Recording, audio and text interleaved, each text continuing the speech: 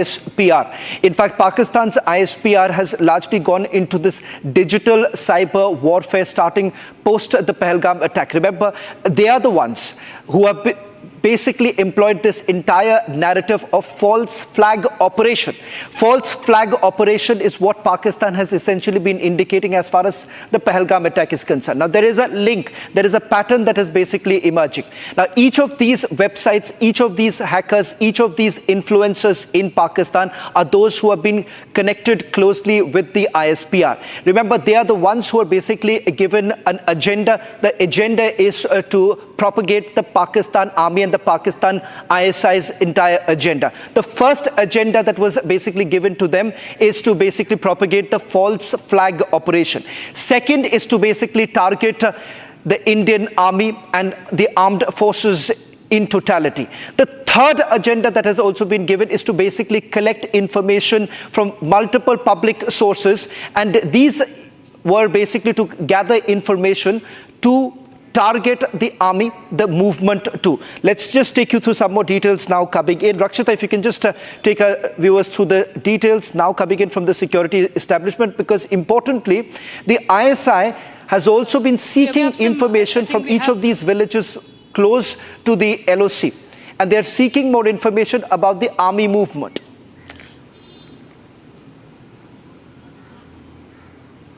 Well, absolutely, Shavan, because this is what Pakistan can do at its best. As you can see that it's all ISI orchestrated, ISPR orchestrated, and that's why even the government of India has banned those Pakistani journalists who are affiliated to the ISPR and the ISI, all for their false propaganda, what they do, and the misleading content they issue. And right now, we are, of course, focusing on what has happened with the army websites, and the attempts have been clearly being thwarted. We are, in fact, getting to know that there is another attempt that has failed. This is about the Army Public School of Jammu, viewers. We will just we'll get you more details on that. My colleague Gursimran Singh will be joining us shortly, because this has gone beyond Srinagar and Rani Khet and the Indian Air Force websites. Shavan, this is cyber attack by Pakistanis who of course are only resorting to unprovoked firing, and then revealing their own army movements, their only convoy movements, and now this is a complete cowardly attack. At the same time, we have the update from Gursimran about the APS Jammu Kant, Army Public School in Jammu Kant. The website has also been hacked. A failed attempt, however. It was a failed attempt to hack it. Let me just correct that. It was a failed attempt to hack the APS Jammu website, and that's what we are breaking right now. The update we have.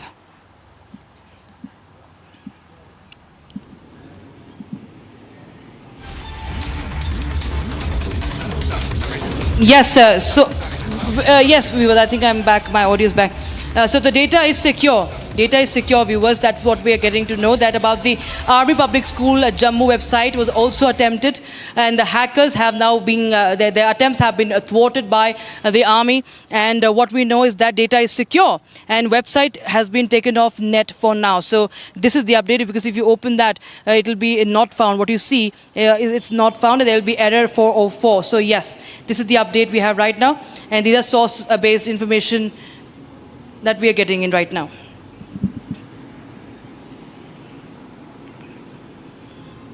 Shavan is back with us. Shavan, it's not just the Army Public School Srinagar, Rani Khet, but also now Army Public School in Jammu, and this is a failed attempt once again. Well, in fact, this information has just come in from Gursimran, who perhaps would be in a better position to elaborate to our viewers that the 4 websites that we have been talking about, Rakshita, the information that has just come in from the national capital. In fact, the additional details that I have till the time we can get it, Gursimran, is that from the time the Pahalgam attack has taken place, they have basically been given the agenda that anything that is connected to the defense forces, particularly one, the websites, secondly, information about our veterans too, has largely been taken through the dark web. So that has been the target. What they have essentially done is that those educational institutions, those secondary, tertiary websites linked to the defense forces have also been targeted. If we can also go across to Gursimran getting us the latest details, that apart from these 4 websites that has been targeted in the last few hours, Gursimran has just got us an additional detail that another website was targeted. In fact, it has just been restored. What more details are you getting in, Gursimran? What's the website, and have they been able to take care of it, restore the website? Shravan, it was a failed attempt because there was unusual flow of traffic that was noticed by the web administrator. That is what we are picking up, that the flow of the traffic was manifold than usually it used to be. So when it was noticed that it is a threat that is being posed to the website security, it was taken off here. It was taken off net by the administrator, the web administrator, and this attack has been averted. That is what we are picking up from the sources in the APS Jammu. That is, their website was attempted to be hacked, but it was an unsuccessful attempt, and now the website has been taken off. But one thing is very sure, that they are confirming that the data is safe. Data has not been compromised because the attempt was made, but due to the high flow of the traffic that was flowing towards the website, it was taken off here before it could the traffic could actually breach the firewall and can actually impact the data. So data is secure. That is what we are picking up. It is just been 5 to 7 minutes that we have got this information. Further details are awaited, but the attempt was made today only. That is what we also can confirm. But the attempt stands foiled for now. It was an unsuccessful attempt due to web administrator. Since the web administrator was live, he thwarted the attempt that the traffic was flowing in. And when the website was taken off net, then there lies no possibility that it could breach into the system, Shravan.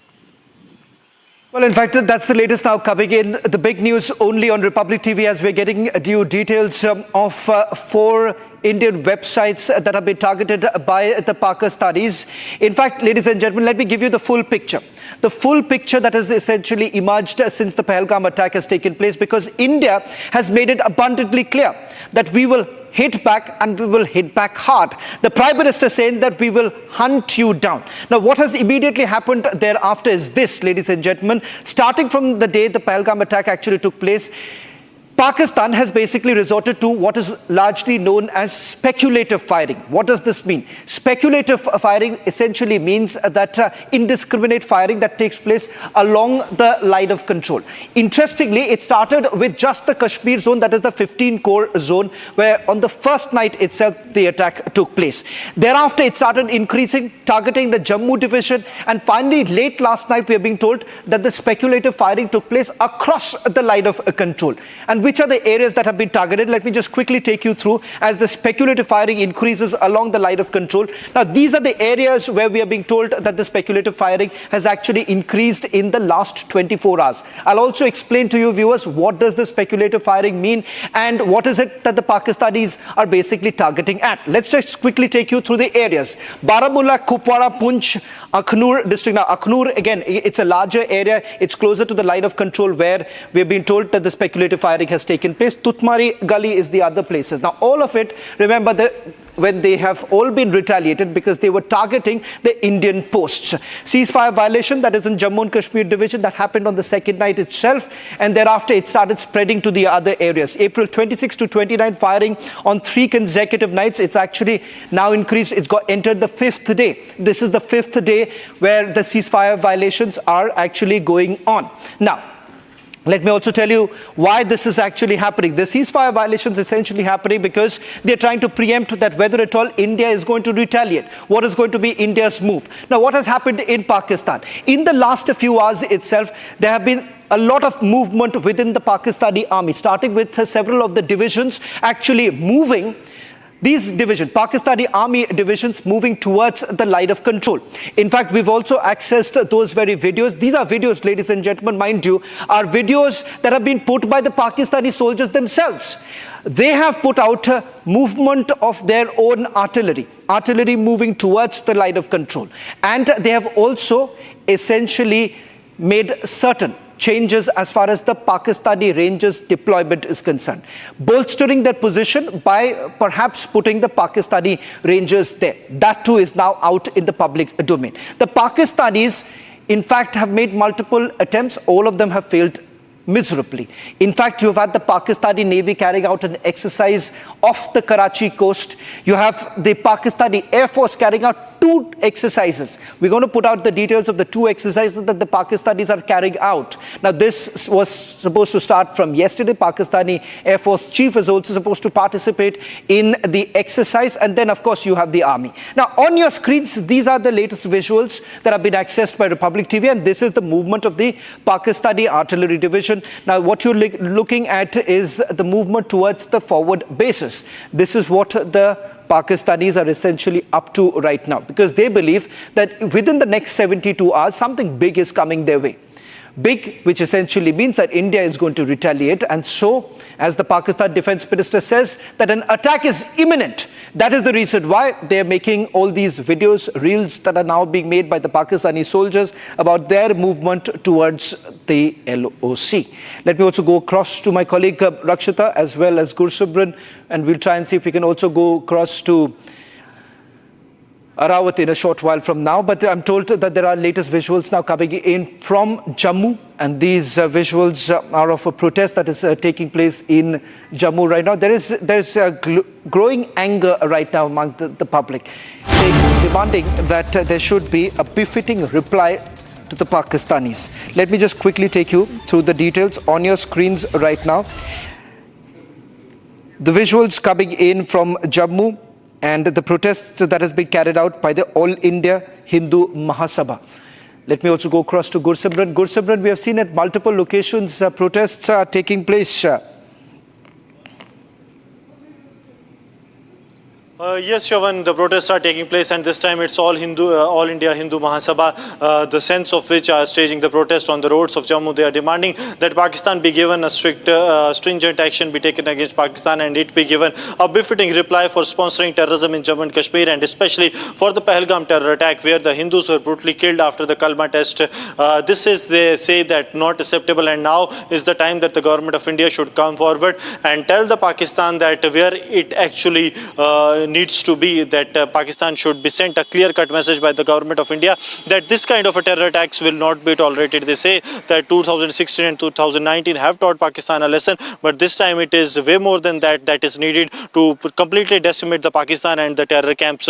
Because this time, every time we have seen that the post-attacks, there grows a demand of decimating the terror infrastructure in the Pakistan. But this time the people have also understood that it is not the terror infrastructure that is truly responsible, but the state behind the terror camps that is responsible for the bloodshed of the people in India that has taken place, and also these 26 killings of the innocent civilians in Pahalgam that has somewhat sent a message that all people have united, the country stands united against Pakistan, because Pakistan has been targeting, be it the soldiers on the borders, soldiers in the hinterland, and now the innocent civilians that started from the Dhangri in Rajouri. Then we saw in the Riyasi Shiv Khodi pilgrims were targeted, and now Pahalgam, where the civilians were targeted by the Pakistani terrorists after their Kalma test was performed. So now the demand is growing, the chorus is growing that the Pakistan needs to be given a befitting reply, and we will be continuing with this rolling coverage right from the ground zero on the line of control right after this short break on Republic TV.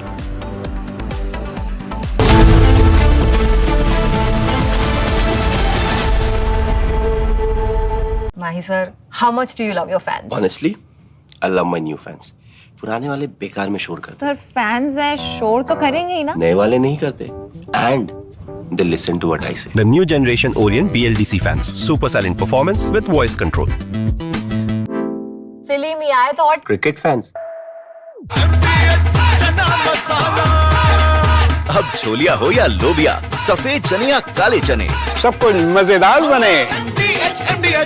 26 फरवरी की तारीख मुकर्रर की गई operation शुरू करने के लिए air force ने उस दिन बिल्कुल रूटीन रखा। दुश्मन को कहीं से यह खबर ना लगे कि आज कुछ बड़ा होने वाला है। एयरफोर्स ने इसे नाम दिया ऑपरेशन बंदर। मजाक लगता है ना, लेकिन यह नाम इसलिए चुना गया कि दुश्मन को अंदाजा ना लग पाए कि यह कितना सीरियस ऑपरेशन है। रात भर रूटीन सॉर्टीज आसमान में उड़ती रही। पाकिस्तान को लगता रहा सब नॉर्मल है, और फिर राजस्थान के एयरबेस से सुखोई 30 रवाना हुए। पाकिस्तान को लगा कि बहावलपुर को निशाना बनाया जा रहा है, और उसने कॉम्बैट एयर पेट्रोल को सुखोई 30 को इंटरसेप्ट करने के लिए आगे भेजा।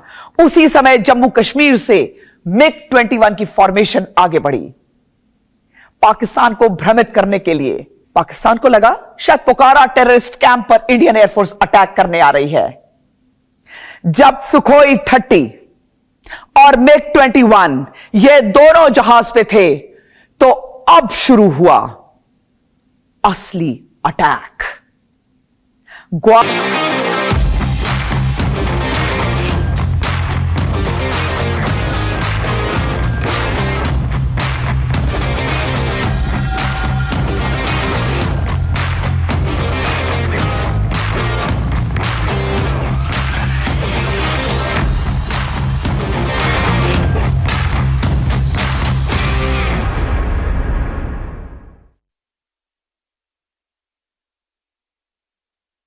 Mahi sir, how much do you love your fans? Honestly, I love my new fans. पुराने वाले बेकार में शोर करते सर फैंस है शोर तो करेंगे ही ना। नए वाले नहीं करते and they listen to what I say. The new generation Orient BLDC fans. Super silent performance with voice control. सिली मी आए तो और Cricket fans. अब आया असली स्वाद। अब आया स्वाद। जब स्वाद के पड़े हो लाले तो MDH का चंकी चाट मसाला डालें। MDH का चंकी चाट मसाला। MDH। यहां से कहानी शुरू होती है विंग कमांडर अभिनंदन वर्तमान की। अभिनंदन वर्तमान उड़ान भर रहे थे मिग 21 अपग्रेडेड बाइसन में, जो एक पुराना जहाज है। आसमान में उनका सामना होता है पाकिस्तानी F-16 से। फर्क देखिए, F-16 technologically one of the most advanced fighters, लेकिन भारत का शेर अभिनंदन इंगेज करता है अपनी R-73 मिसाइल से।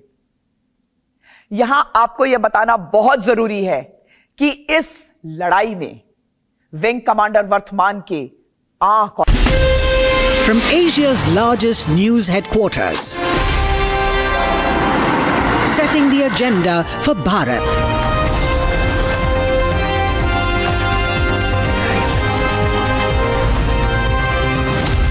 You're watching Republic.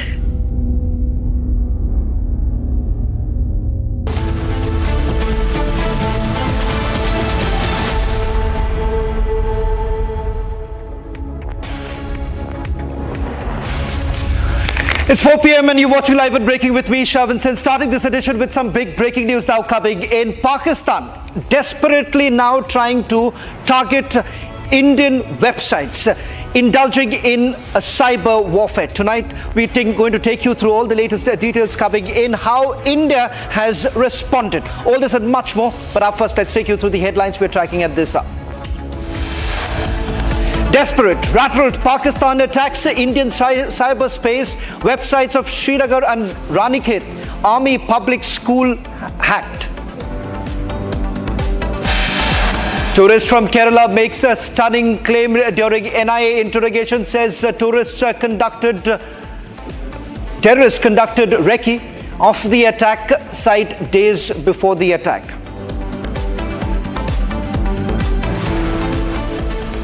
पूछताछ के लिए पूछताछ क्या ऐसे ही बुलाते रहते हैं? नहीं, ऐसे बुलाते। किसके लिए? आतंकी हमले के लिए पूछताछ के लिए बुलाया? वो पता हमें भी नहीं है, हमें बुला रहे हैं। Day after the video of a tourist who filmed the attack video surfaced, NIA now summons the zipline operators seen in the video. Anger mounts against Pakistan, protests outside Pakistan embassy in Kathmandu.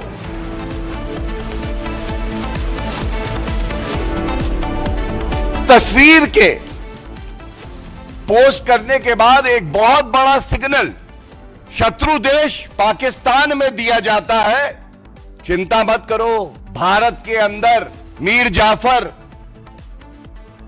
तुम्हारे समर्थक सब उपस्थित हैं। After issuing gag order to its leaders, Congress attacks government on social media. Pakistan uses Congress post to attack India.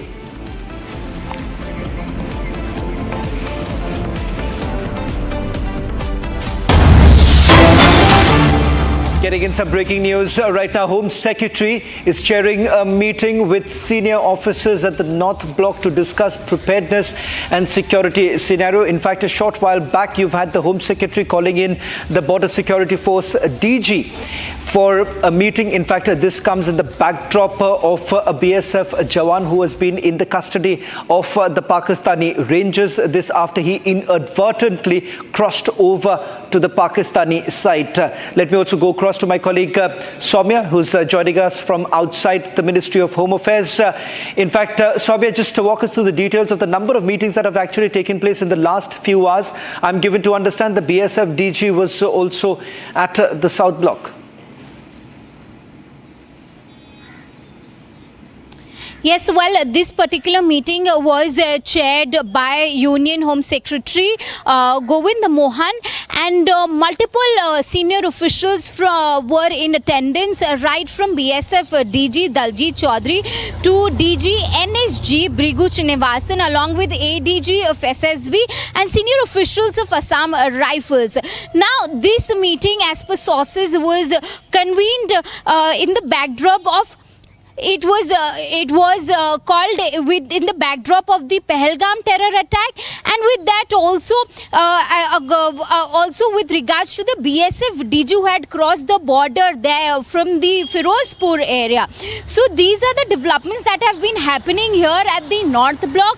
This meeting lasted for more than 40 minutes. Now we are being told that issues regarding to the preparedness of the security were also discussed during this meeting. Now, multiple such meetings have been taking place in last few days, not just at the MHA but at various other crucial vantage point, be it Prime Minister's official residence or be it at Raksha Mantri's residence, where day before yesterday we saw the CDS meeting the Raksha Mantri, and then yesterday Raksha Mantri meeting the Prime Minister. So back-to-back meetings have been taking place, and all of this is happening right before the CCS meeting that is set to take place, the second CCS meeting that is set to take place tomorrow under the chairmanship of Prime Minister Modi. Back to you. Well, thank you very much, Soumya, for getting us the latest details from the Ministry of Home Affairs as the meeting is now basically underway. Shift of focus now to the other big story coming in right now, as the deportation process basically is underway. In fact, each of the states who are now following the guidelines of the Union Home Ministry to send back Pakistani nationals. The latest now coming in with regards to the Jammu Kashmir administration taking the decision of deporting Pakistani nationals. In fact, 60 Pakistani women have now been deported, asked to leave immediately. Let me also go across to Zeenat, Arawat, or for that matter Gursimran. All of them are going to join us in a short while from now. But first, let me go across to Gursimran, who's getting us the breaking news right now with the Jammu Kashmir administration taking the decision. Gursimran, could you just take us through the details that you're getting in?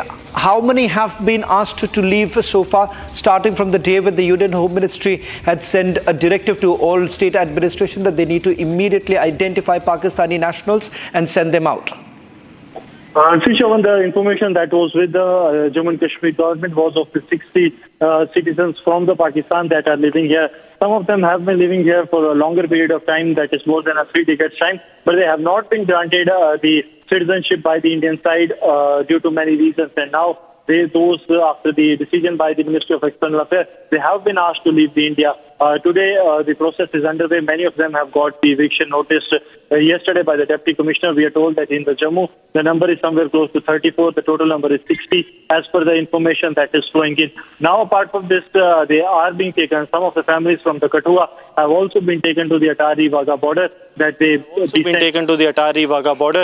they be sent back to Pakistan after the decision of the government. Some of those who have been living on the valid long-term visa, they have not been touched for now by the administration, because that was the exemption that has been given by the Ministry of External Affairs. So this is what from Jammu and Kashmir, but we are told that apart from these 60, there are some of the cases that are disputed cases. Reason being that the Jammu and Kashmir government has sought the response from the Ministry of External Affairs with regards to some of the cases, like those who have applied for the those who are on the long-term visa have applied for the Indian citizenship, and their process is underway. For that, the J&K government is waiting awaiting the response from the MEA. But apart from that, all those who were falling in the category of the SARC visa, short-term visa or the long-term visa, except the Hindu families, they have been asked to return, and the process of deportation is underway. Today morning, many of them have left from Jammu by respective police stations. They were taken to the SSP office and then were sent to the Atari Wagah border, Shavan. Well, thank you very much, Gursabrari, for getting us the latest details. Shifting focus now to another breaking news now coming in. Republic TV has now accessed another video. This, in fact, is of 22nd of April when the attack actually took place. This has also been shot by another tourist. We'll quickly take you through the latest visuals coming in. This is a tourist from Kerala, Nihal from Kerala, who shot a video from the zip line from Pahalgam, tracking his relative moving down the meadow. The camera basically caught the actor of shooting by the terrorist. In fact, Nihal, a native of Kerala, was in Srinagar with his family. In fact, this, what you see, is yet another video of the attack that has taken place. Remember, last evening we had also taken you through another visual coming in when you've had one of the tourists from Gujarat, in fact, was also at the zipline services, was using the zipline services. Now, the moment he came down, the firing actually began, but he was caught completely off guard because, remember, he did not understand that the terrorist had actually opened fire. Here too, this is on the 22nd of April. We'll just see if we can also play out the full video right now, and perhaps the gunshots that can actually be heard, we'll play that out.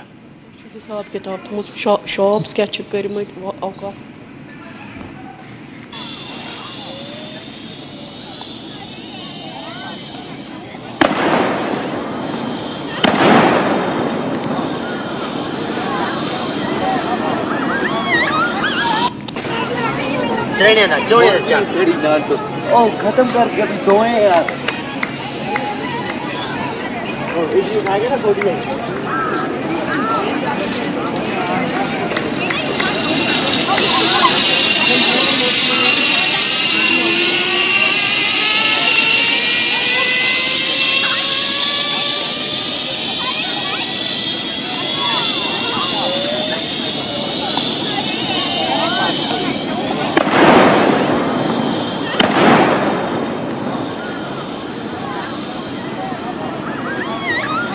Well, in fact, exactly 3 gunshots can be heard in those 20 seconds when you've had one of the tourists. He is from Kerala, Nihal. He's been identified as Nihal from Kerala, who's shooting this while his relative was using the services and he was on his way down. In fact, the National Investigation Agency has also called in all the zipline operators for further questioning. Let me also go across to Zeenat, getting us the latest details. Zeenat, this morning we heard that the National Investigation Agency had called the zipline operators.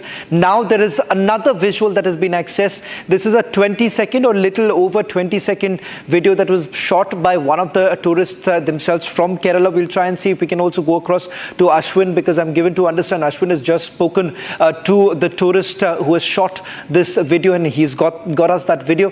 What more details do you have in terms of the questioning that is underway at the Pahalgam office of the National Investigation Agency? See, right now, most of the teams of the investigating agencies from NIA, from CID, from the other IB and all other intelligence agencies are at the present camping at Pahalgam police station, because this is one of the nearest spot, and the FIR is also registered in the same police station as far as this Baisaran case of 22nd April is concerned. They have been calling the ponywalas, these zipline operators whose video has now surfaced, though this questioning had taken place yesterday evening only when the zipline operator was called in, because the video that surfaced on the social media was also, in that video this zipline operator was seen clearly. He was questioned by the NIA. He has given his version, and as far as this Allahu Akbar, chanting Allahu Akbar, it is more like whenever there is any kind of storm, Muslims do say Allahu Akbar, which means that God is great. This is the version that he has deposited before the NIA court, and also he has deposited his mobile phone, and whatever whatever he has and the tourists had filmed, that is lying with the NIA and present. Apart from this, there were around 6,000 tourists who were present. Even if the 40% of the tourists have submitted the digital proofs, which has enough evidence for the investigating agencies to investigate these crime scenes from the multiple angles, because most of the people who were present there were capturing, particularly those who were on the heights, not in their Baisaran bowl. They have captured this incident in their mobile phones. They have filmed it, and those films are lying with the NIA for the.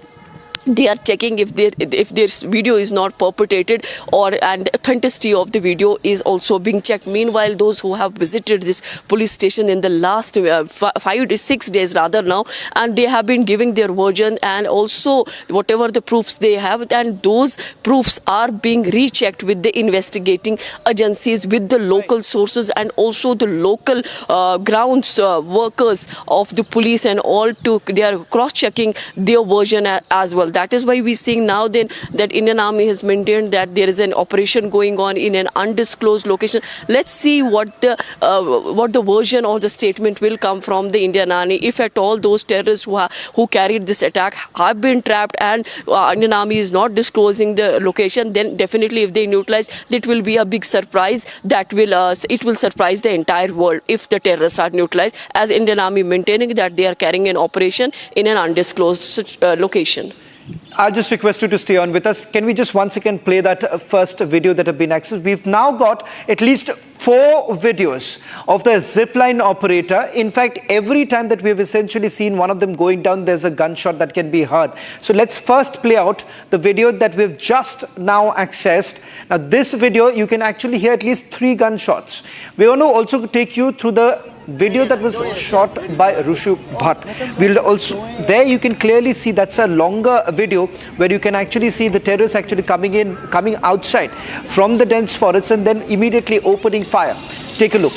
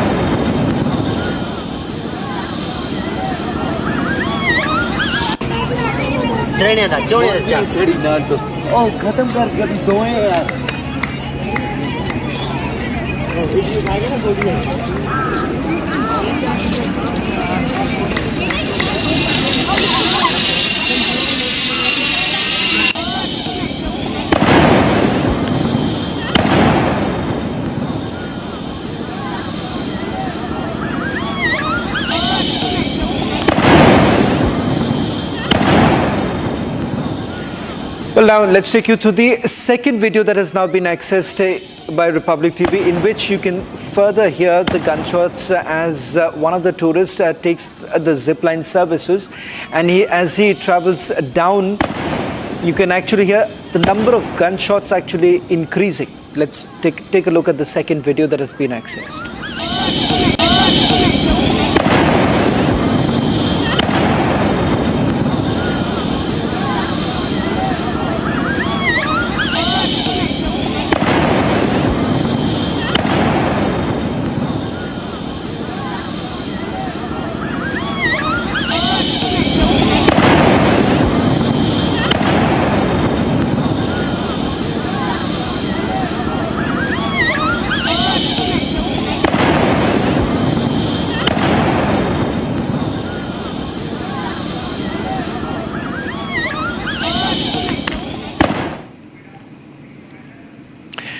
Let me also go across to my colleague Rakshita, who's joining us from Srinagar. Rakshita, in terms of the multiple operations that are underway, as I understand, the National Investigation Team, headed by it's a 6-member team headed by an SP rank officer. They're largely looking at, if we just go back to the screens once again, the images that have been accessed, they're basically looking at the entry and the exit point. They've been able to film the entire trekking route. They believe that they've actually been able to narrow down the route that was taken by the terrorists. Are there any details that you're picking up in terms of the investigation that has been carried out so far? Well, yes, as you were pointing out that at least 6 officials of the NIA have taken over this investigation. And yes, there has been a videography that has been done as far as those exit routes of the terrorists are concerned, because this was a trek deep into the forest conducted by the NIA to understand and track the exit route. In fact, they also conducted a recce many times. That's what we know. So how did they conduct a recce, and how did they come and go back? And, in such time, because there are so many people who have been killed. There are at least 26 people from India, and of course the 27th was the innocent life that have been lost. There was firing all across. And how did they just leave? How did they just leave and go missing? That is, of course, something that is a matter of investigation. Apart from that, the eyewitnesses, of course, and that also includes the zipliners, as we just showed one video. You just pointed out that there are at least 4 such videos of ziplining tourists. So those videos as well, the ghodawalas, that is the ponywalas, the shopkeepers around, because the tourist spots, there are restaurants, there are small shops as well that have been opened. All of them were today at the NIA office, and that it also includes the man who was seen in yesterday's, the one we in fact spoke to, the tourist we spoke to, who was ziplining, and one of the those ziplining operators were then also questioned today at the NIA office, and we also have spoken to them and asking them what was your role, what did you see around. So yes, all the eyewitnesses, that includes the operators over there, have been questioned by the NIA, and the raids that are underway, of course, that is underway for the past few days in Srinagar, in other areas. In fact, in Srinagar, as many as 63 to 64 locations already have been raided. So the entire terror network has been dismantled, from the OGWs to all those who are operating from Pakistan and have their own properties here and are operating and have recruited people to, in fact, carry out these terror activities in the valley. They're all being cracked down upon. Everybody is under less as far as those who are suspected to be associated with the terror activities in Kashmir. Yes. Well, in fact, on this video that we have is of 22nd of April, the day when the attack took place. Now, let's tell our viewers that there is another video. This has been shot by a tourist from Kerala. In fact, this was shot on 18th of April. He was videographing his daughter. It turns out that when the Jammu and Kashmir police released the sketches of the terrorists, he basically was able to identify at least 2 of the terrorists. And he believes that 2 of these terrorists had actually crossed over when he was filming his daughter. In fact, if you closely take a look at this very video, this is roughly about a few kilometers away from the very site where the terrorists actually opened fire. According to this very tourist, 2 of these terrorists just crossed over, and he believes that these are the 2 terrorists who matches with the sketches that have been released by the Jammu and Kashmir police. Now, the breaking news coming in is this, that this tourist was actually called by the National Investigation Agency to their Mumbai office. In fact, we are given to understand that he has now submitted a copy of this particular video that has been put on our screens right now.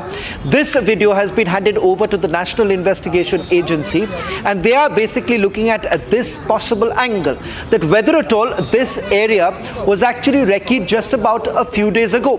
And was it to basically see whether at all there are any security personnel present there? Because it turns out from the investigation that has been carried out so far, there wasn't any police personnel, no security checkpoints that was put. This despite the information that the administration, the Jammu and Kashmir administration had, that roughly about 5,000 to 6,000 tourists would be going to this particular area, and there isn't any proper security deployment in the area to begin with. So on your screens right now, 2 sets of images. One, part of the conspiracy. Second, what really happened on the 22nd of April, because now this is a new video that has been surfaced, and that clearly shows the moment when the attack began. Let me also go across to Arawat, who's joining us from Uri, as multiple operations are basically underway.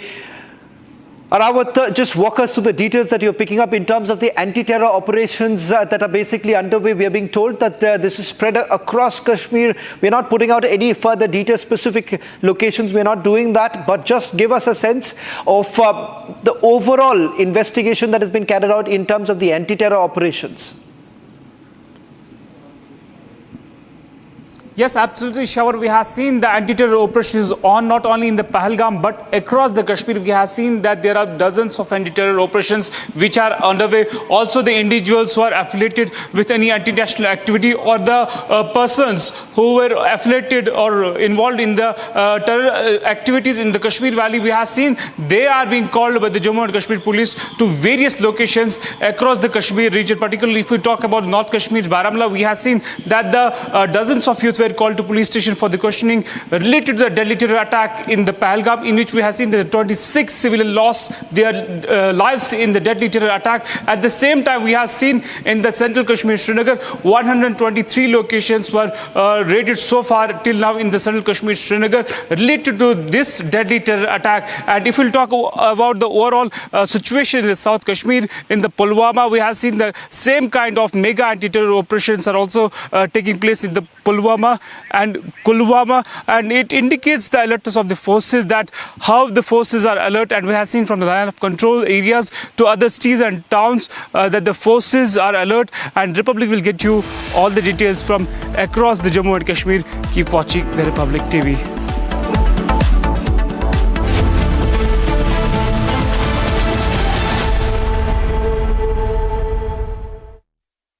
Mahi sir, how much do you love your fans? Honestly, I love my new fans. पुराने वाले बेकार में शोर करते sir fans है शोर तो करेंगे ही ना नए वाले नहीं करते and they listen to what I say. The new generation Orient BLDC fans. Super silent performance with voice control. सिली में आए तो और Cricket fans. MDH की देगी मिर्च देगी मिर्च का तड़का अंग अंग फड़का MDH की देगी मिर्च 26 फरवरी की तारीख मुकर्रर की गई ऑपरेशन शुरू करने के लिए एयरफोर्स ने उस दिन बिल्कुल रूटीन रखा। दुश्मन को कहीं से यह खबर ना लगे कि आज कुछ बड़ा होने वाला है। एयरफोर्स ने इसे नाम दिया ऑपरेशन बंदर। मजाक लगता है ना, लेकिन यह नाम इसलिए चुना गया कि दुश्मन को अंदाजा ना लग पाए कि यह कितना सीरियस ऑपरेशन है। रात भर रूटीन सॉर्टीज आसमान में उड़ती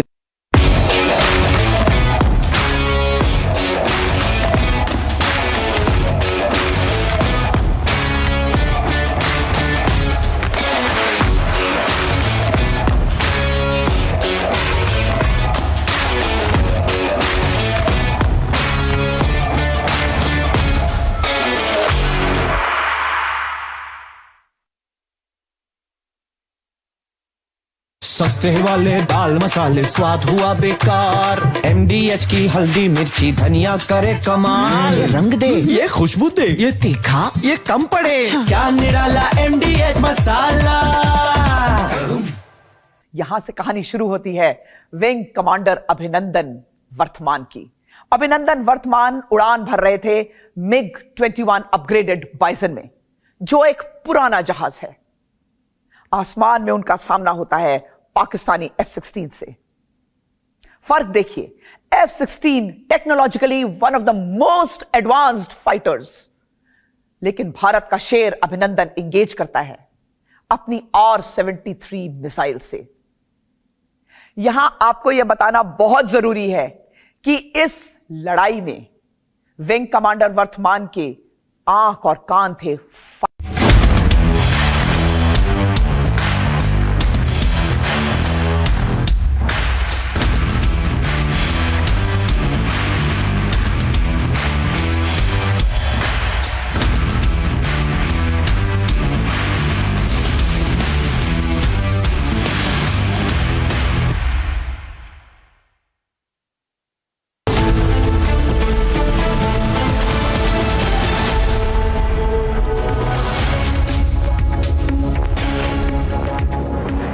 It's 4:30 and you're watching Live and Breaking with me, Shavansan. Let me take you through the headlines we are tracking at this hour. Desperate rattled Pakistan attacks Indian cyberspace.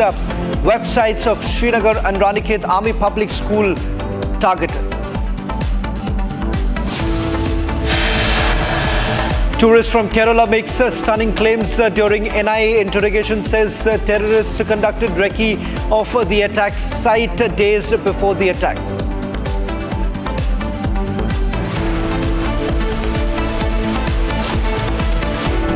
क्या बुलाया आपको पूछताछ के लिए?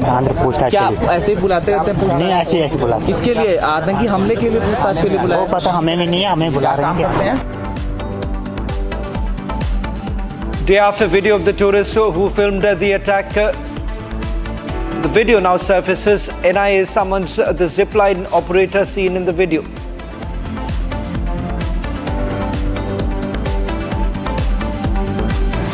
Anger mounts against Pakistan. Protest outside Pakistan embassy in Kathmandu.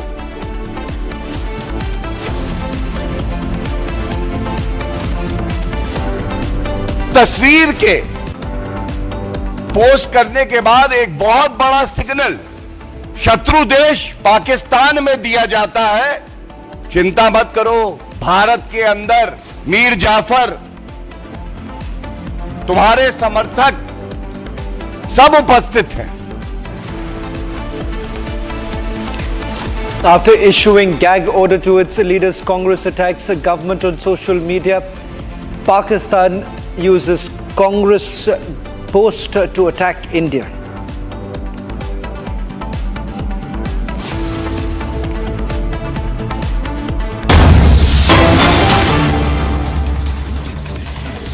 Starting this edition with some breaking news now coming in. After Nawaz Sharif, who advised his brother Shehbaz Sharif to dial down the tensions and perhaps resort to diplomacy, now you've had their ally.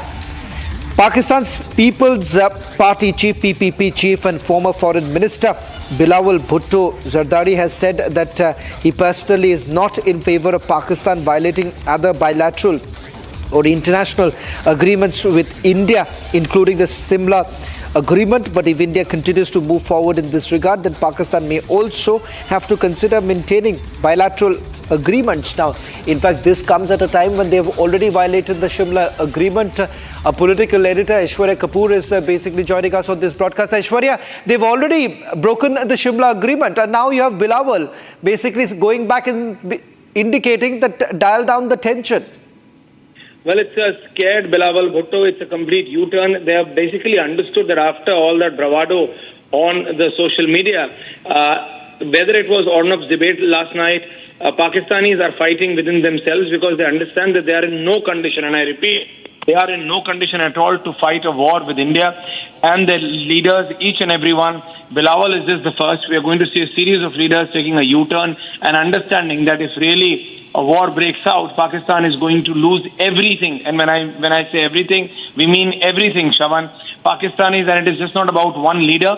Pakistani people, the common people, are against their own army now after the corruption charges leveled on Asif Munir coming out. As you were just mentioning, after Nawaz Sharif telling her younger brother Shahbaz, who is actually the Prime Minister of Pakistan, that Pakistan is in no condition, and then what is the condition of the Pakistani army, that they don't even have petrol or even basic artillery supply for even 3 days. So in such a scenario where India is ready for 6 months, Pakistan is just not ready even for 3 working days. And basically under this circumstance, Bilawal Bhutto is spilling the beans, showing that how inexperienced he really is, but that in his inexperience he has spilled out the exact truth, which we've been saying, that Pakistan is not ready, and now the Pakistani leaders themselves are coming out and saying that they do not want a war. They want a solution. And it was started by Nawaz Sharif because he understands, because he's the real brains behind the Pakistani government, and he's in London. So he's talking to his European counterparts and also to the American backdoor diplomacy is working out. So, yeah. Aishwarya, just a quick update we are getting in. In fact, there was an emergency meeting that took place in Pakistan because they are now worried that if they basically continue in the manner they are, they're going to basically attract a stronger retaliation from India. And that is the reason why suddenly you see It is Shehbaz's ally, Bilawal, now making this call to Shehbaz Sharif and indicating that, look here, we should not violate any of the agreements. Well, Shravan, retaliation will be there and it will be unequivocal and fierce. Let there be no doubt about it. It's just a scared Pakistani administration which is now spilling the beans. As we just mentioned, it is just Bilawal Bhutto is just one of the first of many other leaders who are going to come out and then spill the reality which Bilawal has just said, that Pakistan is not ready. Under any circumstance, Pakistan cannot, whether it was 71 or it's 2025, Pakistan is not ready. Pakistan cannot fight a war with India. It is just a social media campaign which their leaders and their army have been running, because Pakistani army, Shaman, you understand that better, does everything what a professional army should not do. They are into business, they are into property dealing, they are into everything but not fighting wars. And that's the exact thing which Asif Munir has basically taken to a different level as far as corruption is concerned. And hence, in the present scenario, after Nawaz Sharif getting out those details, because if you see an 80 crore money laundering case against the Pakistani army chief, he is into property building. So when all of these details come out about the Pakistani army, the Pakistani understand that the bravado is only going to destroy Pakistan further. Back to you. Well, in fact, we're just getting at some more details right now of multiple meetings that have actually taken place. This is with the Security Council of the Pakistani Assembly being actually called in for a further meeting that's taking place. We'll try and get you more details in a short while from now. But also coming in an instruction from the Pakistani Armed Forces also. Aishwarya, you've had the Pakistani Army as well as Pakistan Navy and Pakistan Air Force all coming together saying that, okay, let's just be in a heightened security situation right now because we do not know what's going to come in the next, what they are saying, in the next 72 hours. That's what the Pakistanis are saying.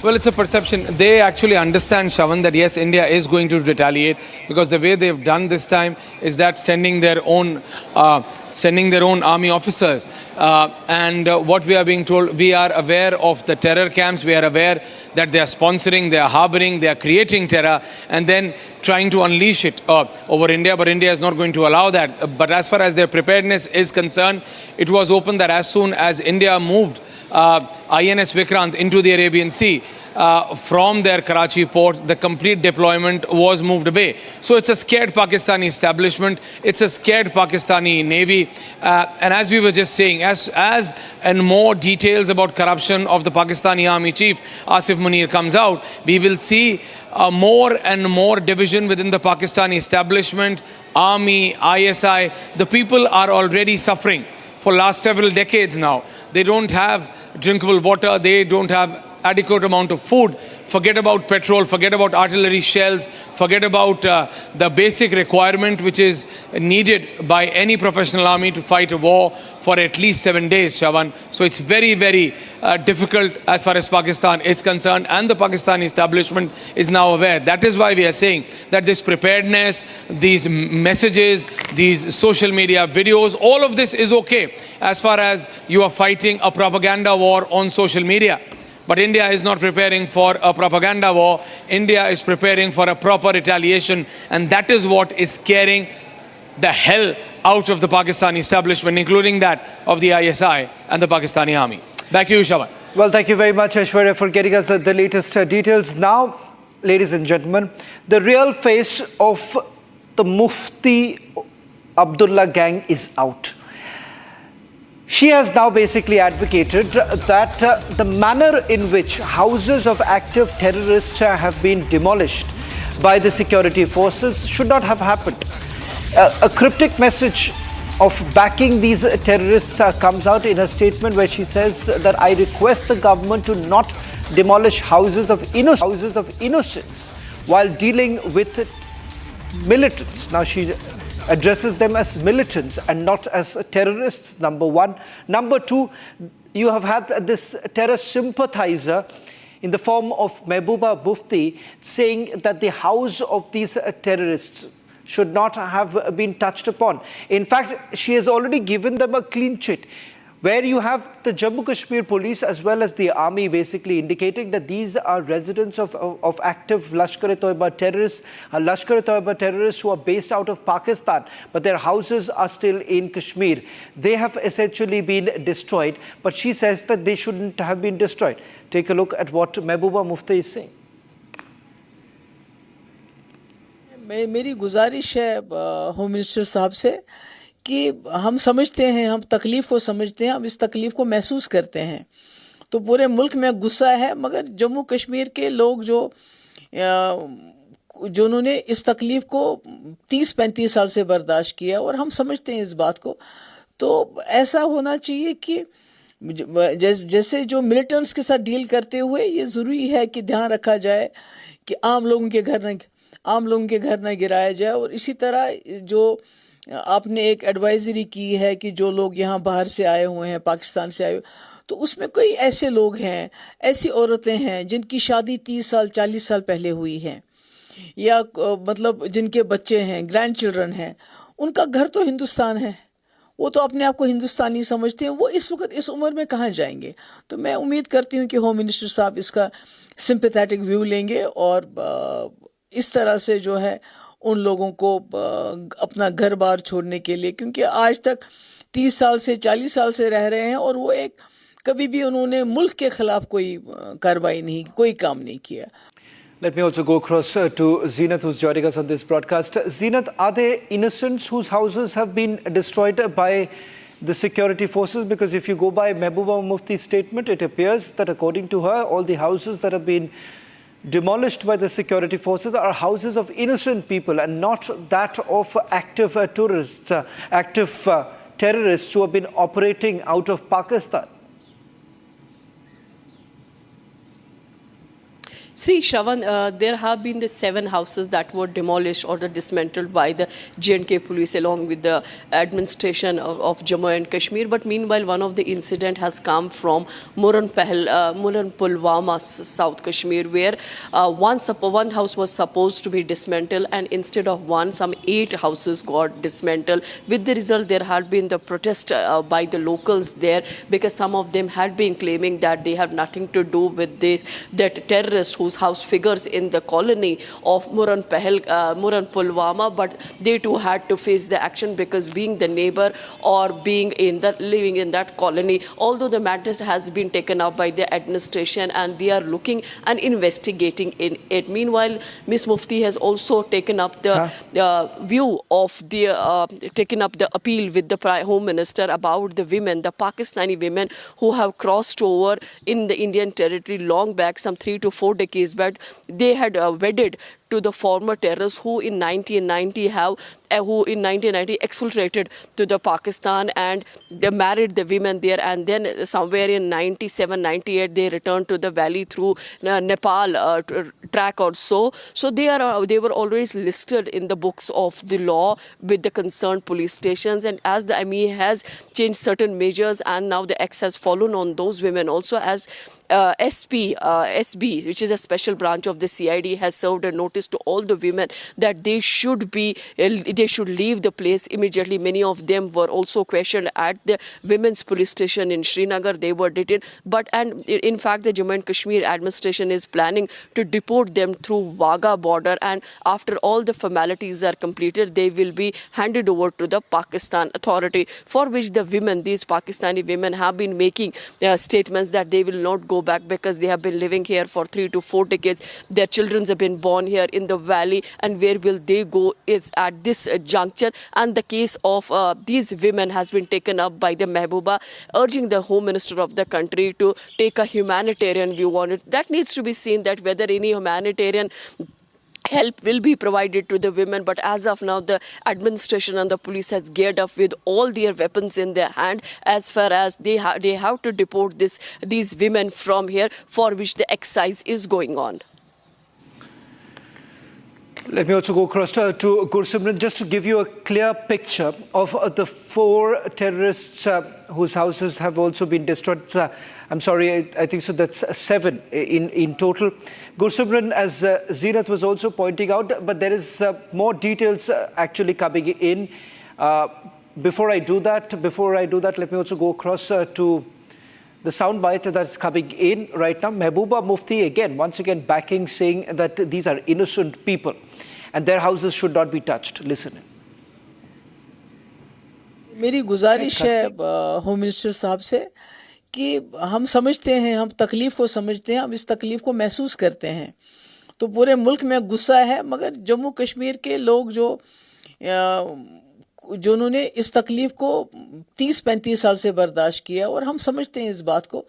तो ऐसा होना चाहिए कि जैसे जो militants के साथ deal करते हुए ये ज़रूरी है कि ध्यान रखा जाए कि आम लोगों के घर न गिराया जाए। और इसी तरह जो आपने एक एडवाइजरी की है कि जो लोग यहाँ बाहर से आए हुए हैं, पाकिस्तान से आए हुए, तो उसमें कोई ऐसे लोग हैं, ऐसी औरतें हैं जिनकी शादी 30 साल 40 साल पहले हुई है, या मतलब जिनके बच्चे हैं, ग्रैंड चिल्ड्रन हैं, उनका घर तो हिंदुस्तान है, वो तो अपने आप को हिंदुस्तानी समझते हैं, वो इस वक्त इस उम्र में कहाँ जाएंगे।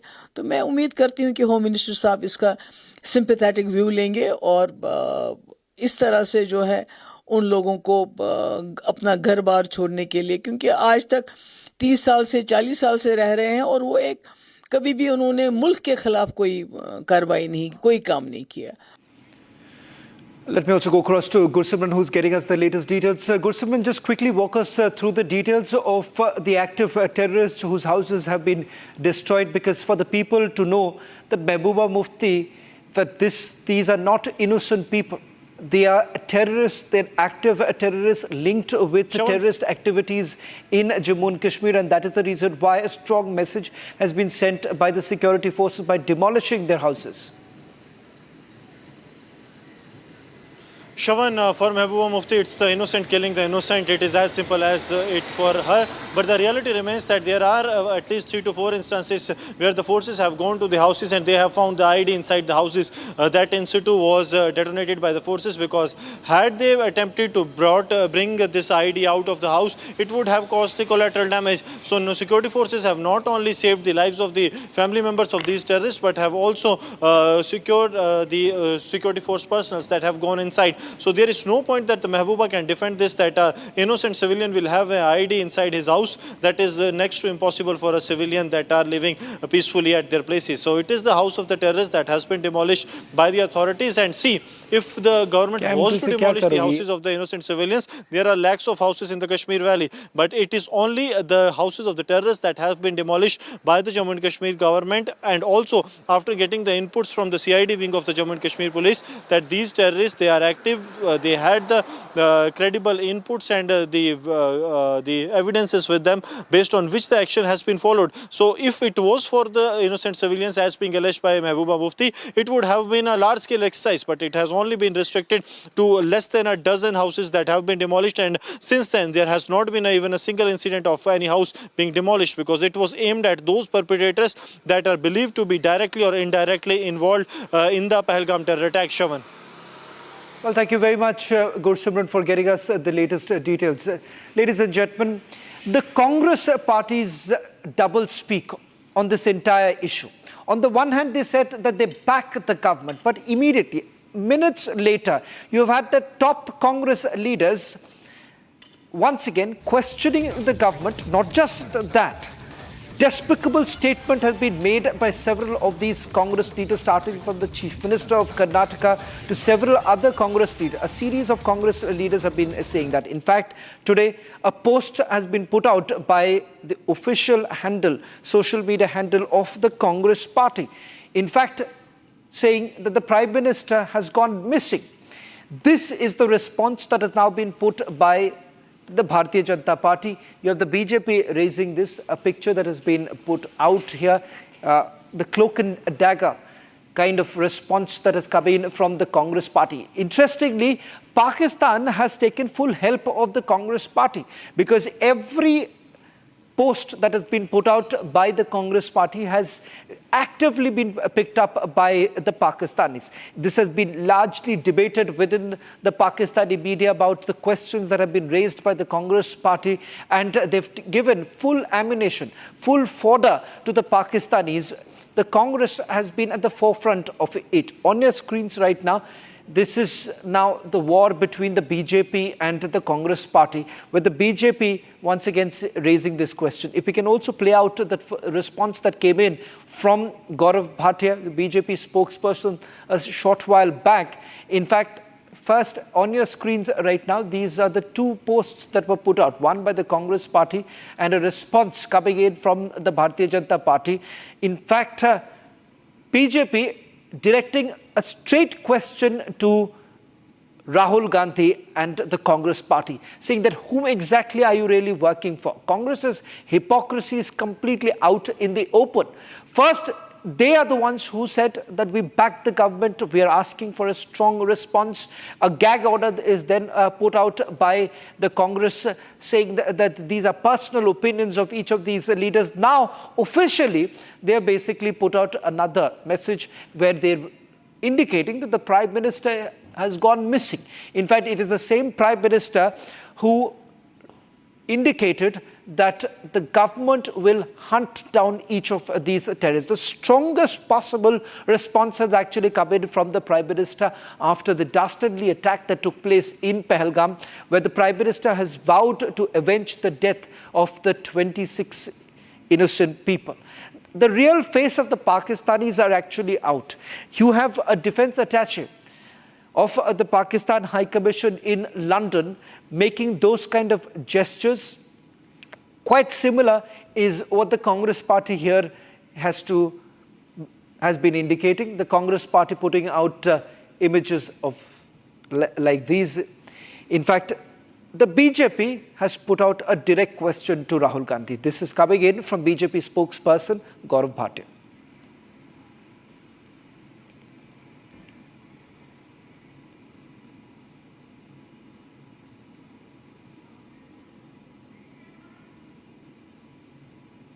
एक ऐसा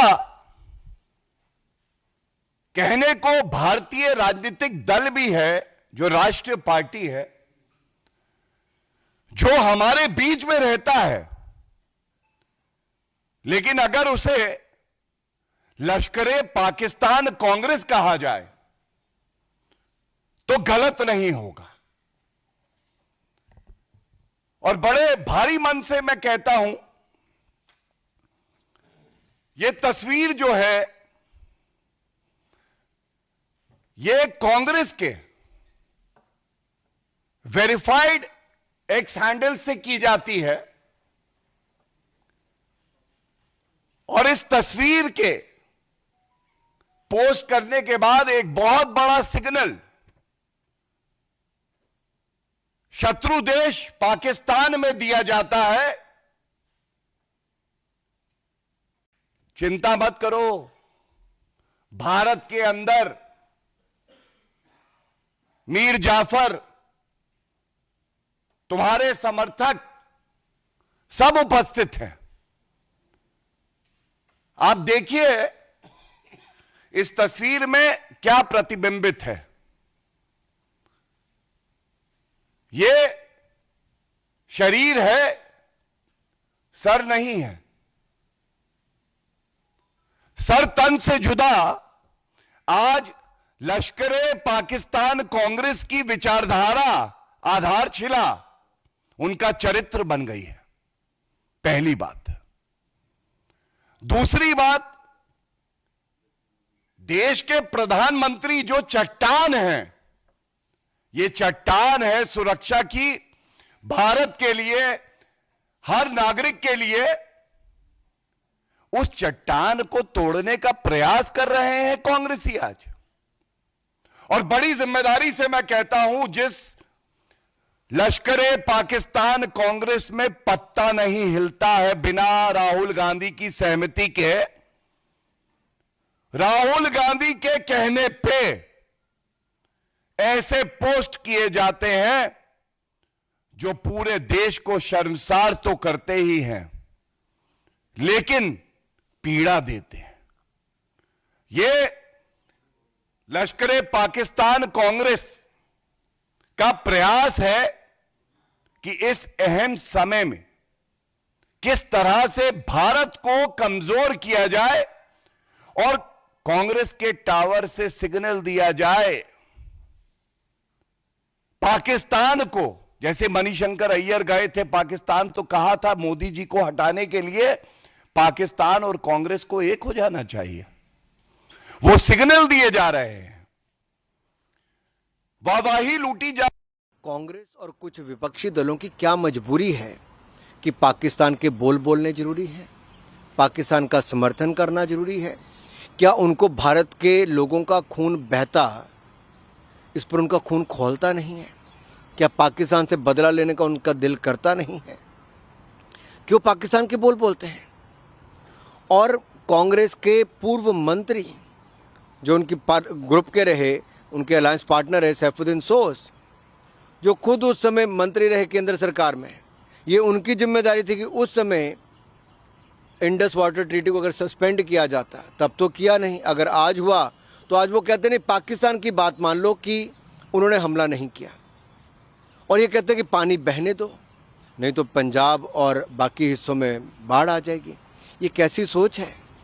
भारत में रहकर भारत के खिलाफ बोल ये कांग्रेस और उनके सहयोगी दलों के हैं। कांग्रेस के कर्नाटक के मुख्यमंत्री हो, कांग्रेस के मंत्री हो, कांग्रेस के महाराष्ट्र के नेता हो, इन सब का बार बार ये कहना कि धर्म कैसे पूछा, इतना समय नहीं होता, कैसे उनके पैंट उतार कर देखी। ये हिंदुस्तान के साथ है कि पाकिस्तान के साथ है कांग्रेस? कांग्रेस और कुछ विपक्षी दलों की क्या मजबूरी है कि पाकिस्तान के बोल बोलने जरूरी है, पाकिस्तान का समर्थन करना जरूरी है? क्या उनको भारत के लोगों का खून बहता, इस पर उनका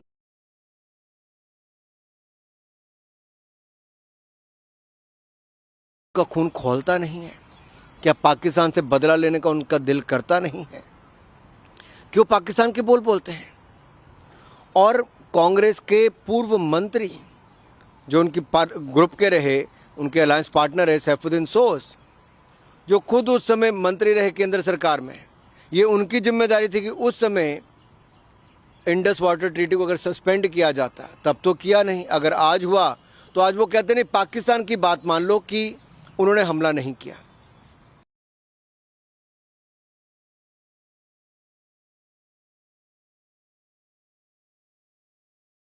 और ये कहते हैं कि पानी बहने दो, नहीं तो पंजाब और बाकी हिस्सों में।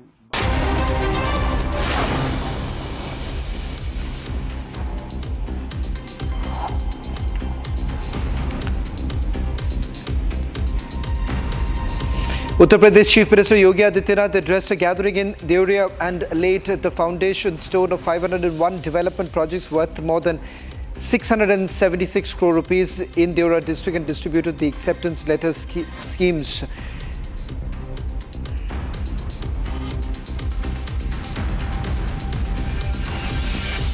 एक राष्ट्रीय महासचिव बयान देता है, कहता हिंदू ने हिंदू को मारा है, यानी पाकिस्तान को clean chit they.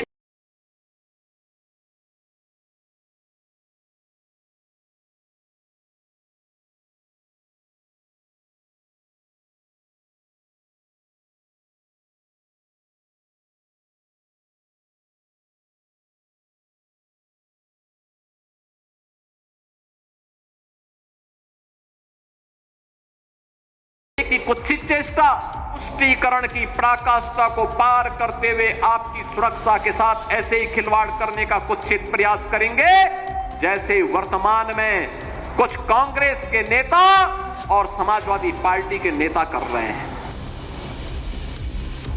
Maharashtra Cabinet chaired a meeting and paid a tribute to the victims of Pahalgam Terror Attack. Chief Minister Devendra Fadnavis announced financial assistance of 50 lakh rupees to the families of the deceased from Maharashtra. Chief Minister Fadnavis said that the state government will pay special attention towards the education, employment of the children of these families.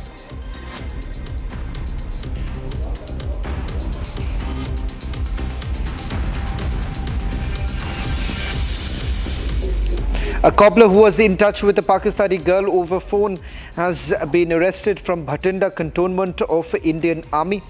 Sunil Kumar was working as a cobbler for last 7 to 8 years and was residing in Biyant Nagar. Sunil has been arrested on suspicion of sharing information from the cantonment area. Punjab police has registered case under section 152 of the BNS for endangering the sovereignty, unity and integrity of India.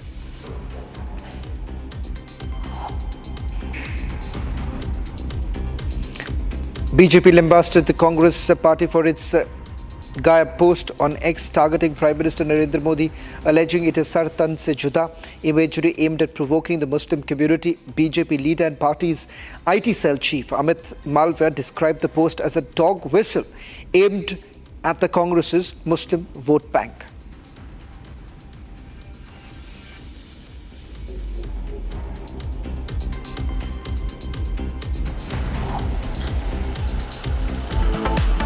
Large-scale anti-terror operations are underway in different parts of Jammu and Kashmir as the forces continue their hunt to kill the Pakistani terrorists that are still active in the area, even those including the Pahalgam terror perpetrators that are still at large in the dense forest of Anantnag. For more, stay tuned to Republic TV right after this short break.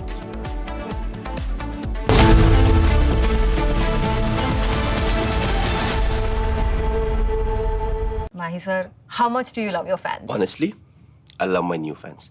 पुराने वाले बेकार में शोर करते sir fans हैं शोर तो करेंगे ही ना नए वाले नहीं करते and they listen to what I say. The new generation Orient BLDC fans. Super silent performance with voice control. सिली में आए तो और Cricket fans. MDH का किचन किंग किचन में हो तो हम सब कुछ बना सकते हैं। बैंगन का भरता, आलू गोभी, भिंडी मसाला और भी बहुत कुछ। MDH यहां से कहानी शुरू होती है विंग कमांडर अभिनंदन वर्तमान की। अभिनंदन वर्तमान उड़ान भर रहे थे MiG-21 अपग्रेडेड बाइसन में, जो एक पुराना जहाज है। आसमान में उनका सामना होता है पाकिस्तानी F-16 से। फर्क देखिए, F-16 technologically one of the most advanced fighters, लेकिन भारत का शेर अभिनंदन इंगेज करता है अपनी R-73 मिसाइल से। यहां आपको यह बताना बहुत जरूरी है कि इस लड़ाई में विंग कमांडर वर्तमान के आंख और कान थे फाइटर कंट्रोलर, और वो थी स्क्वाड्रन लीडर मिंटी अग्रवाल। मिंटी अग्रवाल को पूरा वॉर सीन अपने आंख के सामने दिखा। Summer is here. Is your home ready for the heat? Keep your roof cool and your home comfortable all summer with Roof Cool and Seal.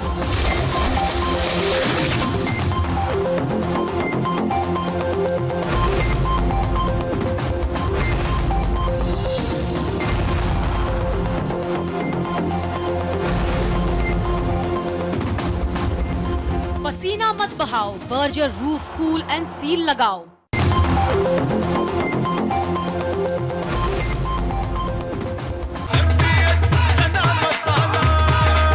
अब छोलिया हो या लोबिया, सफेद चने या काले चने, सब कुछ मजेदार बने। 26 फरवरी की तारीख मुकर्रर की गई ऑपरेशन शुरू करने के लिए। एयरफोर्स ने उस दिन बिल्कुल रूटीन रखा। दुश्मन को कहीं से यह खबर ना लगे कि आज कुछ बड़ा होने वाला है। एयरफोर्स ने इसे नाम दिया ऑपरेशन बंदर। मजाक लगता है ना, लेकिन यह नाम इसलिए चुना गया कि दुश्मन को अंदाजा ना लग पाए कि यह कितना सीरियस ऑपरेशन है। रात भर रूटीन सॉर्टीज आसमान में उड़ती रही। पाकिस्तान को लगता रहा सब नॉर्मल है, और फिर राजस्थान के एयरबेस से सुखोई 30 रवाना हुए। पाकिस्तान को लगा कि बहावलपुर को निशाना बनाया जा रहा है, और उसने combat air petrol. From Asia's largest news headquarters, setting the agenda for Bharat.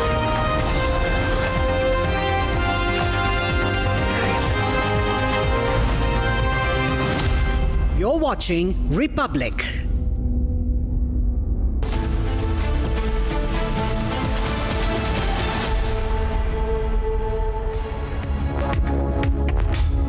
Thank you for joining us here on Republic TV.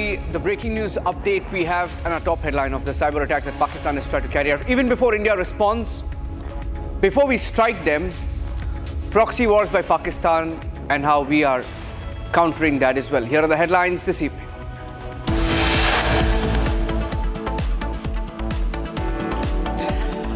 Desperate, rattled Pakistan attacking Indian cyberspace websites of army schools, 4 other organizations hacked.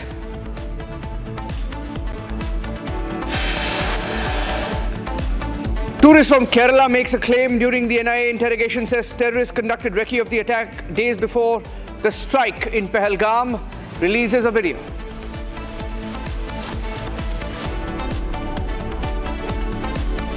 क्या बुलाया पूछताछ के लिए? पूछताछ क्या के लिए ऐसे ही बुलाते रहते हैं? नहीं, ऐसे बुलाते। किसके लिए? आतंकी हमले के लिए पूछताछ के लिए बुलाया? वो पता हमें भी नहीं है, हमें बुला रहे हैं। A day after a video of a tourist who filmed the attack video surfaces during a zipline ride, NIA summons the zipline operator seen in the video.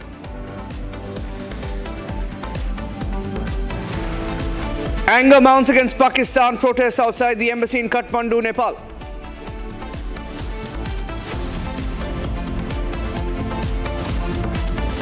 तस्वीर के पोस्ट करने के बाद एक बहुत बड़ा सिग्नल शत्रु देश पाकिस्तान में दिया जाता है। चिंता मत करो, भारत के अंदर मीर जाफर, तुम्हारे समर्थक सब उपस्थित हैं। After issuing gag orders to its leaders, Congress attacks government on social media, giving Pakistan more fodder to attack India.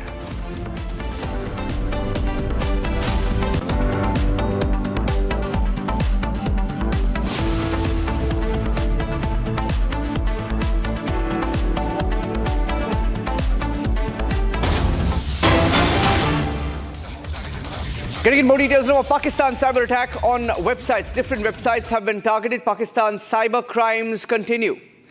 At least 4 websites have been hacked. According to details we're picking up after the Pahalgam terror attack, Indian websites being targeted by Pakistan. They're failing on the front lines. From the initial details we're picking up, as they try speculative fire at the line of control and the international border, Pakistan is finding it extremely difficult to fight the information warfare. Their troops have their back towards the wall, and 4 websites have been hacked. The official website of the Army College of Nursing in Punjab has been hacked. 4 more websites being hacked. These are details we're picking up. Pakistan has targeted Indian websites, and at least 4 websites have been hacked. I'm going across to Gursimran, joining us with the details. Gursimran, Rakshita, joining us live from Jammu and Kashmir. Before that, Pakistan is losing the information warfare against India. They tried to peddle some lies on social media, which has been called out. First, they tried to claim that our aircraft carrier moved back, which was false. They've been called out. Secondly, they tried to make claims their own Pakistan army handles affiliated to the Pakistan establishment tried to peddle lies about getting international support. There were pictures, for example, put out of Turkish planes, military cargo planes landing in Pakistani airports, bringing in missiles, etc. Now, that was a claim, turned out to be false. So as their lies are being called out, and as they fail to stand up at the border, as their troops begin to resign en masse, this tactic of cyber crime being carried out by Pakistan. Pakistan has targeted Indian websites. Let's go to the next point. At least 4 sites have been targeted, we've been told. This is a completely cowardly cyber attack that we have, where at least 4 sites, and these are very small sites of different states that have been targeted. Institutions are being targeted by Pakistan, which have relatively low safety mechanisms. Education and defense sectors targeted. They're not able to touch our army, our air force or navy. So very small. For example, if there is a school somewhere, they're targeting school websites. Now that's how desperate Pakistan has become. And the army public school, for example, in Srinagar and Ranikhet have also been targeted by Pakistani cyber attackers. The army welfare housing website, for example, has also been targeted by Pakistan. That is how desperate they have now become. Let me go across to Gursimran. Gursimran, Zeenat, Rakshita also joining us. And let me go across to her right now. Rakshita, at least 4 websites we are being told. 4 websites, that's the latest number that we have. Are there any more of the sites that have been hacked by Pakistani cyber criminals? Niranjan, at least 4 to 5 websites have been targeted. In fact, ever since the Pahalgam attack has happened, we did hear of such attacks earlier as well, right from the next day. And now, if we talk about today, yes, there are 4 websites, and also from Jammu, of which the details will be shared by my colleague Gursimran Singh. We're talking about the Indian Army website. Yes, as you pointed out, Army Public School in Srinagar and in Rani Khet as well. Not just that, also the Air Force, Beijing Air Force Placement Organization as well, and Army Welfare Housing Society. If you just really show what they have written, clearly the Pakistani flag is there, and they also write that now we know your location, we know where your families are. This is what you are pointing out. The school websites are being hacked, the housing society. So that is the level of cowardice, of Pakistani army, where you see that they are targeting the families of the soldiers as well. And this is clearly a frustrated Pakistan which is resorting to cyber attacks and not the battleground warfare, which it knows it cannot match up to India in any which way. You've done a story on that. We've shown everybody what India's military might is. But yes, these cyber attacks continue. Yesterday also, I think a day ago, it was the Army's nursing school, Army nursing college, I beg your pardon. That website was also hacked. But these are all failed attempts. These are all attempts that have been thwarted, and the Army has assured that there is nothing to worry. The data is also secured, as in the case of Army Public School in Jammu and as well. So this is the update we have right now, and the fact remains that the forces continue to secure the web space, the cyber space. So no classified networks, none of the classified networks have been compromised in this attack. But yes, this is a very cowardly tactic of the Pakistanis that has come to light. It's a desperate attempt, as we are seeing from right after the Pahalgam attack. Arawat is also joining me with the details. Arawat was joining us with details of the kind of responses we're looking at this evening. That's the other breaking news input, that people like Mehbooba Mufti have come out once again showing their true colors. Mehbooba Mufti, who at one point of time when she was the chief minister, had this habit of going to the homes of terrorists and showing her sympathies to the families of terrorists, sympathizing with terrorists, and today she's done it again. She's referred to these terrorists as militants while questioning the action of our forces to demolish the homes of these terrorists. Mehbooba Mufti feels that there is no need to demolish homes of terrorists. That was what she said. Arawat, Mehbooba Mufti has defended these terrorists. She's referred to them as militants. Who else is backing her today?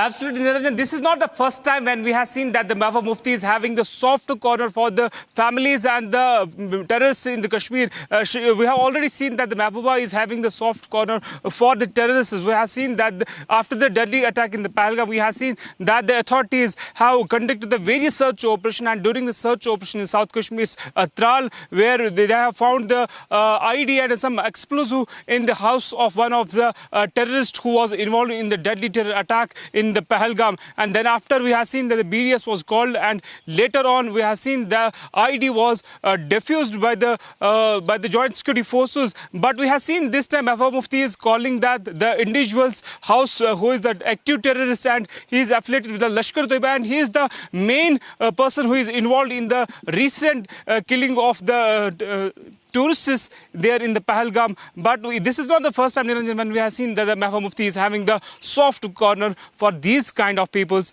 in the Kashmir Valley. Okay, thank you for that. Stay with me. Let me go across also to Zeenat. There's a breaking news update that I'm getting in from Zeenat. Right now, going into the next breaking that we are getting of the Sopore police. The police in Jammu and Kashmir has begun to crack down harder on these terrorists. Immovable properties of designated terrorists being attached. The property of Imtiaz Ahmad Kandu. Imtiaz Ahmad Kandu is a designated terrorist under UAPA, a resident of Kral Teng, Sopore, Pakistan-based handler of Hizbul Mujahideen. The attached property includes a plot and some shops that he owned in Kashmir and a room. This is in Kral Teng. Kral Teng is in Sopore, and that has now been attached in Kashmir by the police. And this is immovable property of a designated terrorist under UAPA. Let me go across to Zeenat joining us with the details. There's a picture as well. Picture of the police attaching the property, putting up a banner there. Zeenat, we'll put out that picture. It's with us right now. Tell us more about this terrorist and the crackdown.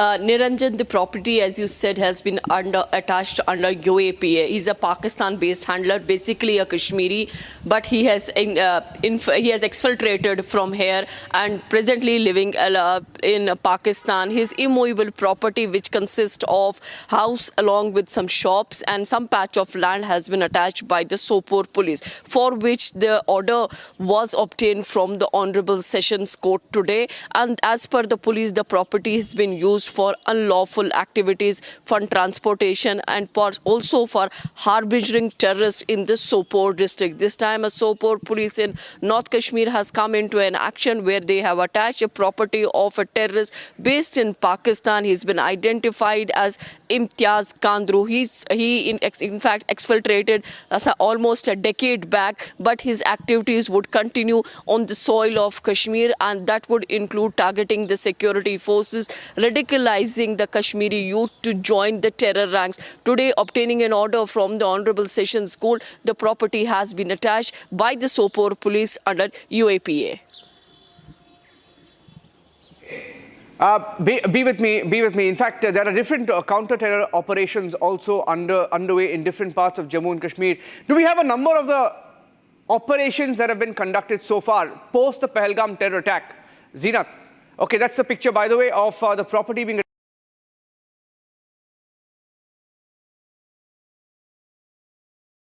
attached. The police, first pictures on Republic of a terrorist property being attached in Jammu and Kashmir. Now, this is the situation. This is one example. Let's put an exclusive watermark over that. There's an exclusive picture that's coming in, please. That's exclusive of the police in Jammu and Kashmir attaching property of terrorists. How do terrorists in Pakistan, Zeenat, how do they still have properties in Jammu and Kashmir? Terrorists living in Pakistan but have properties in Jammu and Kashmir. How is it possible? How many more do you think are there? Do we have a number to it? There is a huge number. In fact, the number surfaces in the 3 digits because these are the Kashmiri locals who have exfiltrated to Pakistan a decade back. As far as the Imtiaz Kandru is concerned, a decade back he exfiltrated using this line of control route and has been taking care of the handler's job in Pakistan. He takes care of the Hizbul Mujahideen. We know that Hizbul Mujahideen is a homegrown terror outfit. He was working for them in the Kashmir Valley, and then one fine day he got a chance to, and he exfiltrated and is being now living in Pakistan and taking care of the orders from the Pakistan Army terror outfits in order to instigate violence here in the Kashmir Valley. Imtiaz Kandru, basically a Kashmiri, a local, but has exfiltrated a decade back, and now he is operating from the Kashmir. He is operating from Pakistan, and in order to dismantle the peace in the Kashmir Valley, for which now the police, Sopore police, have come into an action, and they have attached the property that he was having here. They have attached the property because his name has been surfacing in multiple anti-national activities. There are a lot of sedition charges against him, and Sopore police, after getting an order from the Sessions Court, Honorable Sessions Court, the property got a charge. As per the police, the property was being used for harboring terrorism, terrorist activists, and was also providing a shelter to the terrorists in the Sopore of North Kashmir. So this is a dent to Hizbul Mujahideen, because this, if we take the exercise of the last 1 week after the Bison incident that took place on the 22nd of April, exactly a week before, since then this is the first time when we see the Hizbul Mujahideen has been hit under the belt. This is the first time when any property that belongs to Hizb terrorists has been attached under UAPA. Before this, we also reported multiple cases in all these days, but there the property of the LET or the JASH or the TRF would get attached. The first time the case has surfaced from the Sopore, where they have attached the property of the homegrown terrorist who comes from the Hizbul Mujahideen but is a Pakistan-based handler at present. He's been identified as Imtiaz Kandru. A decade back, he has left this valley, fled from the valley, and he has exfiltrated to Pakistan. Stay with me. Getting in some more breaking news right now. Zeenat, stay with me because we're getting in more details and more videos. In fact, more and more people watching the broadcast, more and more people sharing videos of Pahalgam and looking back at what really happened. Those who were there at Pahalgam before the attack, days before the attack, also putting out videos saying that they may have sensed something.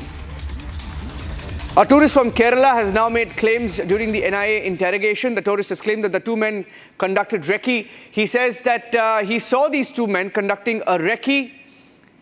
Terrorists, days before the attack, were perhaps caught on camera. He says he has caught these terrorists on camera while filming a video of his daughter. This is not the video of...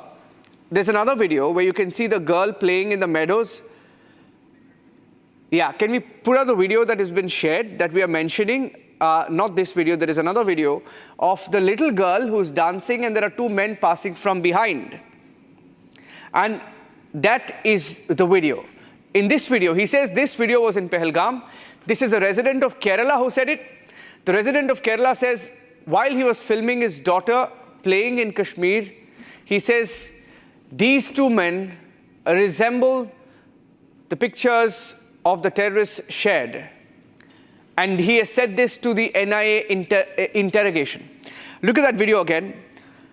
During the investigation, the NIA questioned a tourist from Kerala as well. Let's put out that video full frame.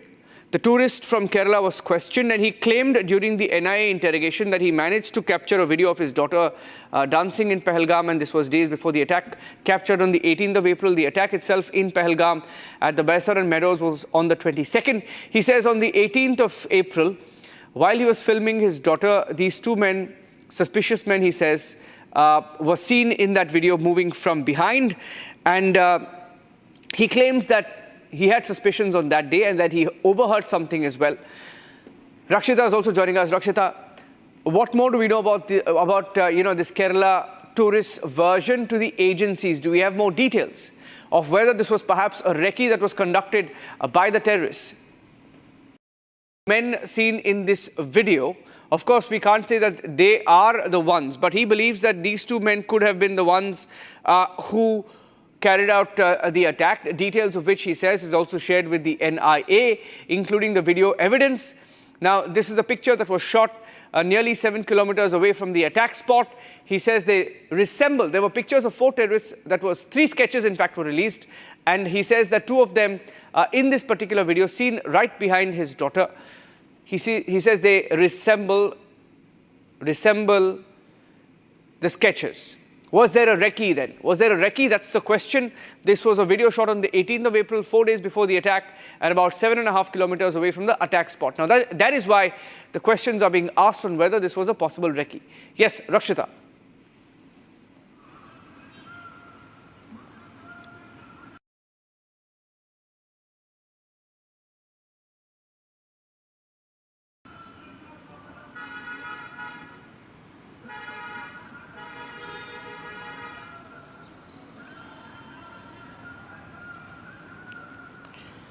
Okay, I think I've lost the line there with Rakshita. I'll try and go back to her in just a bit, but this is another video that came out. Meanwhile, 7 days almost into the attack, 7 days after the attack, more and more videos are coming out. There are more videos that people who have been there at Pahalgam and who've gone back, looked back at their videos. Many of them are now beginning to share the videos. On the right of your screen, that's another video that was shared earlier today. This video has also come out now, and in that video, if you can put up the audio, please, if you can listen to the audio version, and if you can hear the audio over that video track, then you will hear bullet sounds also from this particular video. Now, in this, on the right of your screen, yeah, the second video. This we have seen. Let's go to the second video, please. The second video where you can see the attack itself.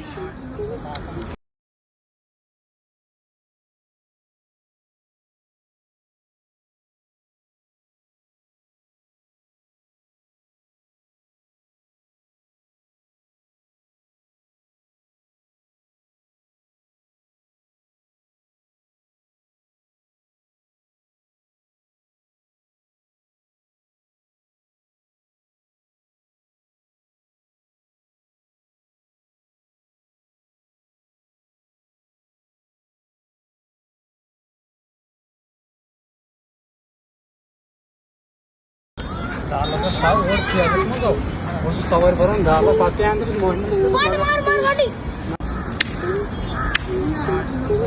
has also come out today. Second video.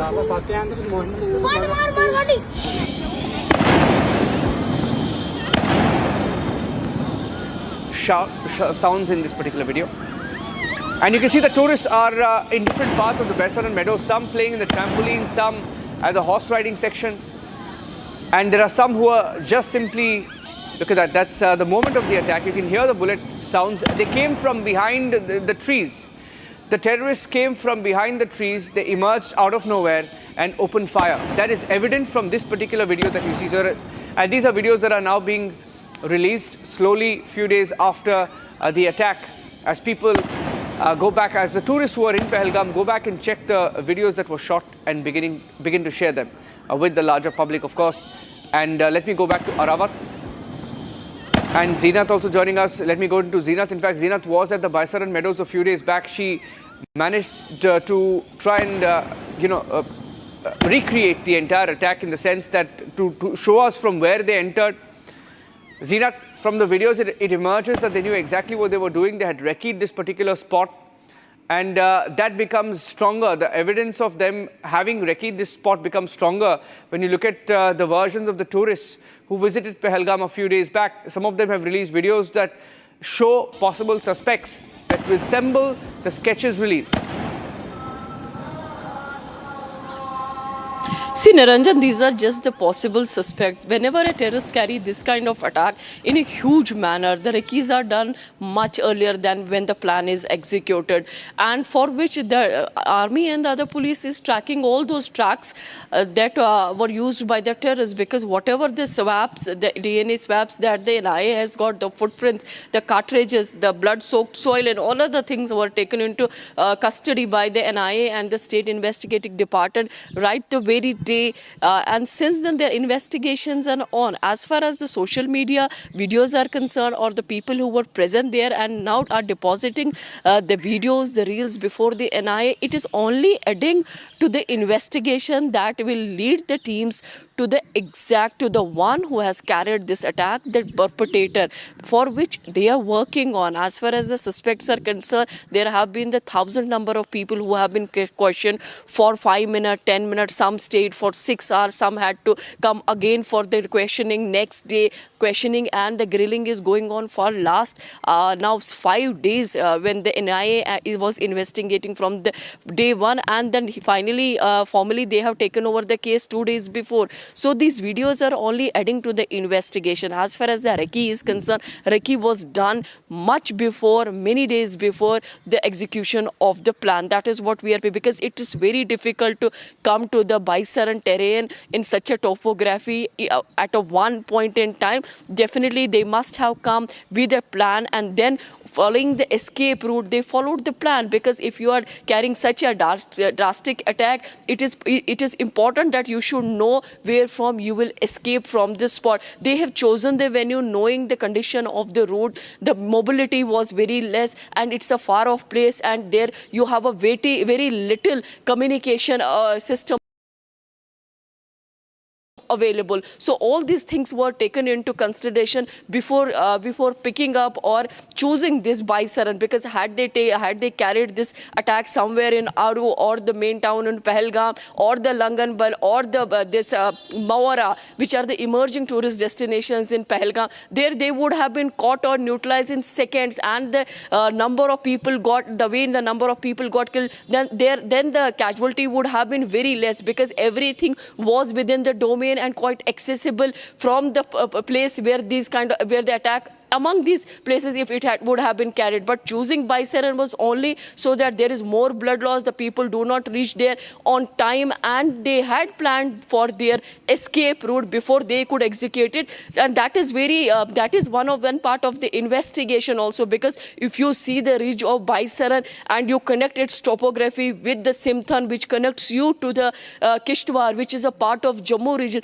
the entire ridge is connected with a distance of around 60 to 70 kilometers on foot. So Only you can go to the place on foot or on foot or the horseback, knowing that the evacuation process will be difficult. That is why they try to use this route. So everything, whatever has been filmed by the tourists or the locals there, every evidence is getting deposited at the police station where the NI team is also assisting.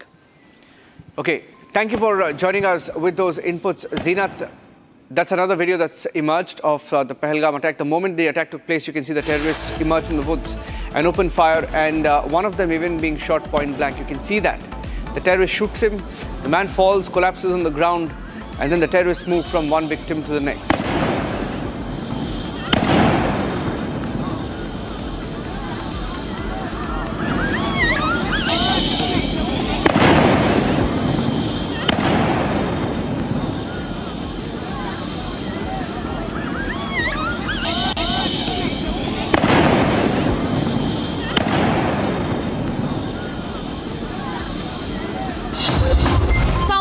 Here. Is your home ready for the heat? Keep your roof cool and your home comfortable all summer with Roof Cool and Seal.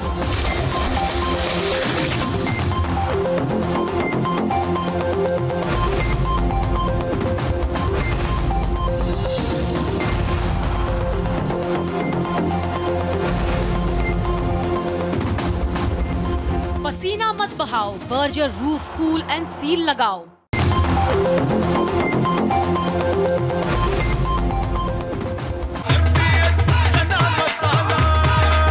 अब छोलिया हो या लोबिया, सफेद चने या काले चने, सब कुछ मजेदार बने। यहां से कहानी शुरू होती है विंग कमांडर अभिनंदन वर्तमान की। अभिनंदन वर्तमान उड़ान भर रहे थे MiG-21 अपग्रेडेड बाइसन में, जो एक पुराना जहाज है। आसमान में उनका सामना होता है पाकिस्तानी F-16 से।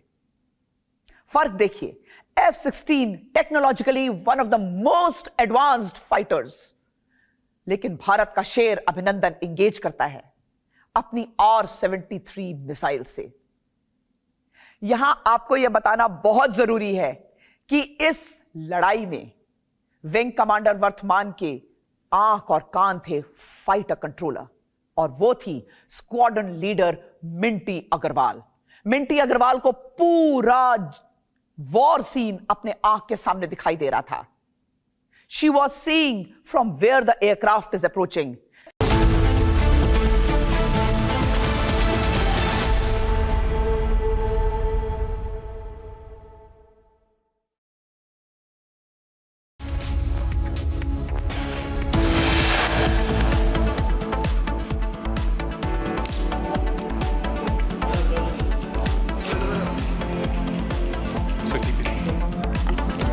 Desperate and rattled, Pakistan attacks Indian cyber websites of Srinagar and Ranikhet army schools attack.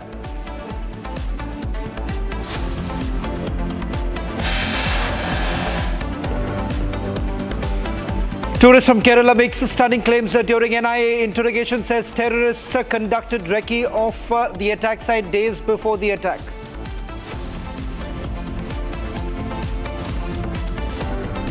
क्या बुलाया पूछताछ के लिए? पूछताछ के लिए ऐसे ही बुलाते रहते हैं? नहीं, ऐसे बुलाते। इसके लिए आतंकी हमले के लिए पूछताछ के लिए बुलाया? वो पता हमें भी नहीं है, हमें बुला रहे हैं। Day after video of tourists who filmed the attack, video surfaces. NIA summons the zipline operator seen in video.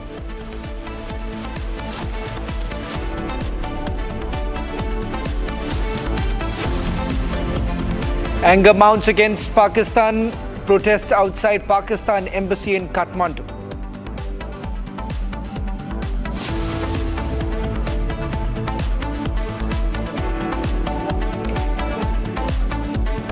तस्वीर के पोस्ट करने के बाद एक बहुत बड़ा सिग्नल शत्रु देश पाकिस्तान में दिया जाता है।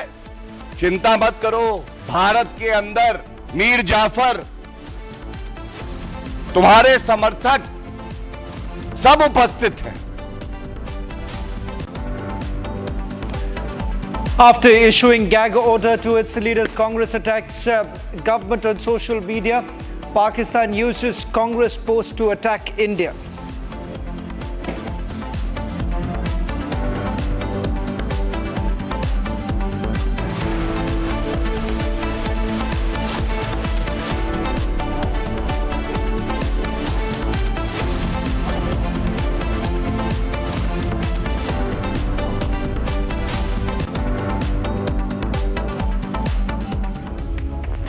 It's 5:30 when you're watching Live and Breaking with me, Shavinson, starting this edition with breaking news now coming in. Pakistan's ISPR's propaganda push has just intensified with cyber attacks that are being carried out. In fact, attempts that have been made by the Pakistani hackers to target at least 4 Indian websites. These are educational websites that have been targeted. It turns out that Rajasthan government's education department's website was also targeted by Pakistani hackers. In fact, Rajasthan Educational Department's portal has also been targeted by the hackers here. A statement has now been issued by the Rajasthan Education Minister saying that the IT department is basically looking into this matter. They've been able to trace the origin of this hacking attempt that has been made. This comes at a time when Republic TV has accessed the full dossier of the number of attempts that have been made by the Pakistani hackers over the last 24 hours. Particularly army schools are now being targeted. You've had the Army School of Srinagar as well as Army School of Ranikhet, their websites are being targeted. Apart from that, Indian Air Force's one website has also been targeted. And not to forget the Army Housing Organization, their website has also been targeted by Pakistan. In fact, Pakistan's ISPR, I'm told that there's some breaking news coming in also. Defense Minister has reached the Prime Minister's residence.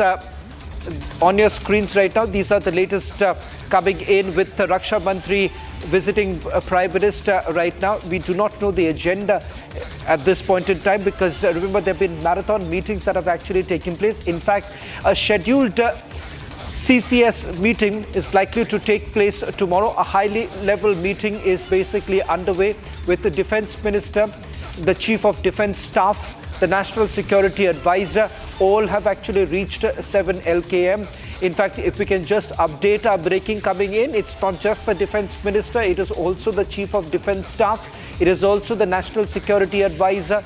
They've all reached 7 LKM. Apart from that, we're also being told that this is a high-level meeting that is going to take place to look into the preparedness and also strategizing on this entire issue. The agenda, however, hasn't been put out as yet. But remember, the government is in full form right now, ensuring that their entire process is clear. Multiple options that are right now available on the table. The last CCS meeting, the government had sent across a strong message to the forces saying that the green signal has already been given. In fact, there are more details now coming in with regards to the meeting that is basically underway. And yes, as I've just pointed out, that it's the Chief of Defense Staff, the National Security Advisor, as well as Raksha Mantri, all at 7 LKM were joining us. Let me also go across to my colleague Riyanka, who's joining us from outside 7 LKM, where the meeting is basically underway. Riyanka, what more details are you picking up? This comes just a day before the CCS meeting is going to take place.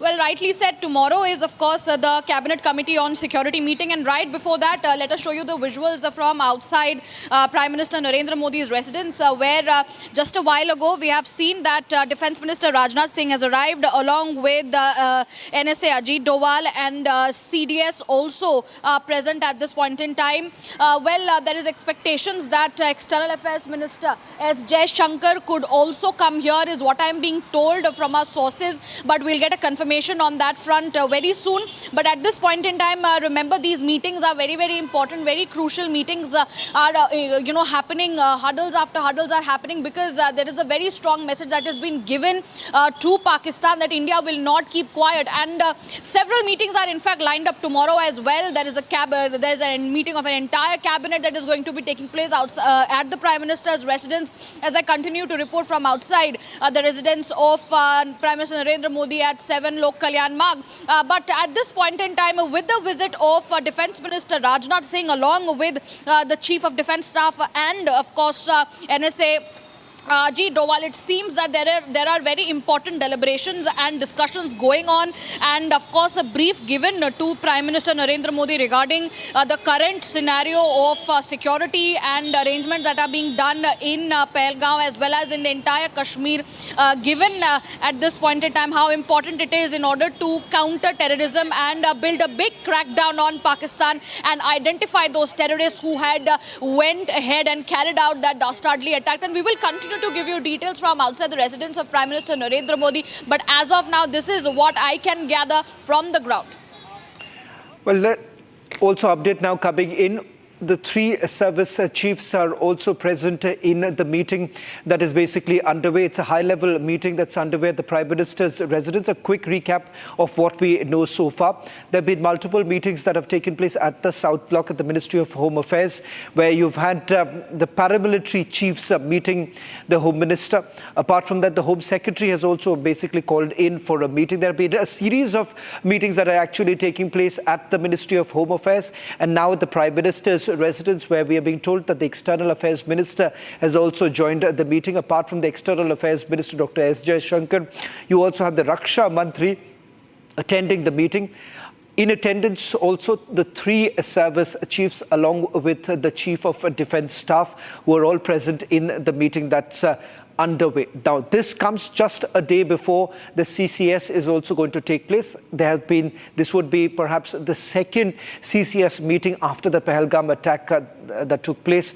In fact, after the first CCS meeting, the government had given the green signal to the forces as far as whatever action needs to be taken. So all options are on the table right now.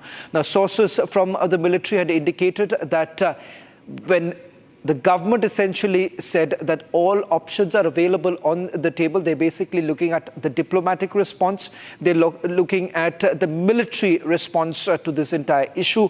In fact, they're saying that it's just a matter of time. Right now, the focus essentially has been for the government to basically hunt down the terrorists who are behind the Pahalgam attack. And once again, the military indicating here that it's just a matter of time before the terrorists are also gunned down. The Prime Minister essentially being apprised about the current situation. In fact, the operations that have been carried out so far. Over the last few days, there have been multiple anti-terror operations that have been carried out across Jammu and Kashmir. Not just at one location, multiple locations where these actions have been taken. And apart from that, they're also looking at those who have actually aided the terrorists in carrying out this attack. We're given to understand those details are also emerging right now, all of it likely to be presented before the Prime Minister. Now, these are images that came in a short while back of the Raksha Mantri actually leaving from his residence. And these visuals, in fact, these are not live images. Can we please go back to the live images in that case? If we have the live images now coming in, the Defence Minister who had reached 7LKM a short while back. Can we just go back to the latest visuals coming in right now? And let me also go back to Riyanka, who's joining us on this broadcast. Riyanka, are there any more details you're picking up in terms of the number of meetings that have taken place at the Ministry of External Affairs? I've already pointed out as far as the MHA is concerned. So simultaneously, you're looking at multiple meetings taking place at both the ministries. Well, absolutely. Several meetings happening since the attack took place on a regular basis. We are seeing the top, leadership of our country are in fact holding meetings each day, whether it is with Defence Minister Rajnath Singh or whether it is with the chiefs of the tri-services in our country, or the security forces at the borders. A while ago there was a very important meeting that was happening at the MHA where the BSF, the Assam Rifles, all the chiefs, the DG level chiefs were present. There also there was a briefing that was underway, which was taken by the Home Secretary. And even now, this particular meeting that is underway at Prime Minister Narendra Modi's residence, which is being attended by Defence Minister Rajnath Singh, as we have informed our viewers. Along with that, we have National Security Advisor Ajit Doval and External Affairs Minister S. Jaishankar. We continue to show our viewers these visuals from outside the Prime Minister Narendra Modi's residence where at this point in time what we understand is that many more meetings are lined up. Tomorrow is going to be a really power-packed day, given that the Union Cabinet will be part of a big meeting, a big discussion where there will be an entire sense given to the Cabinet Ministers and many decisions will be taken in order to move forward as to how our country can go ahead and isolate Pakistan and build in more crackdown. Remember, there are several levels of crackdown going on Pakistan and several steps being taken to isolate Pakistan, whether it is starting from banning the YouTube channels of Pakistani media or from all the steps that has been already decided by the centre from asking the Pakistani nationals to leave our country within a week and 48 hours to several meetings that are continuing. We will be in fact keeping a very, very close eye tomorrow, given that there is going to be the Cabinet Committee on Security meeting. There's going to be a Cabinet Committee on Economic Affairs. That meeting is also going to be taking place along with the Union Cabinet that is going to be meeting. And once again, if I want to give a sense of the ground, behind me, the entire cavalcade of Raksha Mantri is, stationed, and it was around 15 to 20 minutes ago when Defence Minister Rajnath Singh had arrived at Prime Minister's residence. And as per the sources, we understand that after the meeting with the tri-services chiefs, this is, of course, a briefing as to how our nation is prepared for any untoward situation that might come in, because it is a sensitive scenario that is going on for the last 1 week since Pakistan had in fact very clearly said that this is not our hand, we are not responsible for what happened in Pahalgam, but everybody knows the dirty tactics of Pakistan, and we continue to show how our country is not going to be let down and message is going to be cleared with each passing day. Every meeting that happens at the MHA, at the MEA, at Prime Minister's residence, at Home Minister's residence is a message that is being made very clear. The topmost leadership is, of course, going to take a very important decision moving forward in order to build a crackdown on Pakistan. So, yes, currently the meeting is underway here at the Prime Minister's residence. Senior Executive Editor Abhishek Kapoor, who's getting us the latest details. In fact, a confirmation now coming in. The Prime Minister is chairing a meeting with Raksha Mantri, the National Security Advisor, the Chief of Defence Staff and the 3 service chief.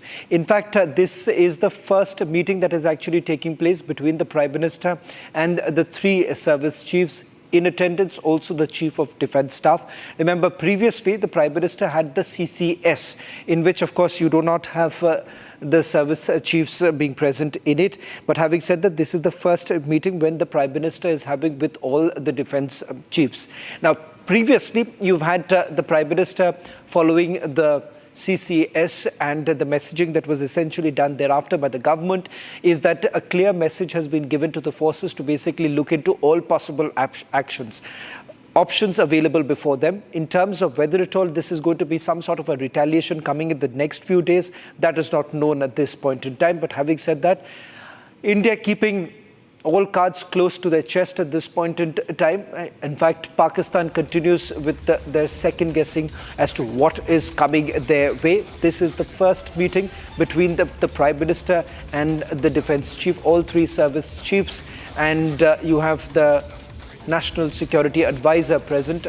I'm not too sure about the External Affairs Minister, but the picture that we have just got only shows Raksha Mantri, the National Security Advisor, the 3 service chiefs and the Chief of Defence Staff, all present in the meeting. Let's try and also connect with our Senior Executive Editor Abhishek Kapoor, who's getting us the latest details and the images that have basically come in right now as the meeting is underway.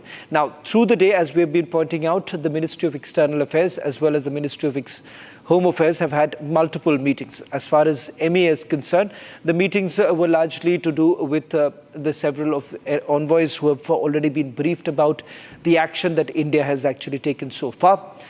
In the Ministry of Home Affairs, we have had meetings that have taken place with the paramilitary being also called in. Because remember, The Central Paramilitary Forces are also in the operations that are being carried out currently in Jammu and Kashmir. That is part of the anti-terror operations that are being carried out. Let me also go across to Riyanka, getting us the latest details. Riyanka, this perhaps is the first time that the Prime Minister is meeting all the three service chiefs.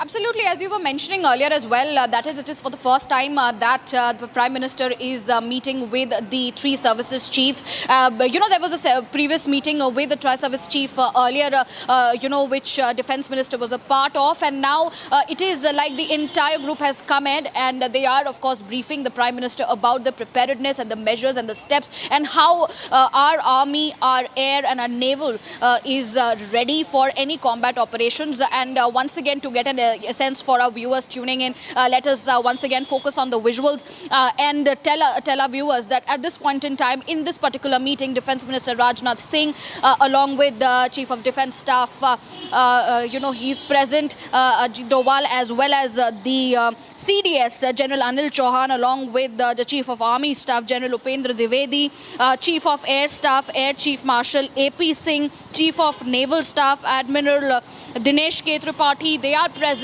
at this very, very high level and crucial meeting that is taking place at Prime Minister's Narendra Modi residence. And these are the visuals of the gate of the Prime Minister's residence from where the cavalcades leave. But as of now, as we understand, the meeting is nearly underway for about 20 to 25 minutes, and as you rightly mentioned, several meetings are going on over these days, and many more meetings are lined up in the upcoming days because a stringent message, as I was mentioning earlier, is something that is being sent out by India to Pakistan, and these meetings show us and to the nation, all the citizens who are keep hoping that India will retaliate in a much, much stronger way, something that we had seen earlier of the surgical strike that had happened in Uri, after the terror attack which had taken place. And so this time there's a lot of hope that there will be a very, very strong retaliation from the side of our country, which is why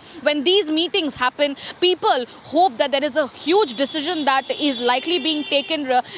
Remember, when the three services chiefs are in fact present at this meeting, they are, of course, briefing the Prime Minister about the measures and the preparations that are being taken by the defence staff of our country and how they are ready for any combat operations. Let me also go across to Soumya, who's joining us from outside the South Block. Soumya, you've also tracked some of the meetings that have taken place at the Ministry of External Affairs and the MHA. Bring us up to speed.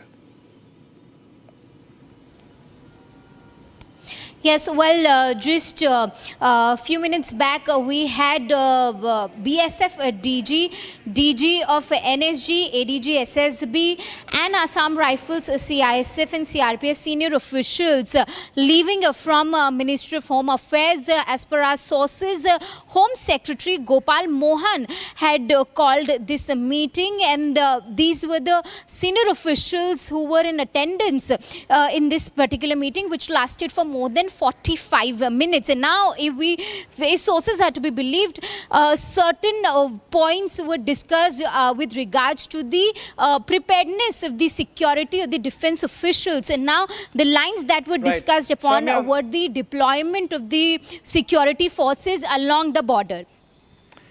Let me also go across to Niranjan, who's joining us from the newsroom. Niranjan, this perhaps is the first meeting of the Prime Minister with the three service chiefs after the Pahalgam attack. In fact, after the first CCS meeting, there was a clear signal that was given by the government to the three service chiefs about what possibly could be the next course of action. Yeah, we're going to stay on the pictures right now. Shravan, these pictures are significant because it is the first time since the Pahalgam terror attack when the Prime Minister has met the three service chiefs. Let's go just full frame to the pictures. On one side, you have the Pahalgam terror attack,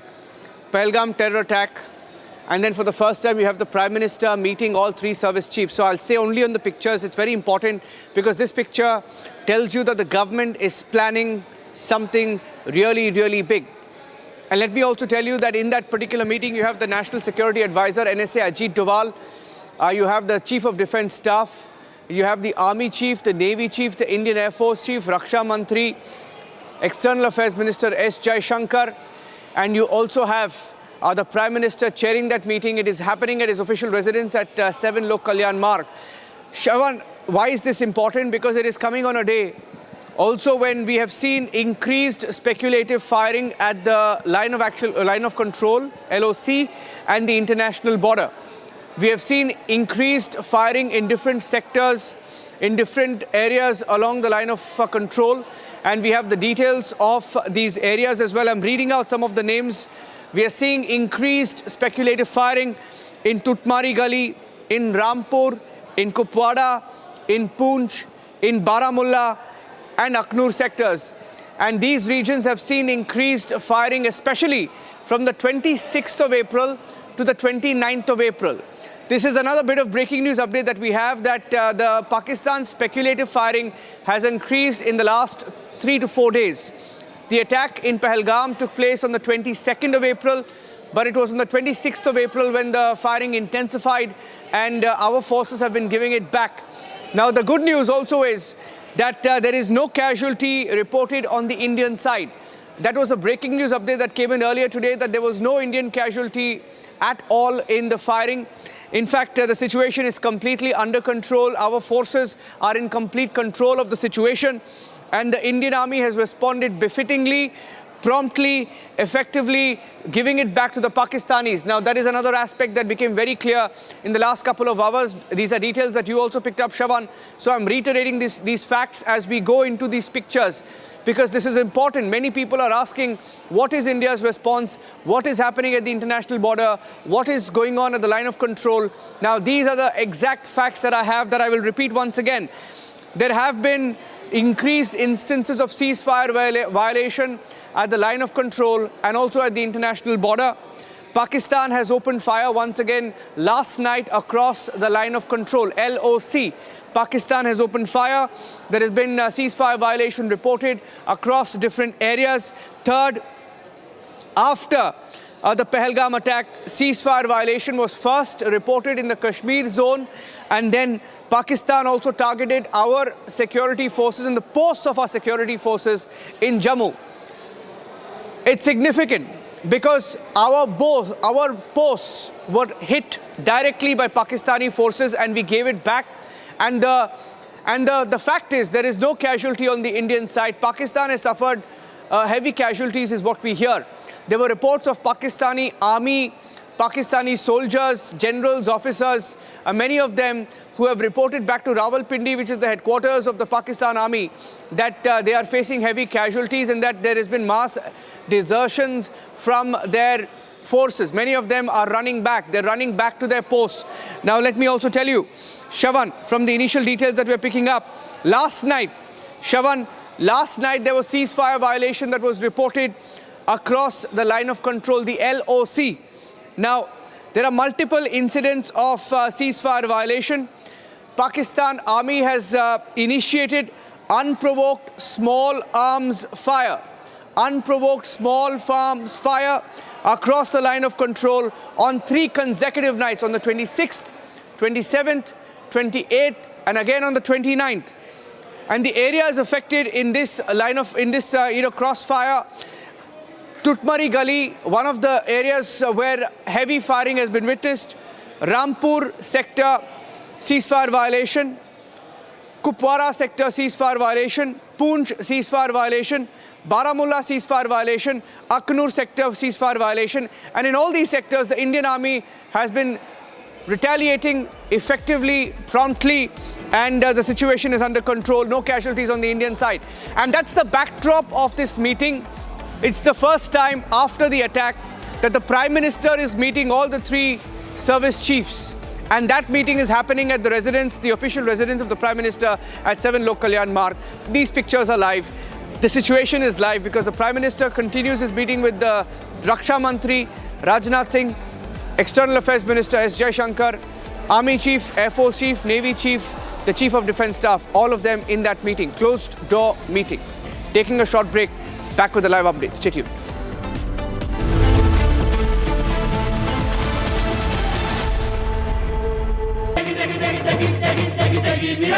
MDH की देगी मिर्च का तड़का, अंग अंग फड़का। MDH की देगी मिर्च। 26 फरवरी की तारीख मुकर्रर की गई ऑपरेशन शुरू करने के लिए एयरफोर्स ने उस दिन बिल्कुल रूटीन रखा।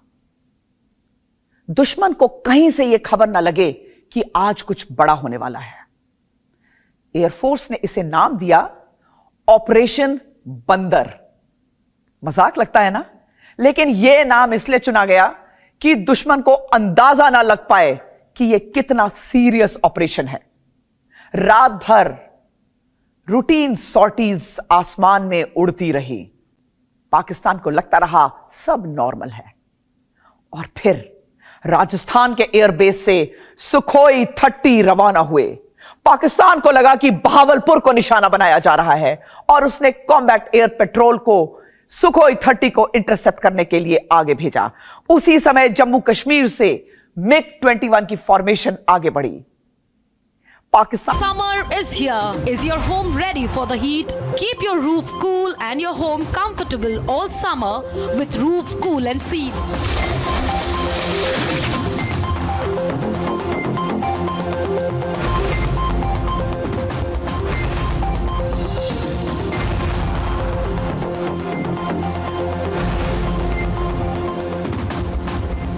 पसीना मत बहाओ, Berger roof cool and seal लगाओ।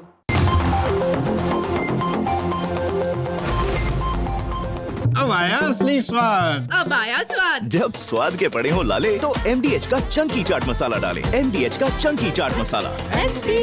MDH। यहां से कहानी शुरू होती है विंग कमांडर अभिनंदन वर्तमान की। अभिनंदन वर्तमान उड़ान भर रहे थे मिग 21 अपग्रेडेड बाइसन में, जो एक पुराना जहाज है। आसमान में उनका सामना होता है पाकिस्तानी F-16 से। फर्क देखिए, F-16 technologically one of the most advanced fighters, लेकिन भारत का शेर अभिनंदन इंगेज करता है अपनी R-73 मिसाइल से। यहां आपको यह बताना बहुत जरूरी है कि इस लड़ाई में विंग कमांडर वर्तमान के आंख और कान थे फाइटर कंट्रोलर, और वो थी स्क्वाड्रन लीडर मिंटी अग्रवाल। मिंटी अग्रवाल को पूरा वॉर सीन अपने आंख के सामने दिखाई दे रहा था। She was seeing from where the aircraft is approaching.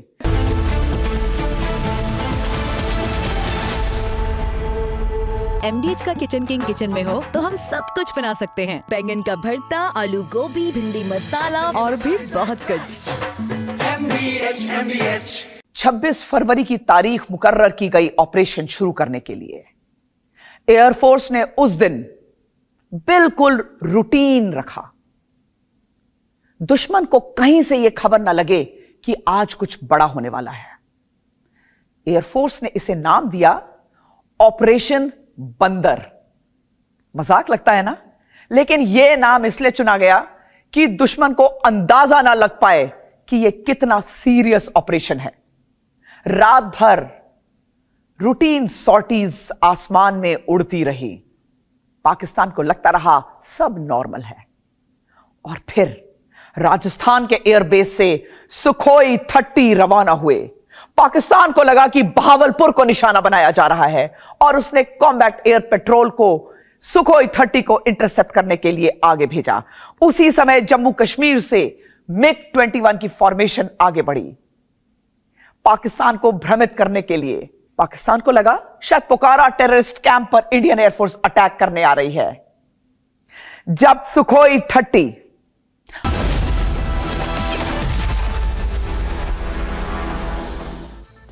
Very warm welcome, viewers. You're watching 6 Stories at 6 with me, Rakshita Mishra. We start with the big news that we're tracking from the national capital, and this is a very important meeting on the security situation in wake of the Pahalgam Terror Attack that the Prime Minister is chairing right now at 7 Lok Kalyan Marg. The Prime Minister is chairing this meeting, and part of it is Rajnath Singh, the Defence Minister, NSA Ajit Doval, and all three service chiefs, and also, of course, the Chief of Defence Staff, we have Chief of Defence Staff General Anil Chauhan, Chauhan as well. My colleague Soumya joins us live on the broadcast from more. Soumya, this is the first time we see that the Prime Minister is meeting all three service chiefs, because prior to that we had seen that Rajnath Singh was holding meetings with the CDS and also the three chiefs. But now the Prime Minister has now meeting everybody right from the NSA to the chiefs. Yes, well, Rakshita, back-to-back from ever since April 22nd, back-to-back important meetings have been taking place at crucial vantage points. Just day before yesterday, we had the CDS meeting the Raksha Mantri at his official residence. Then yesterday, we had the Raksha Mantri briefing and meeting the Prime Minister at his official residence. Now today, we have Raksha Mantri along with the CDS and the tri-services chiefs present there at the official residence of Prime Minister Narendra Modi, and the meeting is still underway. It had started 20 to 25 minutes ago and it is still underway. This is the first meeting of the tri-services chiefs with the Prime Minister. Before that, the CCS meeting that took place on 23rd of April. These chiefs were not in attendance. However, this meeting is the first with the tri-services chiefs. Important point to note here is that this comes at the backdrop of course, the Pahalgam Terror Attack, and now also the firings that have been taking place along the line of control in the sectors of Kupwara, Barapulla and Akhnoor districts. So these meetings have become more crucial with the kind of actions and retaliations we are being subjected to from Pakistan's end. Now we had the diplomatic measures that were announced last week during a press briefing convened by the Foreign Secretary Vikram Misri.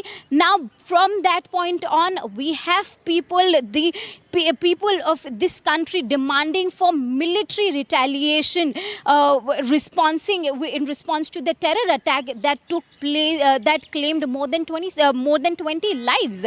Now with that regard, we have these meetings happening. Not just that, just few minutes back we also had an important meeting that took place here at the Ministry of Home Affairs convened by the Home Secretary.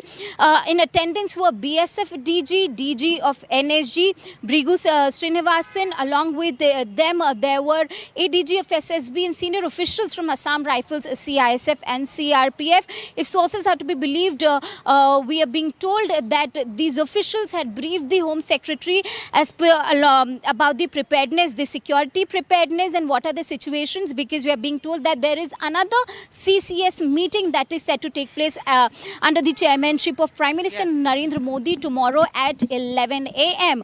So this comes at a very important point, Rakshita. These chiefs who had attended this meeting earlier today at MHA, they briefed the Home Secretary around the deployment of the security personnel. The vantage points were discussed with the Home Secretary, and the discussion also took place around increasing the deployment of these security personnel along the important border lines. Rakshita. So what all do we expect here? Because tomorrow, as you mentioned, is a CCS. And remember, this is the second. All right, I'm told that Senior Executive Editor Abhishek Kapoor also joins us on the phone line. Abhishek, well, it's a very important meeting that is underway. For the first time, we see that the Prime Minister is meeting all three service chiefs and also, of course, the NSA and the Defence Minister and the CDS as well. Right, and this is coming in prior to the important CCS meeting, second after Pahalgam attack. Well, yes, and Rakshita, this is the first one. And the major one. Remember, this comes on the back of two meetings that Prime Minister has had with the Defence Minister, who in turn has had multiple meetings with the service chiefs and the CDS.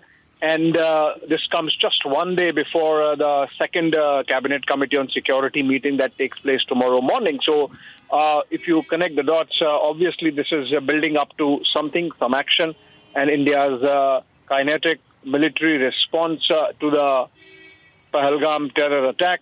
And if you look at these pictures, you have the service chiefs, you have the Chief of Defence Staff, and you have the National Security Advisor, and on the Defence Minister, of course chaired by the Prime Minister. So essentially, this gives an idea of what deliberations are taking place. This is about exploring all the options, which have already been discussed threadbare over the last couple of days. It's just a matter of now executing, for which obviously the final nod comes from the Cabinet Committee on Security, and the fact that that crucial meeting is slated to take place tomorrow morning. Obviously, this is about brass tacks. This is about all options being discussed before a final nod comes in through the CCS. We have seen how Prime Minister not once but twice has said that costs would be inflicted on perpetrators of the Pahalgam terror attack. Not only that, that they would be pursued to the ends of the earth. And beyond that, those who have been backing the perpetrators, their supporters, and the soil from which these terrorists get the sustenance, even that would be targeted. So Prime Minister effectively institutionalizing a policy of hot pursuit, and obviously these deliberations are happening in that context. Right, Abhishek, you know, the fact that after the first CCS, we saw that India, in fact, had enough, hit back with the water strike and with the diplomatic strike. If that was the result of the first, at least the move that was witnessed after the first CCS. Now, what happens tomorrow? And especially given the fact that this meeting that is right now underway at 7 LKM is very, very important as to what really gets decided yesterday. We are understanding that from here on, given that all service chiefs are there, India's, the way India would retaliate or strike back as far as from the forces are concerned will be of utmost importance, will be of, will be more in focus. Well, absolutely. So you can expect that there would be a proportionate response. While the nation really wants Pakistan to pay through its nose, there is an escalation matrix that the security architecture keeps in mind, keeps in place. And like it has happened in the case of Uri surgical strike, so when Pakistan-based terrorists attacked an army camp and martyred 18 of our soldiers, India hit back with the surgical strikes inside the Pakistani territory across the line of, not the Pakistani territory, it was actually Pak-occupied Jammu and Kashmir, but across the line of control. And similarly, in the case of Balakot air strike, it was the first time since 1971 war that Indian military operations targeted Pakistani soil. And so now, this time when Pahalgam terror attack has happened, and all leads go to Pakistan. Remember, we broke this story in the morning about one of the terrorists being directly connected with the Pakistani Special Forces, was a soldier of the Pakistan Army, a commander. And so obviously all those calculations are there, and in what form the response would be, let the military experts do the talking once a political decision has been taken. And we have seen earlier instances of Uri and post-Pulwama, Balakot, where the political will has not been wanting, and the political will has been strong, and in fact, the most transformative aspect of Indian response to terror in the last few years. So we are seeing the same thing, absolute resolve, as mentioned by the Prime Minister himself in his couple of his speeches, and these pictures clearly these pictures clearly reflect a decisive leadership deliberating what comes next. Absolutely, Abhishek. In fact, my colleague Riyanka is also there outside the 7 Lok Kalyan Marg where this meeting is underway. We're showing pictures of that meeting as well. So, Riyanka, well, this is a very important meeting, as we were mentioning, that this is the first time that the Prime Minister is meeting all the 3 service chiefs along with the NSA and the Chief of Defence Staff and other important members. Now, what we know is that this time India will be, of course, zeroing in on the most appropriate action, because we cannot, of course, forgive and forget what has happened. And, we already see that Pakistan has been trembling, it has been rattled, and it has resorted to, antics like cyber attacks, like a cyber strike, a very cowardly way of, a very display of cowardice, rather, and also unprovoked ceasefire. But yes, the situation is very high. The security situation, of course, is very critical right now. Even in Srinagar, where I'm reporting for, we see, time and again, especially during the afternoon, there are multiple choppers, including that of the Indian Air Force as well. So there is high hyper vigilance also, and there is increased amount of there's increased deployment of forces. And this time we expect that in this meeting there should be something really concrete that will be decided upon.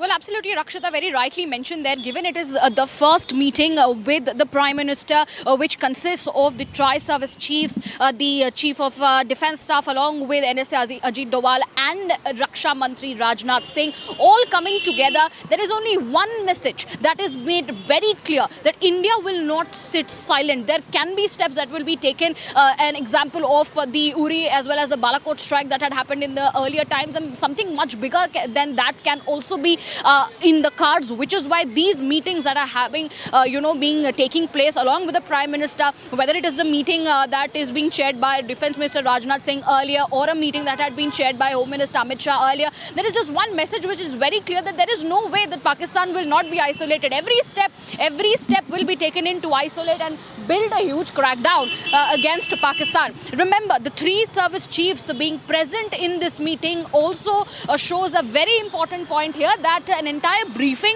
to the Prime Minister is being given regarding the security arrangements and how prepared our defence forces are in terms of any combat action that might be required and might be planned. And in fact, as you rightly mentioned, Pakistan is rattled. It is shaking at this point, given there are several unprovoked ceasefire that we are in fact seeing that is happening at the border areas.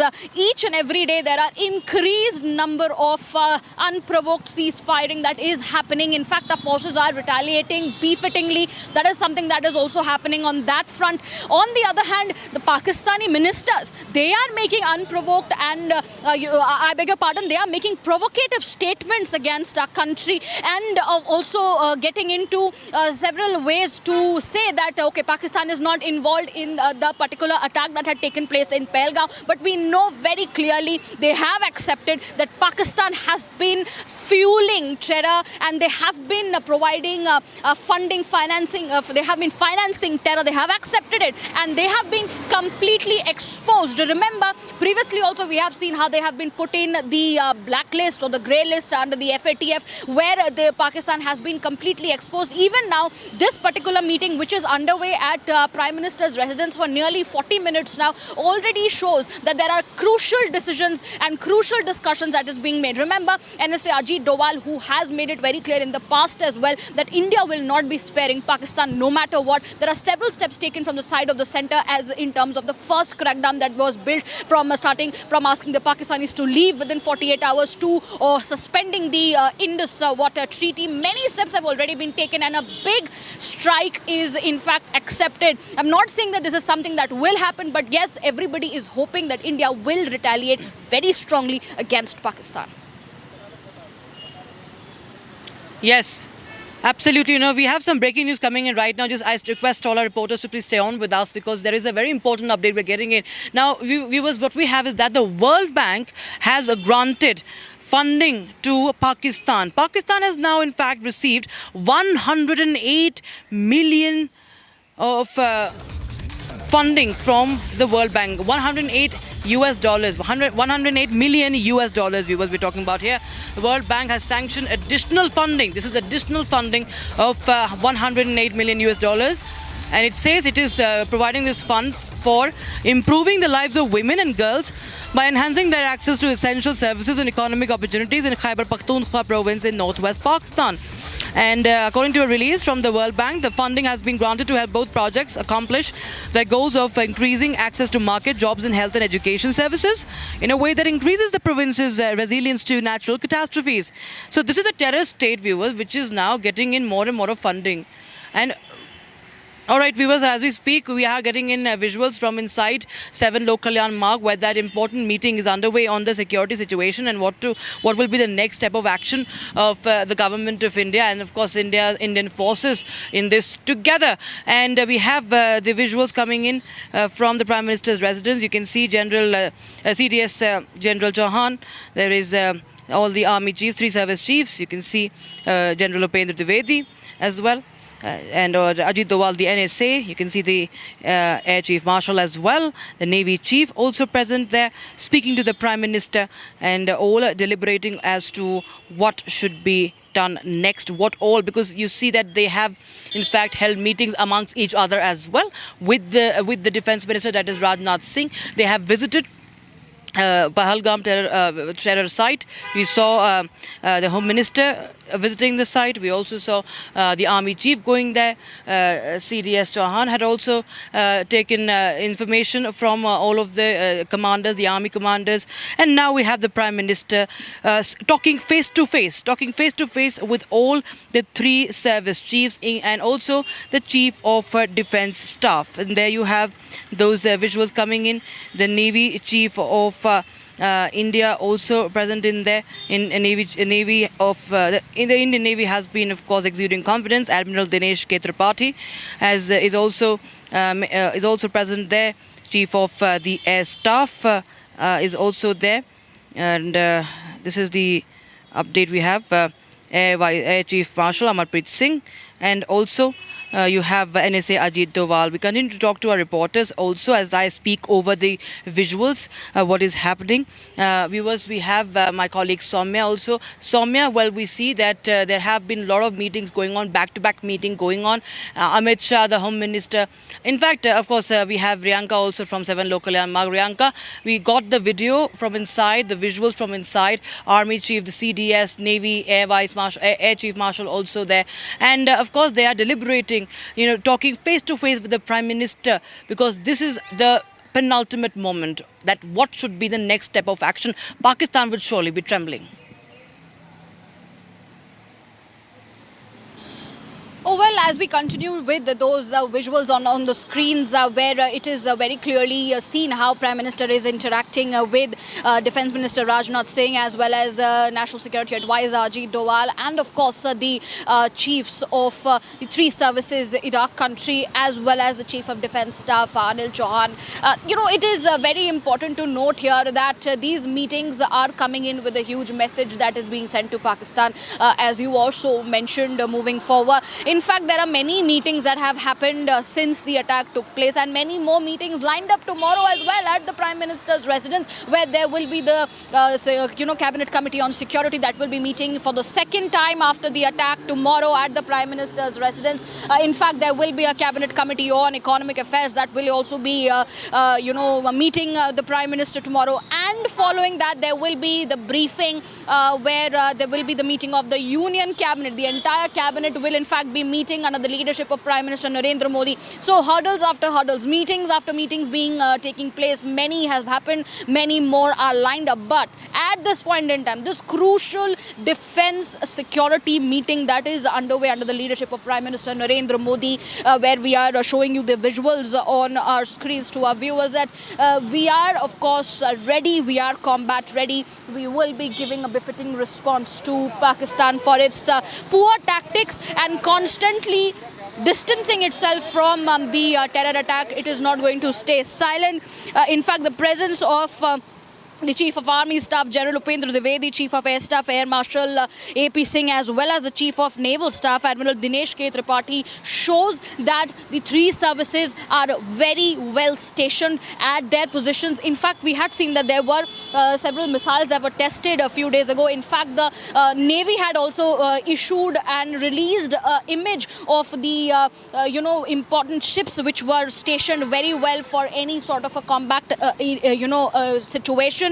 And on the other hand, we know that there have been several recce's and that have been carried on in terms of the Air Force. So yes, our country is ready to give a response, a strong one this time, to Pakistan, because justice needs to be served to all those bereaved family members who have lost their loved ones, who had just gone to Pahalgam to take the visit of that beautiful site, but ended up with the dastardly attack from the side of terrorists that the Pakistan has been funding since forever now.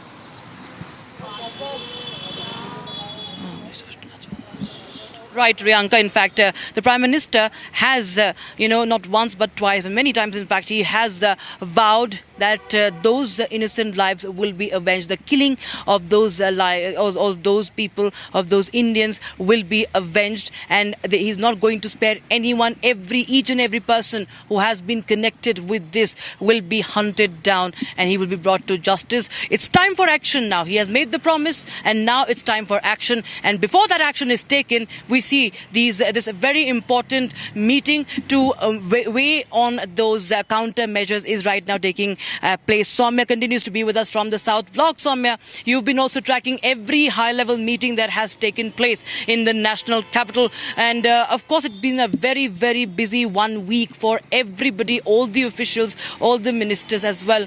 But okay, I'm told that Soumya is not there. I'll just put that across to Riyanka as we speak. Riyanka, every Indian has his or her blood boiling when they see those visuals of those victims' families wailing, blood being splattered. It's a horrific visual. Nobody would want something like that to ever happen again. It's a strike on the social fabric, on the soul of India, as the Prime Minister said, as he vowed to, in fact, take revenge, as he vowed to hit back hard. And this time, of course, it is on him and on, of course, the collective that they must deliver and make sure that Pakistan pays for it and never ever thinks of carrying out such a dastardly attack ever again.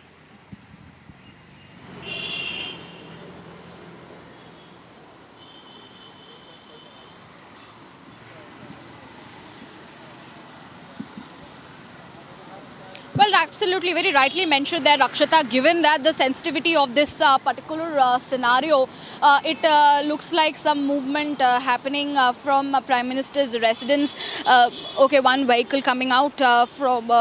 none of the chiefs who are present there, although Raksha Mantri's cavalcade continues to be here, means that meeting is still on. Well, we continue to tell our viewers that this meeting that is currently underway under the leadership of Prime Minister Narendra Modi and being participated and attended by the CDS as well as the NSA and the 3 service chiefs gives an important message to Pakistan, not just Pakistan but also to the Indians who are looking up to the Prime Minister, because a hope has been created, not just the ones who have been killed, not just their families, but every Indian, because the blood is boiling given the fact that the dastardly attack, the amount of sensitivity it had created and the anger it had created in the minds of the people. People are hopeful of a very, very strong retaliation. As I mentioned, that something like an Uri or a Balakot can be expected. But we have to wait and see. That is, of course, a decision that will be taken, and something will happen on that front, because India will not keep quiet. In the past also, we had never shut down, and we had given a befitting reply to the Pakistan for carrying out these dirty politics and dirty actions. And on that note, we will continue to be with these visuals from outside the Prime Minister's residence, and we will get in more details. But it's time for a short commercial break. We will be coming right back after this short break. Do stay tuned, viewers, with us. We are coming back in 2 minutes.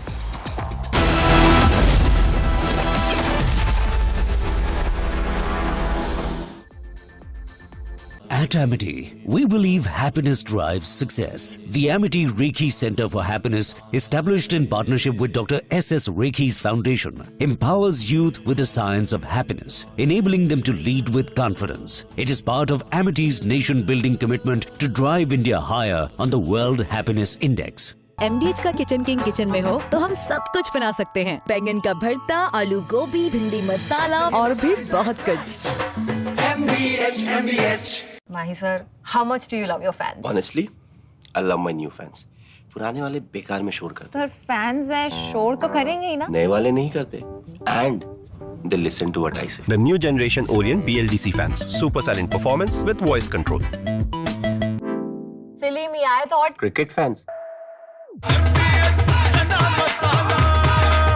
अब छोलिया हो या लोबिया, सफेद चने या काले चने, सब कुछ मजेदार बने। यहां से कहानी शुरू होती है विंग कमांडर अभिनंदन वर्तमान की। अभिनंदन वर्तमान उड़ान भर रहे थे MiG-21 अपग्रेडेड बाइसन में, जो एक पुराना जहाज है। आसमान में उनका सामना होता है पाकिस्तानी F-16 से। फर्क देखिए, F-16 technologically one of the most advanced fighters, लेकिन भारत का शेर अभिनंदन इंगेज करता है अपनी R-73 मिसाइल से। यहां आपको यह बताना बहुत जरूरी है कि इस लड़ाई में विंग कमांडर वर्तमान के आंख और कान थे फाइटर कंट्रोलर, और वो थी स्क्वाड्रन लीडर मिंटी अग्रवाल। मिंटी अग्रवाल को पूरा वॉर सीन अपने आंख के सामने दिखाई दे रहा था। She was seeing from where the aircraft is approaching. She was suggesting and guiding the proximity of aircraft. She was also guiding Abhinandan Vartman on the choice of the weapon or the missile.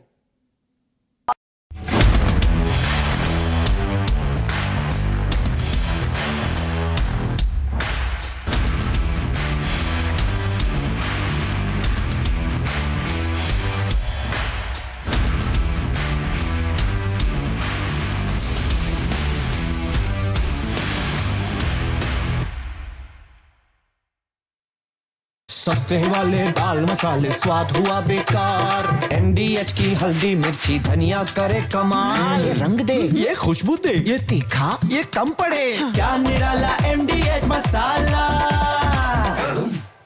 Mahi sir, how much do you love your fans? Honestly, I love my new fans. पुराने वाले बेकार में शोर करते। Sir fans हैं, शोर तो करेंगे ही ना। नए वाले नहीं करते, and they listen to what I say. The new generation Orient BLDC fans. Super silent performance with voice control. सिली में आए तो और Cricket fans. आपके घर के खाने में रेस्टोरेंट जैसा स्वाद ले आए MDH का शाही पनीर मसाला। पनीर को क्या मस्त बना डाला। 26 फरवरी की तारीख मुकर्रर की गई ऑपरेशन शुरू करने के लिए एयरफोर्स ने उस दिन बिल्कुल रूटीन रखा। दुश्मन को कहीं से यह खबर ना लगे कि आज कुछ बड़ा होने वाला है। एयरफोर्स ने इसे नाम दिया ऑपरेशन बंदर। मजाक लगता है ना, लेकिन यह नाम इसलिए चुना गया कि दुश्मन को अंदाजा ना लग पाए कि यह कितना सीरियस ऑपरेशन है। रात भर रूटीन सॉर्टीज आसमान में उड़ती रही। पाकिस्तान को लगता रहा सब नॉर्मल है, और फिर राजस्थान के एयरबेस से सुखोई 30 रवाना हुए। पाकिस्तान को लगा कि बहावलपुर को निशाना बनाया जा रहा है, और उसने कॉम्बैट एयर पेट्रोल को सुखोई 30 को इंटरसेप्ट करने के लिए आगे भेजा। उसी समय जम्मू कश्मीर से MiG-21 की फॉर्मेशन आगे बढ़ी पाकिस्तान को भ्रमित करने के लिए। पाकिस्तान को लगा शायद पोकारा टेररिस्ट कैंप पर इंडियन एयरफोर्स अटैक करने आ रही है। जब सुखोई 30 और MiG-21 ये दोनों जहाज पे थे, तो अब शुरू हुआ असली अटैक। ग्वालियर एयरबेस से मिराज 2000 का स्ट्राइक पैकेज ने उड़ान भरी, जिसमें मिराज 2000 थे, एयर रिफ्यूलर्स, एवैक्स, स्पाइस 2000 बॉम्ब से लैस, जिन्हें लेजर गाइडेड प्रिसिशन बॉम्ब्स कहा जाता है। आपको यह बताना जरूरी है कि मिराज 2000 ही वो बॉम्ब्स थे जिनका इस्तेमाल हमने कारगिल के युद्ध में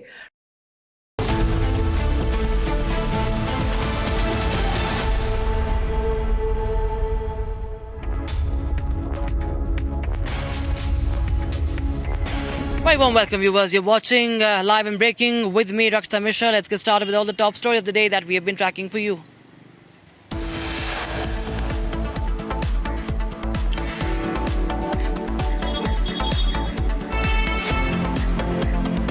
Ahead of tomorrow's cabinet meeting, the Raksha Mantri Tri-Services Chief along with the External Affairs Minister at the Prime Minister's residence.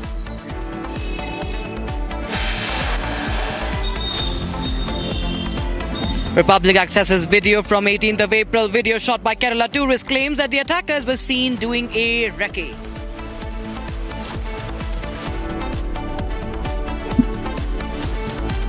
Another video of the Pahalgam attack services. Video shows 3 gunshots fired. Tourists seen running for a place to hide.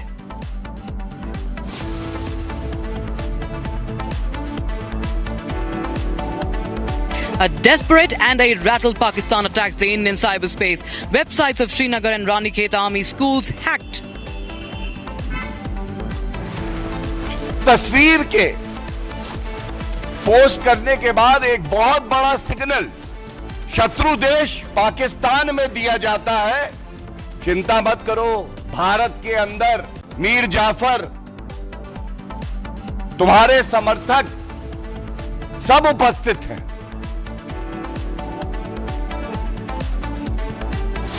After issuing a gag order to its leaders, the Congress attacks a government on social media. Pakistan uses Congress post to attack India.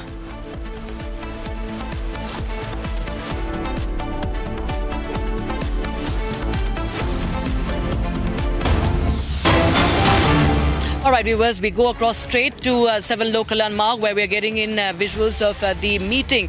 Very high-level security meeting after the Pahalgam Terror Attacks. The first time we see that the Prime Minister is meeting all 3 service chiefs, the tri-service chiefs. He has, of course, held meetings with the Defence Minister. This is the 3rd meeting with Rajnath Singh, and as many as at least 2 days. And we also have the CDS, Chief of Defence Staff, General Anil Chauhan, who was also part of that meeting. They're discussing the preparedness and security scenario in Jammu and Kashmir. That is the breaking news that we have right now. We're getting in visuals of the same on your screens right now. Visual from 7 Local Landmark. And my colleague Riyanka is joining us live on the broadcast from outside the Prime Minister's residence. Well, the Defence Minister, of course, is at the 7 Local Landmark, and a very important meeting ahead of the CCS tomorrow. And in fact, we are getting, I think Riyanka is also showing us more visuals from outside the 7 Local Landmark. I think there's some movement over there. We'll just go across to that. But meanwhile, I'll share you the details. If you just tuned in, viewers, this is a very high security meeting that's going on right now. And Riyanka is back with us. Riyanka, yes, tell me what's happening.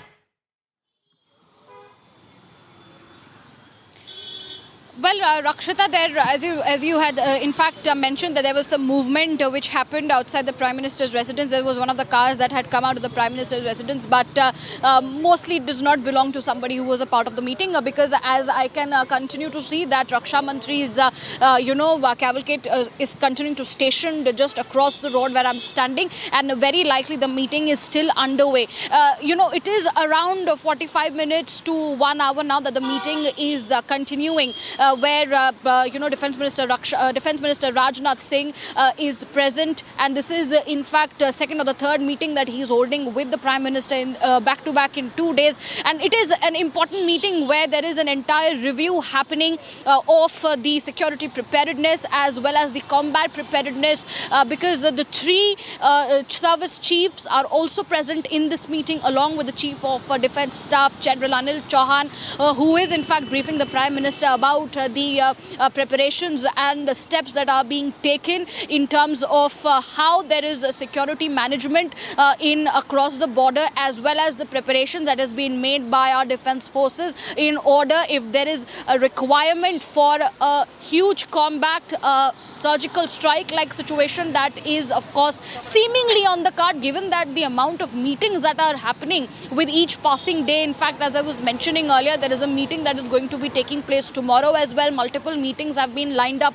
tomorrow, starting from the CCS meeting, that is the Cabinet Committee on Security, which will be meeting for the second time post the attack, and many discussions will be done in that meeting, because all the tall leaders of the country are going to be present in that meeting as well. That includes the Defence Minister, it includes the Home Minister, it includes the Finance Minister, it includes other dignitaries that involves the secretaries from the defence, the home, as well as the finance. They will be present in that particular meeting, along with NSA Ajit Doval. This meeting is going to be happening for the second time tomorrow under the leadership of Prime Minister Narendra Modi, followed by the CCS, followed by the Cabinet Committee on Economic Affairs will also be meeting, and then followed by the meeting of the entire Union Cabinet that will be sitting for the first time post the Pahalgam attack which had happened. And now the meeting, which is currently underway at the Prime Minister's residence, I was mentioning earlier, gives a very strong message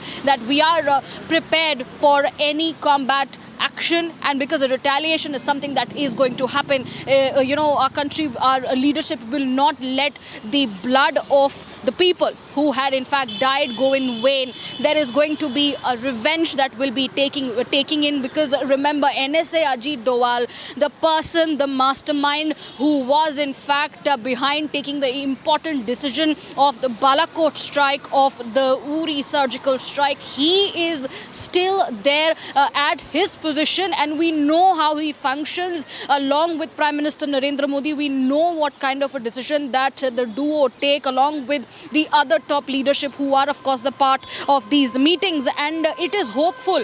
Everybody in the entire nation, not just in India, in fact Pakistan is also keeping a very close eye on these crucial meetings that happen, but it is a message that is being sent very clear that we are not going to keep quiet. There is a strong retaliation which is going to be taking place, but as of now we understand that this particular meeting is underway at Prime Minister's residence. More such meetings will be lined up for tomorrow. Many such meetings have happened in the past 1 week. In fact, every day there are several visits that are in fact seen at the MHA as well as at the MEA. Each and every day we are seeing these meetings, and more such coming our way. Yes, Priyanka. I mean, the pictures speak for themselves, and the pictures speak of a decisive leadership deliberating its options with a clear-cut mind as to what needs to be done and what has to be done with a certain deadline. Because remember, this is the timing is crucial. All these deliberations are taking place just hours before the Cabinet Committee on Security meets, which obviously is the final decision-making body when it comes to national security, and a decision expected tomorrow. And on that note, let's go to another breaking news development coming in, which is connected with what's happening on the national security front. Pakistan's ISPR, we learn, has intensified propaganda push, and hackers trained by the Pakistani deep state and the ISI have targeted Rajasthan government websites this time. Remember, there have been concerted attempts at targeting India's military cyber infrastructure, and about a dozen odd websites targeted.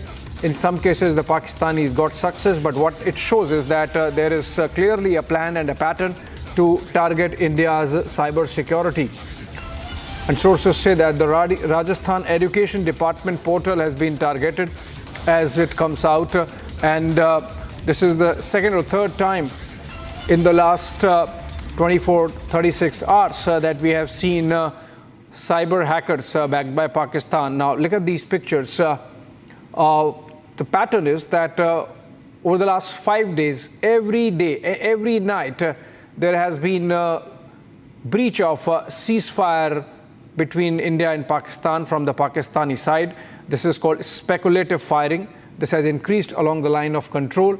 And if you look at these places where all those ceasefire violations have taken place, Rampur, Akhnur, Punch, Baramulla, Kupwara, and Tutmar Gali. And in fact, we have Gursimran joining us live now from Jammu region for us. And Gursimran, this is the fifth day in a row that we have seen ceasefire violations happening from the Pakistani side. Obviously, the objective is to infiltrate more terrorists by keeping the Indian forces engaged. And two, it obviously shows that Pakistan believes, perhaps wrongly, that if it engages our forces along the border, maybe it can delay the action that's being planned. What are you hearing on the ground? Exactly, Abhishek, you have rightly mentioned that Pakistan is trying to engage India on the one front so that they can actually delay the retaliation that actually more is expected by the Pakistan rather than India has spoken about it, because it is the Pakistani ministers that day and night are speaking that India will retaliate. And second is to infiltrate terrorists, because we'll see what has happened, that after this terror attack in Pahalgam, there has been an intensified crackdown. The Pakistani terrorists have failed to deliver for them because they have not been able to carry out any major terror attack, and any attempts that they made, they have been foiled by the security forces. So now Pakistan is resorting to the ceasefire violation following the pattern that they used to follow from the 2010-11 to 2017-18. That is, from the upper reaches, they will start from the Kashmir Valley, the ceasefire violation, then it will come down to Poonch, then to Rajouri and Jammu. And same has been happening, but now it has to be seen whether it will go down to the international border in the Jammu region, that is Jammu, Kathua and Samba, because that has been the pattern Pakistan has been following to push in more and more terrorists, because they want the forces to be engaged at the most of the fronts. But the Indian army says that they are retaliating effectively, but only to the source of fire. So Indian army do not want any kind of a major escalation on the line of control, because they know that from where the source of fire came, it will be retaliated effectively. And it has been 5 days that the ceasefire violation is taking place in the Kupwara, Tangdhar, and now for the last 2 days in the Jammu region. Right, stay with us, Gursimran. In fact, days after the deadly attack in Pahalgam that killed 26 people, including one Nepali citizen, all targeted for their religion, Pakistani troops are adhering to ceasefire or carrying out those ceasefire violations along the line of control through unprovoked firing. And we have seen the expense. Let's look at the details of where all these ceasefire violations have taken place through a wall explainer being done by Shawan.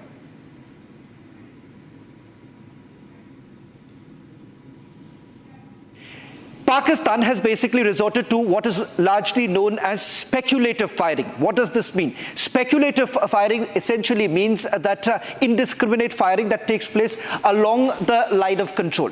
Interestingly, it started with just the Kashmir zone, that is the 15-core zone, where on the first night itself the attack took place. Thereafter, it started increasing, targeting the Jammu division, and finally, late last night, we are being told that the speculative firing took place across the line of control. And which are the areas that have been targeted? Let me just quickly take you through as the speculative firing increases along the line of control. Now, these are the areas where we are being told that the speculative firing has actually increased in the last 24 hours. I'll also explain to you, viewers, what does the speculative firing mean and what is it that the Pakistanis are basically targeting at. Let's just quickly take you through the areas. Baramulla, Kupwara, Poonch, Akhnur district. Now, Akhnur, again, it's a larger area. It's closer to the line of control where we've been told that the speculative firing has taken place. Tutmari Gully is the other places. Now, all of it, remember that when they have all been retaliated because they were targeting the Indian posts. Ceasefire violation that is in Jammu and Kashmir division that happened on the second night itself, and thereafter it started spreading to the other areas. April 26 to 29 firing on 3 consecutive nights. It's actually now increased. It's got entered the 5th day. This is the 5th day where the ceasefire violations are actually going on. All right, staying with this, and the IMF, International Monetary Fund, the Executive Board will meet on May 9 to discuss Pakistan's staff-level agreement for a new $1.3 billion agreement under a climate resilience loan program, and that really underscores the financial economic difficulties that Pakistan faces, that even for the smallest of developmental work, it looks to IMF, which is already reviewing an ongoing $7 billion bailout package, all of which has not been released because Pakistan fails to meet the targets.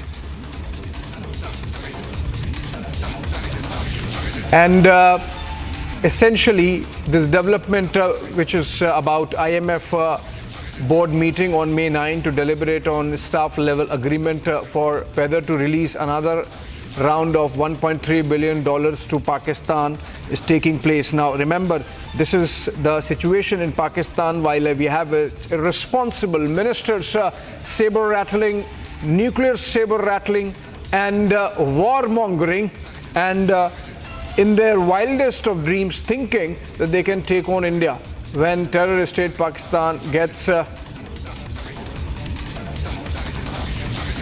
Pakistan gets 108 million in guise of special funding. Now, obviously, they have pulled some strings to even get this, but the fact of the matter is, Gursimran continues to be live with us. The fact of the matter is that in Pakistan, economy-wise, they are in dire straits, Gursimran. You think that all these comments that are coming in from Pakistani leaders and politicians are only aimed at fooling their population, their people and public, and to befool them into believing that after having lost 4 wars with India in the last 70, 75 years, they can still think of a military misadventure? See, Abhishek, it seems that living in the fool's paradise is the Pakistan state policy, because it cannot be possible that they can have a nuclear bomb and in the one hand, on the other hand is a begging ball which they are running with to every nook and the corner, and then telling India that, see, we have a nuclear bomb and we can throw this to you. This is actually the fool's paradise. Now coming to the package that they have secured from the World Bank, it is $108 million project that they have got for the sake of Khyber Pakhtunkhwa, but the development that has not taken on ground, it clearly indicates that it will be used for any other reasons than the development of Khyber Pakhtunkhwa, because the people are up in ante against the Pakistani establishment. Right, Gursimran, thank you for joining us with those details. We move on, but still staying with India and Pakistan. A BSF Jawan remains in Pakistani custody near the international boundary in Firozpur, Punjab. It's been about 5 days now. Despite 3 rounds of flag meetings, the Pakistani Rangers have refused to attend further talks on the matter, and it's been about 48 hours since the last meeting. The Indian government and the BSF are working diplomatically to secure the Jawan's release, even as his wife is seeking help in Punjab. Remember, the Jawan from Bengal, Nadia district, and his wife has reached Punjab seeking help from authorities to get the Jawan released. But unfortunately, the Pakistanis for the last 48 hours not even coming for flag meetings, 3 of which have been held earlier. 7 days now, 6 or 7 days now, but the Jawan is still in Pakistani custody. Lalit has filed this report from Firozpur border, where all these developments are taking place. Take a look. Right now, Republic TV is reporting 25 kilometers away from the Firozpur town in Punjab. Just a few kilometers away is the international boundary that separates India and Pakistan. But due to security reasons, we are not showing you the fencing and the boundary. On 24th April, a BSF Jawan accidentally crossed the international boundary when he was with a group of farmers at the zero line harvesting the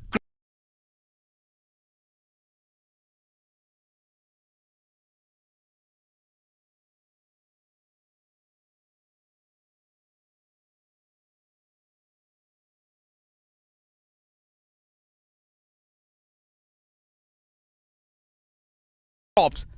The BSF Rangers arrested him, and now efforts are being made by the BSF and the Indian government to release him. From the past 6 days, 3 flag meetings have held, but till now no positive results have been made. In the backdrop, if we talk about on 22nd April in Pahalgam, there has been a terrorist attack that has shaken the country, in which innocent 26 lives have been lost. Now the family of the BSF Jawan have reached Punjab and is seeking help with the BSF officials so that the BSF Jawan can get released from the captivity of the Pakistani Rangers. All right, another breaking news development which is coming in from Jammu and Kashmir, where Mehbooba Mufti, after initial expression of shock and sadness, is back to her old ways. Now she seems to be going soft on Pakistan, because now she says that the homes of those terror sympathizers, those terrorists, those overground workers, those people who provided logistical support to terrorists to carry out Pahalgam terror attacks, their houses should not be demolished. Mehbooba Mufti had earlier said that maybe we can look at ways of dealing with Pakistan, including talks. Let's listen to what she has said. मेरी गुजारिश है home minister साहब से कि हम समझते हैं, हम तकलीफ को समझते हैं, हम इस तकलीफ को महसूस करते हैं. तो पूरे मुल्क में गुस्सा है, मगर जम्मू कश्मीर के लोग जो जिन्होंने इस तकलीफ को 30-35 साल से बर्दाश्त किया, और हम समझते हैं इस बात को। तो ऐसा होना चाहिए कि जैसे जो मिलिटेंट्स के साथ डील करते हुए ये ज़रूरी है कि ध्यान रखा जाए कि आम लोगों के घर न गिराया जाए। और इसी तरह जो आपने एक एडवाइजरी की है कि जो लोग यहाँ बाहर से आए हुए हैं, पाकिस्तान से आए हुए, तो उसमें कोई ऐसे लोग हैं, ऐसी औरतें हैं जिनकी शादी 30 साल 40 साल पहले हुई है, या मतलब जिनके बच्चे हैं, ग्रैंड चिल्ड्रन हैं, उनका घर तो हिंदुस्तान है, वो तो अपने आप को हिंदुस्तानी समझते हैं, वो इस वक्त इस उम्र में कहाँ जाएंगे। तो मैं उम्मीद करती हूँ कि होम मिनिस्टर साहब इसका सिंपैथेटिक व्यू लेंगे और इस तरह से जो है उन लोगों को अपना घर बार छोड़ने के लिए, क्योंकि आज तक 30 साल से 40 साल से रह रहे हैं और वो कभी भी उन्होंने मुल्क के खिलाफ कोई कार्रवाई नहीं, कोई काम नहीं किया। All right, Zeenat joins us live from Srinagar. Zeenat, Mehbooba Mufti back to her old ways. There's no stopping her?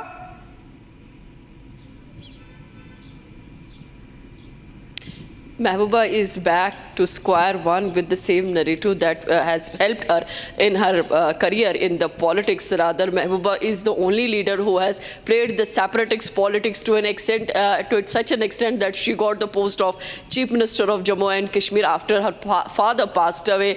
In fact, we see that as far as Mehbooba Mufti is concerned, here she is making an appeal to Home Minister of the country, citing that the Kashmiris knows how the pain is like and how it felt like. But meanwhile, she is also quoting the incidents where recently the houses of the terrorists or the OGWs were dismantled by the J&K police along with the administration, because in one of the incidents at the Pulwama where the house of the terrorists was demolished, in that incident, apart from the house of the terrorists, the locals also came under attack in this, and some 8 houses were dismantled, for which the protests were also held at Muran, Pulwama, and she is quoting one of the incidents. But there is no doubt that Mehbooba has been playing the politics of separatists for long. She is the only leader in the Jammu and Kashmir history who has been frequently visiting the OGW's militants, even when she was in power or she was out of power. So Mehbooba is playing the same tone. Again, she has been speaking for the talks with the Pakistan. She has been evoking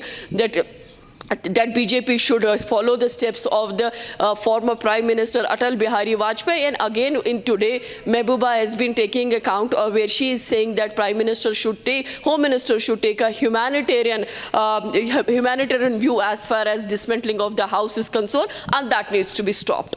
Right, thank you so much. Zeenat, with those updates, we of course keep close track of whatever is happening there, including of course our agencies closing in on the terror module which carried out the Pahalgam Terror Attack. Moving on for now, and let's look at some other stories from across the country. In Bharat in 5 minutes, in the wake of the Pahalgam Terror Attack, which claimed 26 lives, including 6 from Maharashtra, the Maharashtra cabinet, led by Chief Minister Devendra Fadnavis, made a significant decision today.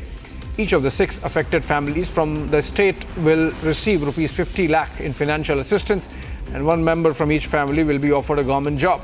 Among the beneficiaries is Asavari Jagdale, daughter of the late Santosh Jagdale from Pune. She has now been assured a government job. Previously, she had been offered employment at the D.Y. Patil Institute in Pune. The latest decision upgrades this to a government position. A high-level meeting was held in the Ministry of Home Affairs earlier in the day. Those present in the meeting included Union Home Secretary Govind Mohan, Director General of Border Security Force, DG of BSF and Assam Rifles and the National Security Guards, senior officials of the CRPF, Sashastra Seema Bal and the Central Industrial Security Force, the CISF. A cobbler named Sunil Kumar has been arrested from the Bathinda cantonment area, India's largest military cantonment, on suspicion of endangering national security by sharing crucial information. Sunil, a resident of Beyantnagar and originally from Bihar, had been working inside the cantonment for the past 7-8 years. Authorities suspect him of being in contact with Pakistani handlers. इस stage पे जो जसूस वाली बात है अभी फ़िलहाल सामने नहीं आई है। ये जैसे एक हनी ट्रैप का जो सिस्टम होता है उस तरीके का जो मतलब एंगल सामने आ रहा है। तो बट हमने एक FIR नंबर 63 थाना कैंट में दर्ज कर दी है और उसकी इन्वेस्टिगेशन कर रहे हैं। जो इन्वेस्टिगेशन में तथ्य सामने आएंगे उसके मुताबिक कार्रवाई की जाएगी।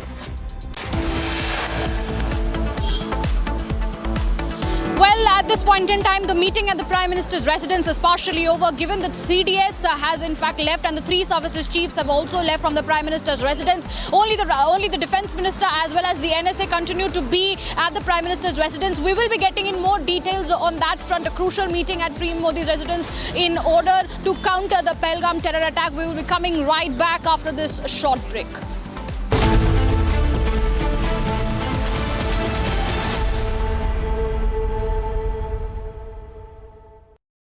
At Amity, we believe happiness drives success. The Amity Reiki Center for Happiness, established in partnership with Dr. S.S. Reikhi's Foundation, empowers youth with the science of happiness, enabling them to lead with confidence. It is part of Amity's nation-building commitment to drive India higher on the World Happiness Index. MDH का kitchen king kitchen में हो तो हम सब कुछ बना सकते हैं। बैंगन का भरता, आलू गोभी, भिंडी मसाला और भी बहुत कुछ।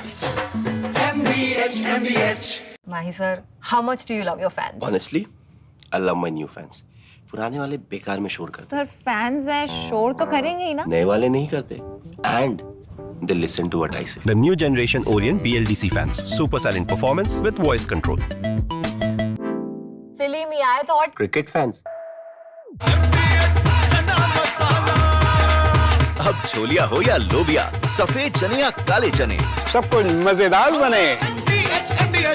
यहां से कहानी शुरू होती है विंग कमांडर अभिनंदन वर्तमान की। अभिनंदन वर्तमान उड़ान भर रहे थे MiG-21 अपग्रेडेड बाइसन में, जो एक पुराना जहाज है। आसमान में उनका सामना होता है पाकिस्तानी F-16 से। फर्क देखिए, F-16 technologically one of the most advanced fighters, लेकिन भारत का शेर अभिनंदन इंगेज करता है अपनी R-73 मिसाइल से। यहां आपको यह बताना बहुत जरूरी है कि इस लड़ाई में विंग कमांडर वर्तमान के आंख और कान थे फाइटर कंट्रोलर, और वो थी स्क्वाड्रन लीडर मिंटी अग्रवाल। मिंटी अग्रवाल को पूरा वॉर सीन अपने आंख के सामने दिखाई दे रहा था। She was seeing from where the aircraft is approaching. She was suggesting and guiding the proximity of aircraft. She was also guiding Abhinandan Vartman on the choice of the weapon or the missile. जब R-73 missile Minty Agarwal ने बताई, lock करी, अभिनंदन वर्तमान ने वो लाल button दबाया, missile निकली और पाकिस्तान के F-16 को मिंटी अग्रवाल ने रडार से बाहर जाते हुए देखा। Perfect kill. लेकिन उस बीच अभिनंदन वर्तमान LOC क्रॉस कर गए। Minty Agarwal kept calling on radio, turn cold, turn cold, turn cold, यानी वापस आओ, वापस आओ। पर अभिनंदन वर्तमान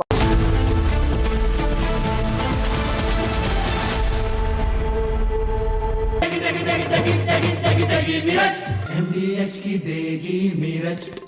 देगी मिर्च का तड़का, अंग अंग फड़का। MDH की देगी मिर्च। Mahi sir, how much do you love your fans? Honestly, I love my new fans. पुराने वाले बेकार में शोर करते सर फैंस हैं, शोर तो करेंगे ही ना। नए वाले नहीं करते and they listen to what I say. The new generation Orient BLDC fans. Super silent performance with voice control. Silly me I thought Cricket fans. अब आया असली स्वाद। अब आया स्वाद। जब स्वाद के पड़े हो लाले तो MDH का चंकी चाट मसाला डालें। MDH का चंकी चाट मसाला। MDH 26 फरवरी की तारीख मुकर्रर की गई ऑपरेशन शुरू करने के लिए। एयरफोर्स ने उस दिन बिल्कुल रूटीन रखा। दुश्मन को कहीं से यह खबर ना लगे कि आज कुछ बड़ा होने वाला है। एयरफोर्स ने इसे नाम दिया ऑपरेशन बंदर। मजाक लगता है ना, लेकिन यह नाम इसलिए चुना गया कि दुश्मन को अंदाजा ना लग पाए कि यह कितना सीरियस ऑपरेशन है। रात भर रूटीन सॉर्टीज आसमान में उड़ती रही। पाकिस्तान को लगता रहा सब नॉर्मल है। और फिर राजस्थान के एयरबेस से सुखोई 30 रवाना हुए। पाकिस्तान को लगा कि बहावलपुर को निशाना बनाया जा रहा है और उसने कॉम्बैट एयर पेट्रोल को सुखोई 30 को इंटरसेप्ट करने के लिए आगे भेजा। उसी समय जम्मू कश्मीर से MiG-21 की फॉर्मेशन आगे बढ़ी। पाकिस्तान को भ्रमित करने के लिए। पाकिस्तान को लगा शायद पोकारा टेररिस्ट कैंप पर इंडियन एयरफोर्स अटैक करने आ रही है। जब सुखोई 30 और मिग 21 ये दोनों जहाज पे थे, तो अब शुरू हुआ असली अटैक। ग्वालियर एयरबेस से मिराज 2000 का स्ट्राइक पैकेज ने उड़ान भरी, जिसमें मिराज 2000 थे, एयर रिफ्यूलर्स, एवैक्स, स्पाइस 2000 बॉम्ब से लैस, जिन्हें लेजर गाइडेड प्रिसिशन बॉम्ब्स कहा जाता है। आपको यह बताना जरूरी है कि Miraj 2000 From Asia's largest news headquarters, setting the agenda for Bharat.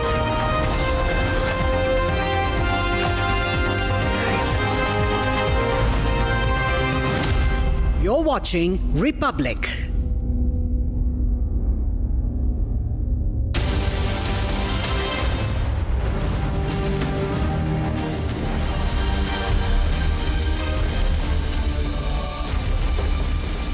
Thanks for joining us on Republic TV. On This Is Exclusive at 7 p.m. We have full details of the Pakistan Army's direct link to the Pahalgam Terror Attack. It was a 26/11 style attack. Details on the show. Here are the headlines.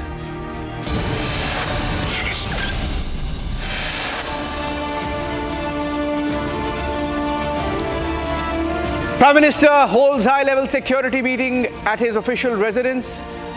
3 service chiefs, National Security Advisor, Chief of Defence Staff, Raksha Mantri present.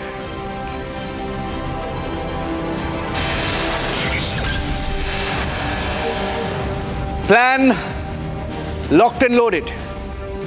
India getting ready to go after the terrorists.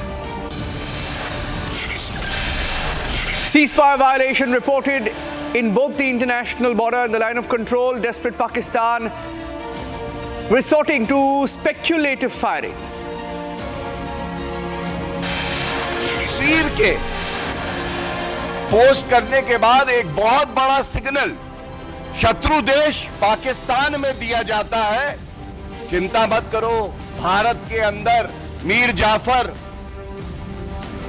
तुम्हारे समर्थक सब उपस्थित हैं। Congress party says don't be critical of the government, don't question Indian forces, but another Congress party attacks the government. Pakistan uses the Congress party's version to target India as Congress comes to Pakistan's rescue again. Mehbooba Mufti once again questioning armed forces, questioning demolition of homes of terrorists once again.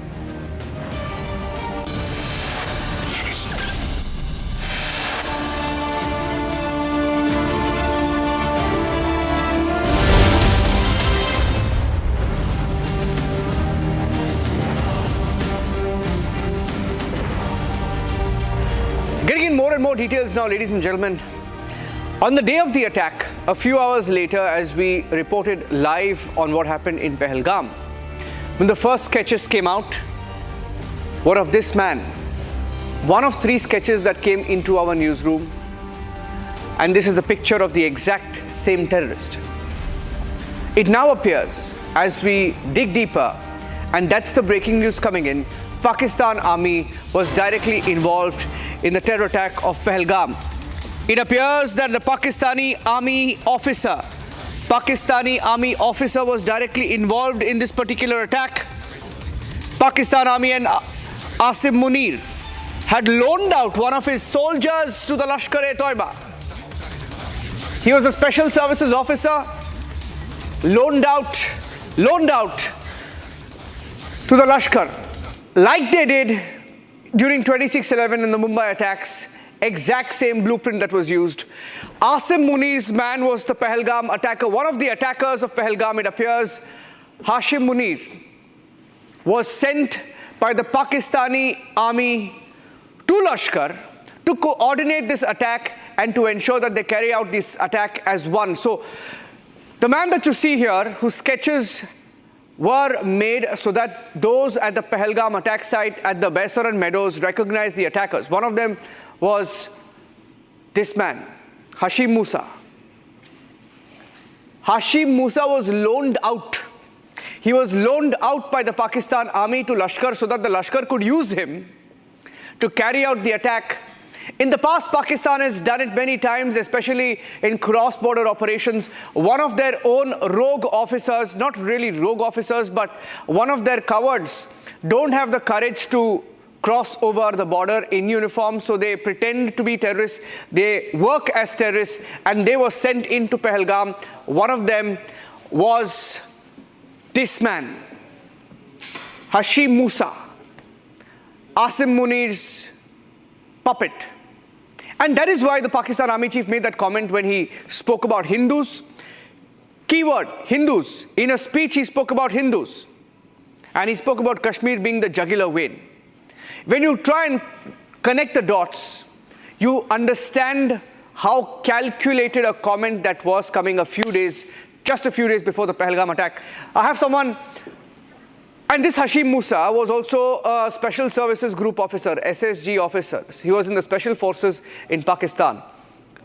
Let me go across to somebody who has served as a spy and part of the Secret Service. He's been a sniper also in the past, and a former NSG commando. Lucky Bisht is joining us. Lucky Bisht was a special officer himself. Lucky Bisht ji, बात करने के लिए बहुत बहुत शुक्रिया.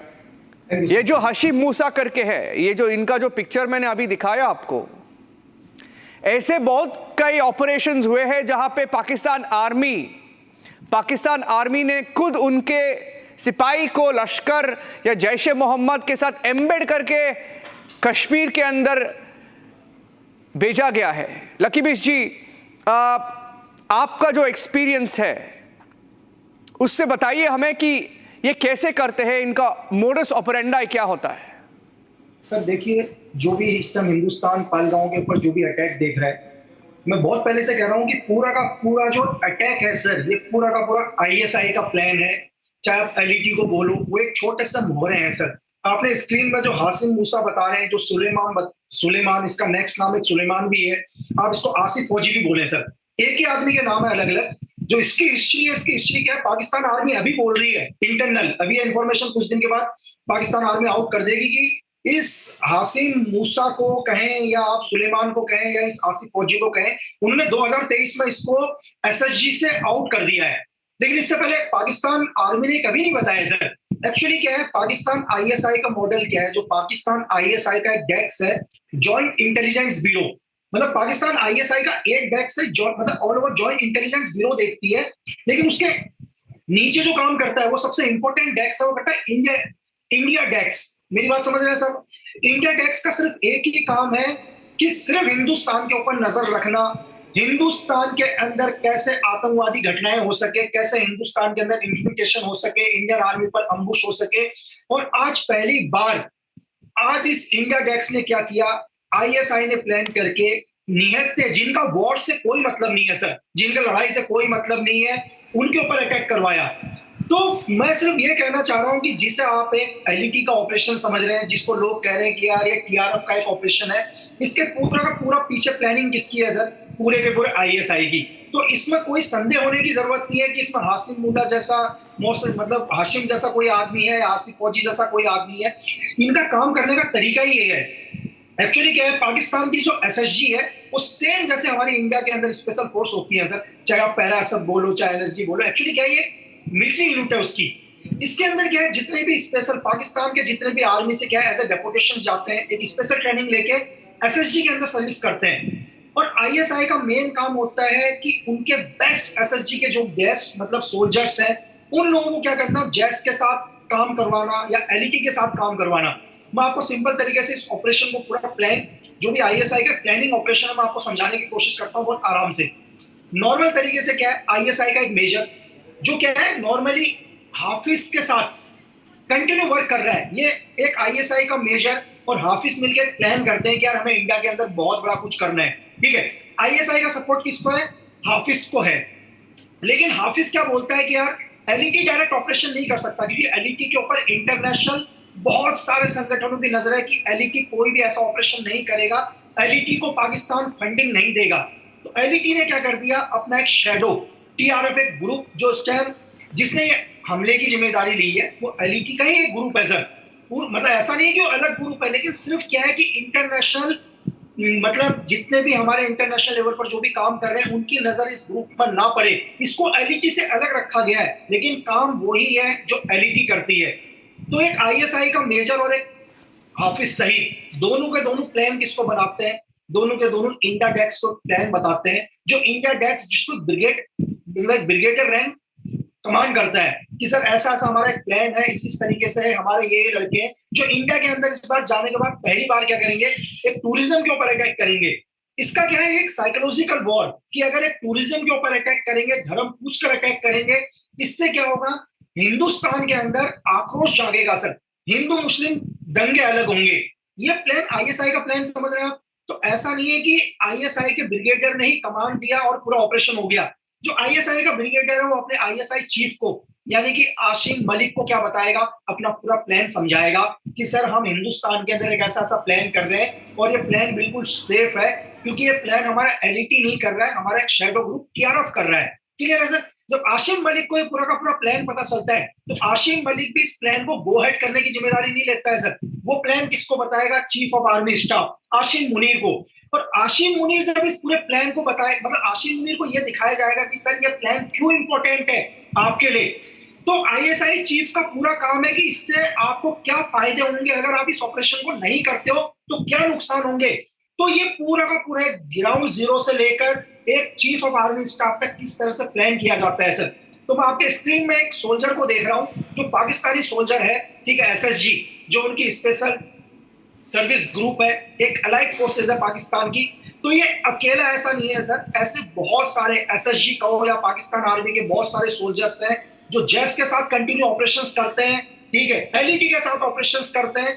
पाकिस्तान के अंदर बहुत सारे टेररिज्म ग्रुप हैं जिनके साथ कंटिन्यू लोग ऑपरेशंस करते हैं। पाकिस्तान आर्मी का एक ही चीज है, जब कभी भी फ्यूचर के अंदर ऐसी कोई चीज हो, कोई एविडेंस मिल जाए कि आपका सोल्जर एक टेररिज्म ग्रुप के साथ काम कर रहा था, उसने ये अटैक किया, तो पाकिस्तान हमेशा ही वही चीज करता है सर, डिले कर देता है और बोलता है कि इस सोल्जर को मैंने 2 या 3 साल पहले पाकिस्तान आर्मी से कोर्ट मार्शल कर दिया गया था। इसका सबसे बड़ा उदाहरण आप 1999 के अंदर देख सकते हैं, जो पाकिस्तान ने कभी ये नहीं माना कि पाकिस्तान की आर्मी ने मिलकर मुजाहिदीन के साथ हिंदुस्तान के ऊपर अटैक किया।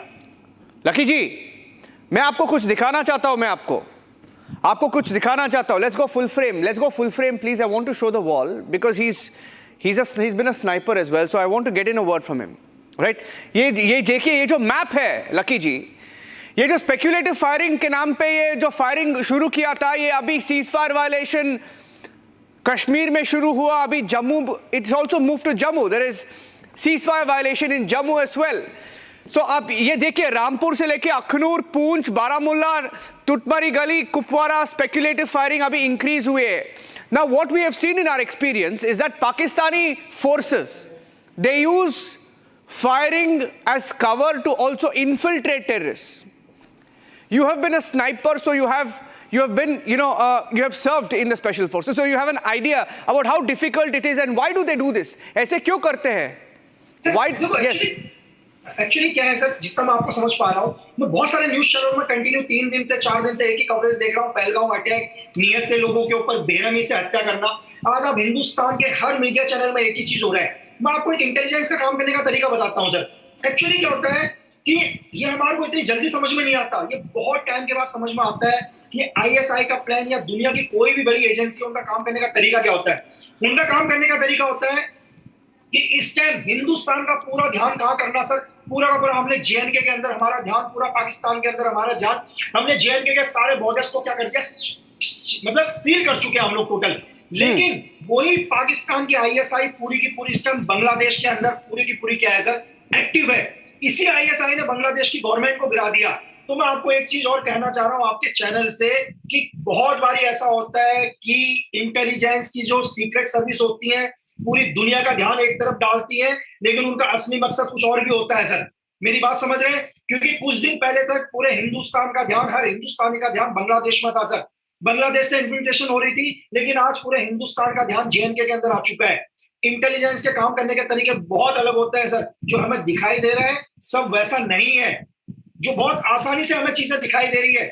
तो ऐसा होता है कई बार हमारे तक इंफॉर्मेशन पहुंचाई जाती है, हमें ऐसा नहीं लगता कि हम लोग इंफॉर्मेशन को गैदरिंग कर रहे हैं। इंटेलिजेंस का करने का तरीका है कि वो कैसे हम तक इंफॉर्मेशन को पहुंचाया जाए, लेकिन इसके पीछे उनका बहुत बड़ा प्लान और कुछ होता है सर। मैं आपको I want to ask you one last question. Lucky ji, अभी बहुत सारे लोग ये जो हमारे दर्शक है, all are our viewers of Republic, जब देश के जो चर्चा होती है, we say nation first, we say forces first, anything related to national security, breaking news, लोग रिपब्लिक को देखते हैं। इसीलिए मैं आपसे पूछ रहा हूं, जो भी देख रहे हैं उनका एक ही क्वेश्चन है, एक ही प्रश्न है उनका, how will our forces respond to Pakistan? Sir, as a veteran, how would you like to address that? नहीं सर, मैं इतना कहना चाहूंगा कि हमारे इंडियन आर्मी, हमारे स्पेशल फोर्सेस, पाकिस्तानी आर्मी या जो भी इसके पीछे फ्रंट में या बैक फुट में है, उनको वो सबक सिखाएंगे कि उन्होंने सपने में कल्पना भी नहीं करी होगी कि भारतीय सेना या हमारी सरकार उन पर क्या एक्शन लेगी सर। मैं सिर्फ उनकी बात नहीं कर रहा हूं जिन्होंने गोलियां चलाई थी सर, बहुत सारे लोग ऐसे हैं जो बैक फुट पर रह के सब कुछ काम कर रहे हैं, क्योंकि बिना लोकल्स की मदद से, बिना किसी पॉलिटिकल सपोर्ट से, लोकल पॉलिटिकल सपोर्ट से इतना बड़ा टेररिज्म अटैक किसी देश में पॉसिबल नहीं है सर। और जो इसके पीछे हैं उन्हें वो सजा मिलेगी जो हमारे, मतलब आपने देखा कि हमारे प्राइम मिनिस्टर सर ने भी बोला कि उन्होंने कभी कल्पना में भी नहीं सोचा होगा सर। और बहुत जल्दी आपको एक बड़ा काउंटर एक्शन देखने को मिलेगा जिसको सारा देश सुनेगा सर, सारा देश देखेगा। Thank you sir. Lucky Bisht, thank you for joining us. Lucky Bisht has been a former spy, a sniper and an NSG commando joining us on the broadcast. Thank you, Lucky ji. Jai Hind, thank you for joining us. I'm going across next to our special guest joining us from Kerala. And his video is another headline today, top headline on Republic. He claims to have spotted with his camera the suspects. I have the video. This is the video that Srijit put out. First the video, let me show you what he put out, what he shared. Also with the agencies, if I can please play that video of Srijit Rameshan. He captured in his video, Pahalgam attackers reportedly captured before the strike, days before the strike, 18th of April. That's the video that was put out. Was there a possible recce before the attack? You can see two of them going behind his daughter. That's his daughter whose video he was shooting. And two of them seen in this particular footage. Srijit Rameshan filmed this on the 18th while on vacation with his family in Pahalgam, and during the visit he recorded the videos of his daughter at Betab Valley about 7.5 kilometers from Baisaran Meadows. The attackers were reportedly accidentally caught on camera. He believes that these two are the attackers. Srijit is joining us. Srijit, can you hear me? Good evening. Yeah, good evening, sir. Good evening. Srijit, did you notice anything suspicious? You shot this video. I read somewhere that you heard them say something suspicious. Why did you have a suspicion on these two? See, actually, as you said, on 18th of April, we visited the Betab Valley. And after visiting Betab Valley, as a normal tourist, we were taking photographs and all. And while making a video of my daughter, two persons, the suspected, were just crossed the frame of my video. And that time, as a normal tourist, I just thought it is a normal practice. And after that, we visited several other places. And on 22nd, we learned that there was a terror attack at Pahalgam Baisaran Valley. That time, we were traveling from Srinagar to Jammu. Yes. Jammu. And after that, we came to my home back on 24th. And 25th and 26th, we were just seeing the news, and we heard that, and we saw the photos published by the security agencies. And after seeing the sketches and photos, we realized that we have seen two people very closely, and accordingly we just scanned all our photos, and we found that these two persons were crossing in that video. How do you know it's them? How do you know it's them? Okay, I'm getting in some breaking news. Srijit, stay with me. I'm getting in some very big breaking news. The Prime Minister has held a meeting. There is some big breaking news coming in. Stay with me. The Prime Minister of India has given a free hand to our forces to go all out and to end terror. Free hand to our forces, to the Indian Army, to the Indian Air Force and to the Indian Navy, a free hand given by the Prime Minister to go all out and end terror. This is the big breaking news update that's coming in right now. The Prime Minister, in a meeting that began a little after 5 p.m., has given our armed forces a free hand to go after the terrorists. The Prime Minister, in a speech a few days ago, said he will go to the ends of the earth. India will go to the ends of the earth to find these terrorists, to finish them, to bury them. And the Prime Minister has given our armed forces a free hand to finish off these terrorists, to end terror. And the army will choose its place and time of the attack. I repeat, the army will choose the place and time of the attack. The Prime Minister, while putting his complete faith and the faith of the Indian people in the armed forces, and that they will decide. I will add that line. India and our forces will choose the place and timing of the attack. And this is why, when you look at this development come in, this is why the cowards across the border, cowards in Rawalpindi decided to have a news conference at 7 p.m. India time. The cowards in Pakistan decided to time this announcement to around 7 p.m. India time. They made an announcement that the Pakistan ISPR will do a news conference. They knew that this was coming. This is the beginning of the end of Pakistani terror. It should have been a long time ago, but our forces will go all out now. The Prime Minister has affirmed that it is our national resolve to deal a crushing blow to terror. The Prime Minister has expressed complete faith and confidence in the professional abilities of the Indian Armed Forces. The Prime Minister in his meeting has said that they have complete freedom, operational freedom, to decide on the mode, to decide on the targets, and decide the timing of the response of the Indian Armed Forces. This is exactly what Pakistan was dreading. And this is exactly why Pakistan has been nervous in the last few days. And the Prime Minister for the first time met all three service chiefs today. He met the Army Chief, the Navy Chief, the Air Force Chief, the Chief of Defence Staff. He also met Raksha Mantri Rajnath Singh, National Security Advisor Ajit Doval. And in that meeting, the Prime Minister has put the country's resolve behind our forces to deal a crushing blow to terror. And we have more details coming in. Of course, we have always done that, Abhishek, historically, to give our forces a free hand to hit back and hit back hard and to choose the place and timing of India's response. Abhishek. Well, yes, this is coming in from sources, Niranjan, and this is a big one because I think if there was any doubt to anyone, particularly the political opposition, that the government is not doing enough, not doing anything, or that the government is missing in action, as a mischievous Congress post suggested, this should clear all those doubts. This should clear all the clouds, because this is Prime Minister telling the service chiefs, this is Prime Minister telling the National Security Advisor, this is Prime Minister telling the Chief of Defence Staff that go ahead, show India's resolve, show India's resilience, and you have the political will behind you, you have the political executive backing you. And the Prime Minister, in fact, in the meeting has also said that they have complete operational freedom to decide on the mode, targets and timing of the response, which means Prime Minister has made it clear a couple of things. One, that action has to take place, that India has to give military response, because remember, he's talking to military leadership.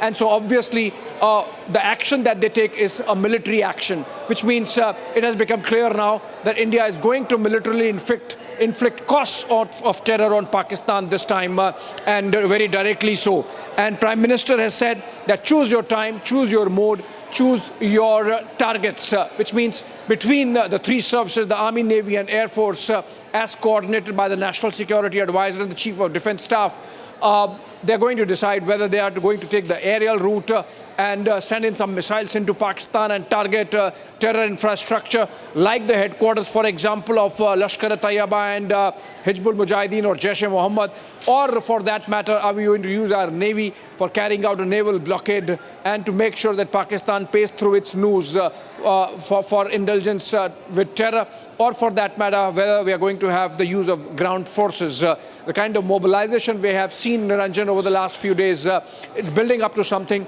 significant on the Air Force side and on the Navy side. But then remember, when it comes to taking a military action, surprise is the best weapon. So while we discuss and deliberate on what all has to happen, the broad contours given by the Prime Minister, guidelines given by the Prime Minister, is basically about action at the time and place of choosing of our defense forces, our service chiefs and the military leadership, and so it's going to happen. Our forces are getting set to strike. Abhishek, it is clear now that we are set to strike. We will choose the timing, we will choose the place, we will choose the mode. After Pulwama, it was a similar free hand given to our forces. That's been India's tradition, that we have complete faith in our forces and we give them a free hand to respond. Abhishek, how do you assess the timing of this? It's come almost 7 days, a week after the attack.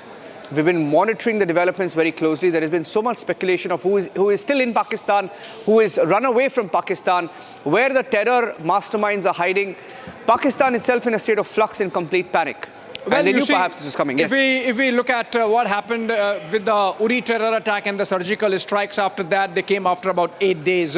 In the case of Balakot air strike, it came after 12 days. So, that window is there. But again, this is not really important, Niranjan, whether we hit them back between 8 and 12 days or after 15 days, because remember, when it comes to military strategy, it's about timing, it's about surprise element, it's about choosing the target in a manner that the enemy understands that they have paid a price. So all those things really come together to decide the course of action. So it's, while we of course deliberate that this has to happen, my only takeaway, Niranjan, is before I hand it over back to you, is that Prime Minister has made it clear that Indian response, a military response at that, is coming. Military response is coming. Thank you for that, Abhishek. It's a big story. We're not going to move out of this story. We'll take a break. We have to take a break. Taking a break and coming back with the big build-up to the imminent revenge, which is next. The revenge is coming. The revenge is imminent. And the revenge is in the hands of our forces as Pakistan gets ready. Taking a short break. Stay tuned.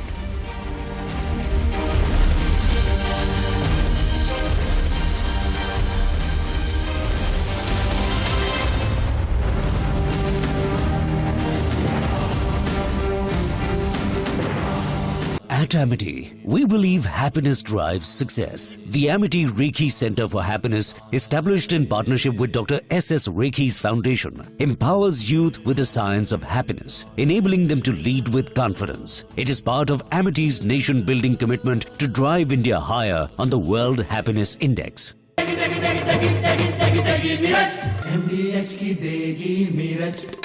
देगी मिर्च का तड़का अंग अंग फड़का MDH की देगी मिर्च Mahi sir, how much do you love your fans? Honestly, I love my new fans. पुराने वाले बेकार में शोर करते सर फैंस है शोर तो करेंगे ही ना नए वाले नहीं करते and they listen to what I say. The new generation Orient BLDC fans. Super silent performance with voice control. सिली में आए तो और Cricket fans. अब छोलिया हो या लोबिया, सफेद चने या काले चने, सब कुछ मजेदार बने। यहां से कहानी शुरू होती है विंग कमांडर अभिनंदन वर्तमान की। अभिनंदन वर्तमान उड़ान भर रहे थे MiG-21 अपग्रेडेड बाइसन में, जो एक पुराना जहाज है। आसमान में उनका सामना होता है पाकिस्तानी F-16 से। फर्क देखिए, F-16 technologically one of the most advanced fighters, लेकिन भारत का शेर अभिनंदन इंगेज करता है अपनी R-73 मिसाइल से। यहां आपको यह बताना बहुत जरूरी है कि इस लड़ाई में विंग कमांडर वर्तमान के आंख और कान थे फाइटर कंट्रोलर, और वो थी स्क्वाड्रन लीडर मिंटी अग्रवाल। मिंटी अग्रवाल को पूरा वॉर सीन अपने आंख के सामने दिखाई दे रहा था। She was seeing from where the aircraft is approaching. She was suggesting and guiding the proximity of aircraft. She was also guiding Abhinandan Vartman on the choice of the weapon or the missile. जब R-73 missile Minty Agarwal ने बताई, lock करी, अभिनंदन वर्तमान ने वो लाल button दबाया, missile निकली और पाकिस्तान के F-16 को मिंटी अग्रवाल ने रडार से बाहर जाते हुए देखा। Perfect kill. लेकिन उस बीच अभिनंदन वर्तमान LOC क्रॉस कर गए। Minty Agarwal kept calling on radio, turn cold, turn cold, turn cold, यानी वापस आओ, वापस आओ।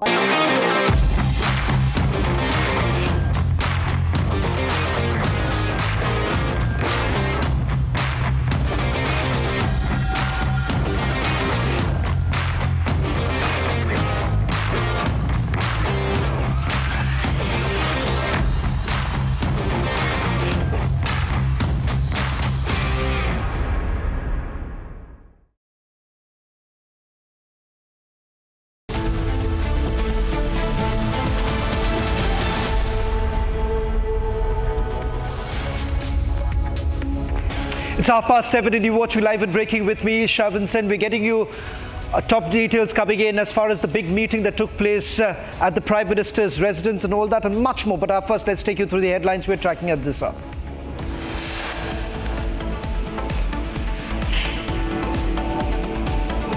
Big message by Prime Minister to the Tri-Services Chief. PM gives the forces free hand to decide the time and place of attack. Republic accesses video from 18th of April, video shot by a Kerala tourist claiming that the attackers were seen doing a recce. Another video of the Pahalgam attack services. Video shows 3 gunshots were fired and tourists seen running for a place to hide. Desperate and rattled Pakistan attacks Indian cyberspace websites of Srinagar and Ranikhet army schools hacked. तस्वीर के post करने के बाद एक बहुत बड़ा signal शत्रु देश पाकिस्तान में दिया जाता है। चिंता मत करो, भारत के अंदर मीर जाफर, तुम्हारे समर्थक सब उपस्थित हैं। After issuing gag order to its leaders, Congress attacks government on social media. Pakistan uses Congress's post to attack India.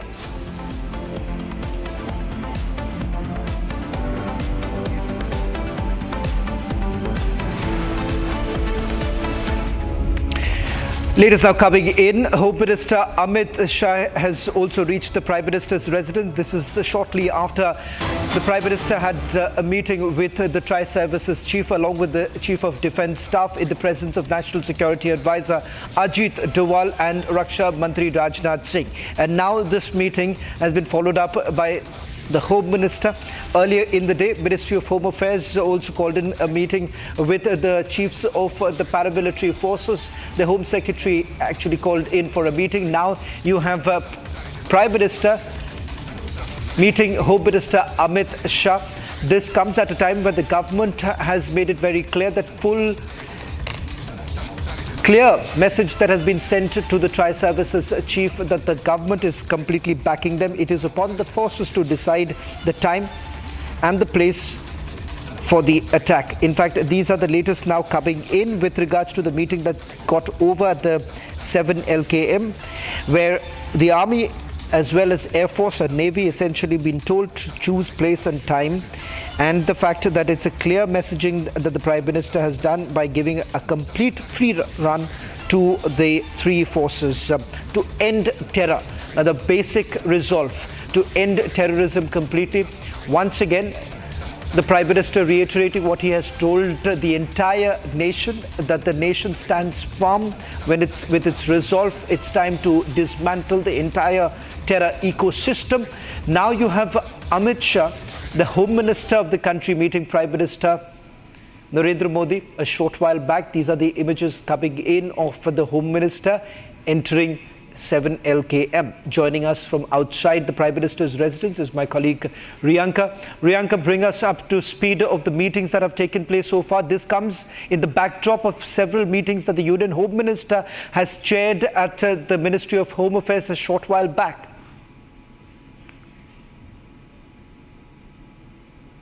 Well, absolutely. Back-to-back meetings are in fact taking place in the national capital, and this meeting with the Prime Minister, which is taking place now at this very minute, which began 5 minutes ago when Home Minister Amit Shah was seen arriving at 7 Lok Kalyan Marg, that is the official residence of Prime Minister Narendra Modi. And this meeting coming in just shortly after the meeting of Defence Minister Rajnath Singh along with the CDS, along with the NSA, as well as the 3 service chiefs with the Prime Minister Narendra Modi concluded just 10 to 15 minutes back. And soon after that, we are seeing that Home Minister Amit Shah has arrived at Prime Minister's residence. And there is just one motto, one clear message: zero tolerance for terror. That is, in fact, that is being, clearly spread, the message clearly spread across everyone. In fact, in the meeting previously, Prime Minister Narendra Modi has, in fact, made it very clear that there is an operational freedom given in to the forces to decide the mode, the targets, as well as the timing of India's response. That is also one of the big crucial updates that we could gather from the meeting that happened previously.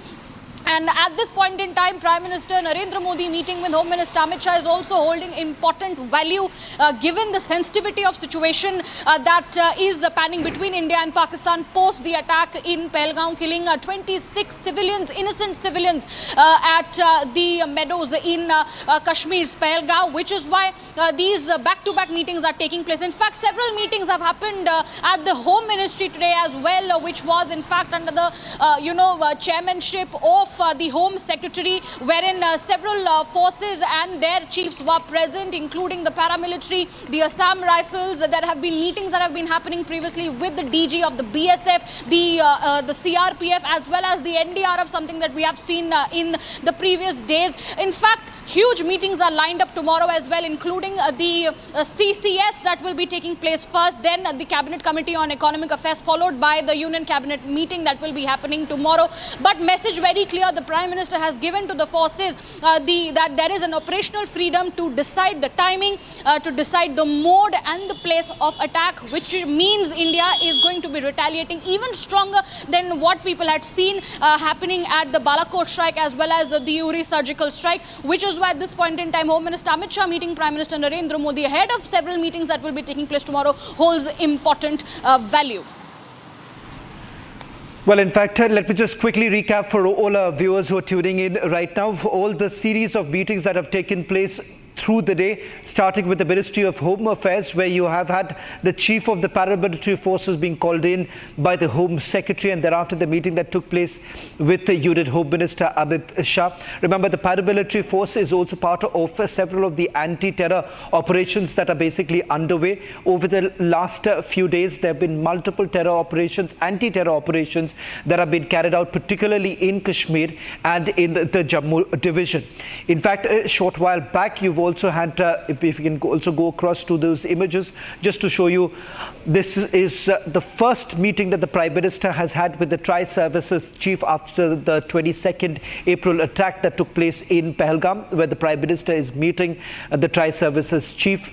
Also present was the CDS and Raksha Mantri and National Security Advisor Ajit Doval. Now, just to look at the pattern, after the attack that took place in Uri, within 10 days, the surgical strikes were carried out. After we lost our Jawans in Pulwama, Balakot took place within just 12 days. The clock is ticking right now. With the attack that took place in Pahalgam, the Prime Minister made an assurance to the entire nation that the entire ecosystem would be completely destroyed. In fact, he went on to say all the terrorists would be hunted down. We'll try and play out that response, the first response that came in from the Prime Minister. The resolve that the Prime Minister showed, and when he broke into English, addressing the world leaders as far as India's position is concerned, and what perhaps can the world really expect when India has made it very clear that one, there is zero tolerance towards terrorism, and those who are backers of terrorism, they will be exposed. That's the resolve that the Prime Minister has taken. Now what is emerging from this meeting that the Prime Minister has had with the Tri-Services Chief is the fact that the Prime Minister in fact has given a complete free hand to all the three service chiefs to look at all possible options right now. The place, the timing would be of their choice. In fact, it is the three services chiefs that would be deciding the military response to the dastardly attack that we witnessed in Pahalgam. And that is the reason why the marathon meeting has also taken place. Now, this also comes just a day before that the second CCS meeting is likely to take place. Remember, in the first meeting that took place, which was chaired by the Prime Minister, attended by the CCS members, and thereafter we are given to understand the message that came out was this, that the government has given absolute free hand to the forces as far as the retaliation is concerned. We'll try and see if we can go across to Abhishek in a short while from now, getting us the latest details in terms of how the government is basically looking at this entire issue. Remember, the government of India has also engaged with the other countries. In fact, the G20 envoys were all called by the Ministry of External Affairs, by the External Affairs Minister Dr. S. Jaishankar, who had briefed the envoys with regards to the diplomatic response, how India has basically responded to this entire issue. In fact, with a series of steps that have been taken by the Ministry of External Affairs, India particularly suspending the Indus Water Treaty, keeping it in abeyance, and then also sending out all Pakistani nationals, giving them the ultimatum that within 48 hours they need to leave the country. High Commission staff members of Pakistan, that has also been reduced. The number of staff in the Pakistan High Commission has been brought down to 30. These are some of the diplomatic measures that have been taken by India to begin with. So several issues have been taken into consideration. One, the diplomatic response, and the fact that India has now rejected, saying there is no question of any sort of probe or discussion to take place with Pakistan. Now, on the other hand, Pakistan has basically responded by calling in for what they believe is a neutral probe to be carried out. Joining us on this broadcast is our senior executive editor, Abhishek Kapoor. Abhishek, there appears to be a pattern amongst all the meetings that the Prime Minister has chaired in the last few days. And one thing is very clear, that the government has given a complete free hand to the forces.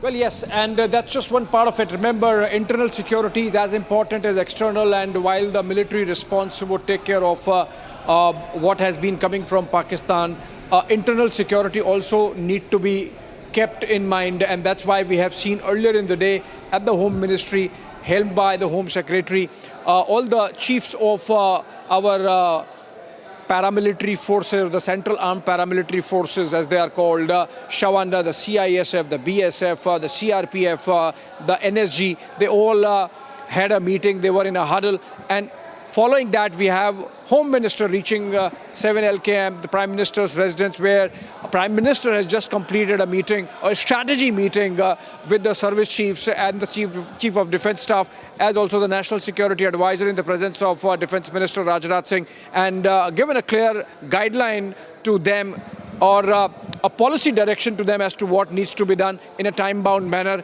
And of course, it has to be a military response, because he was talking to the military leadership. It's clear that India's military response to Pahalgam terror attack is coming. And if you piece together the statements that have been made by the Prime Minister, the meetings that he has had, and the confabulations that have gone on in the North Bloc and the South Bloc, Shawan, it's clear that maybe in the next 48 hours, let's not take away the surprise element. That's the prerogative of the military leadership. And for that, we have to let the military leadership do the talking now. But it's really building up to something in terms of India's military response, kinetic response to the Pahalgam terror attack. We have more developments coming in, Shawan. And that's basically the information is that Prime Minister has affirmed that it is our national resolve to deal a crushing blow to terrorism. So essentially, broad direction coming in. And what this means, Shawan, is that I was going through the words that came in, which is that Prime Minister has made it clear that the military response has to be given. Prime Minister has left the nitty-gritties, the details to the military leadership, obviously, because they are professionals, they are subject experts, they have to decide. And the Prime Minister has assured them of political backing. We have seen the political will has not been lacking from the time of Uri to Balakot, post-Pulwama, and now in this case, with the public statements made by the Prime Minister, and now this coming in, it's clear, Shawan, that this time we are not letting go of Pakistan off the hook, and all that terror infrastructure that it has built and nurtured over the years, that's going to be the target. Well, in fact, some more details basically emerging from the meeting that took place. Government sources, as Abhishek was also pointing out, this is what the Prime Minister has basically indicated. He has affirmed that it is our national resolve to deal a crushing blow to terrorism. In fact, this is a public statement that the Prime Minister had made from the podium in Bihar, when he said that India will hunt down these terrorists. In fact, the Prime Minister has expressed complete faith, confidence in the professional abilities of the Indian Armed Forces. And the other part that was indicated by the Prime Minister was the fact that complete operational freedom to decide on the mode, targets and timing of our response. Now, the pattern here, Abhishek, has been that after the Uri attack, within 10 days, a surgical strike was carried out. After the Pulwama attack, within 12 days, the Balakot attack took place. Abhishek, this time... And there, Shawan, yes. This time, the Prime Minister has given a complete freedom once again as far as operational freedom to the forces are concerned. In terms of the military options, they are completely tight-lipped, and rightfully so. And rightfully so, Shawan. It's not for us to, deliberate whether Muridke is going to be targeted, or Bahawalpur is going to be targeted, or Appara is going to be targeted, or someplace else. There is an escalatory matrix, as they say in the defense parlance, which is in place. The escalatory matrix makes the military leadership decide at what level, at what time, and they have to execute their plans.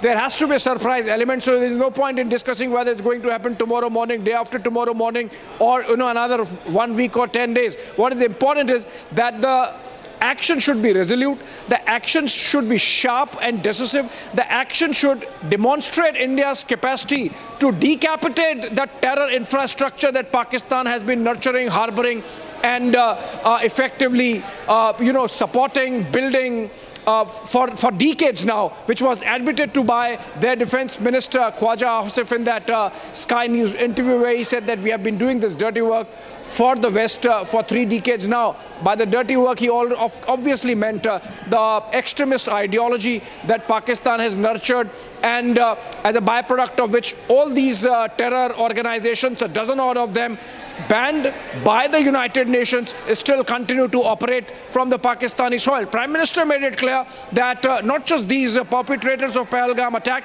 but the soil from where this is emanating, that also would be targeted this time. So make no mistake that it is going to be much broader than what we saw in the case of post-Pulwama Balakot airstrikes. It's going to be much more in terms of inflicting the damage vis-a-vis the surgical strikes of Uri. And in fact, Uri and Pulwama, Shawan, or Uri and Balakot had really drawn the red lines insofar as India's response to terrorism is concerned. And I have been, again and again listening to what the Prime Minister has said in his public statements post the Pahalgam attack. It is clear that what he is indicating towards is that India now so far as terror is concerned, is going to have hot pursuit as its policy. So if, for example, we have already established the Pakistan army linkage in the case of Hashim Musa, if, for example, in the Pahalgam terror attack, more clear evidence emerges of Hafiz Saeed having been involved, Masood Azhar having been involved, then obviously there are missiles that are going to target those people wherever they are. It's not that we are not capable of doing this. We almost got Hafiz Saeed just about 3 years back, 2.5 years back. We missed him by just about 100 feet. 100 meters, but then that was a covert operation. This time it can be overt because the world has to know that this is being done because of what Pakistan has been doing, what it has done in the latest instance in Pahalgam. And going by the world response already, Shawan, almost a dozen and a half world leaders from heads of government led by President Trump of the United States, to United Kingdom, to Japan, to Australia, to even Saudi Arabia and UAE and Jordan in the West Asian geography, to many other European leaders, President of France, everyone included. They have spoken to Prime Minister, and really that makes it clear where the world sentiment and world opinion on Pakistan lies, and that obviously provides tailwinds insofar as our military response is coming, which is coming very soon. Unimaginable punishment for Pakistan. That's what the Prime Minister had said. Ladies and gentlemen, a free run now given to the forces. We're slipping into a short break as we're getting in more details coming in from the operations that are underway in Kashmir. 3 overground workers have now been arrested. Getting you the details in a short while from now. Pakistan's para-commando leader of Pahalgam terrorists. Agencies establish direct links behind terror. Time to make Pakistan army pay for its terror policy. Debating tonight at 8 p.m. सस्ते वाले दाल मसाले स्वाद हुआ बेकार MDH की हल्दी मिर्ची धनिया करे कमाल ये रंग दे ये खुशबू दे ये तीखा ये कम पड़े क्या निराला MDH मसाला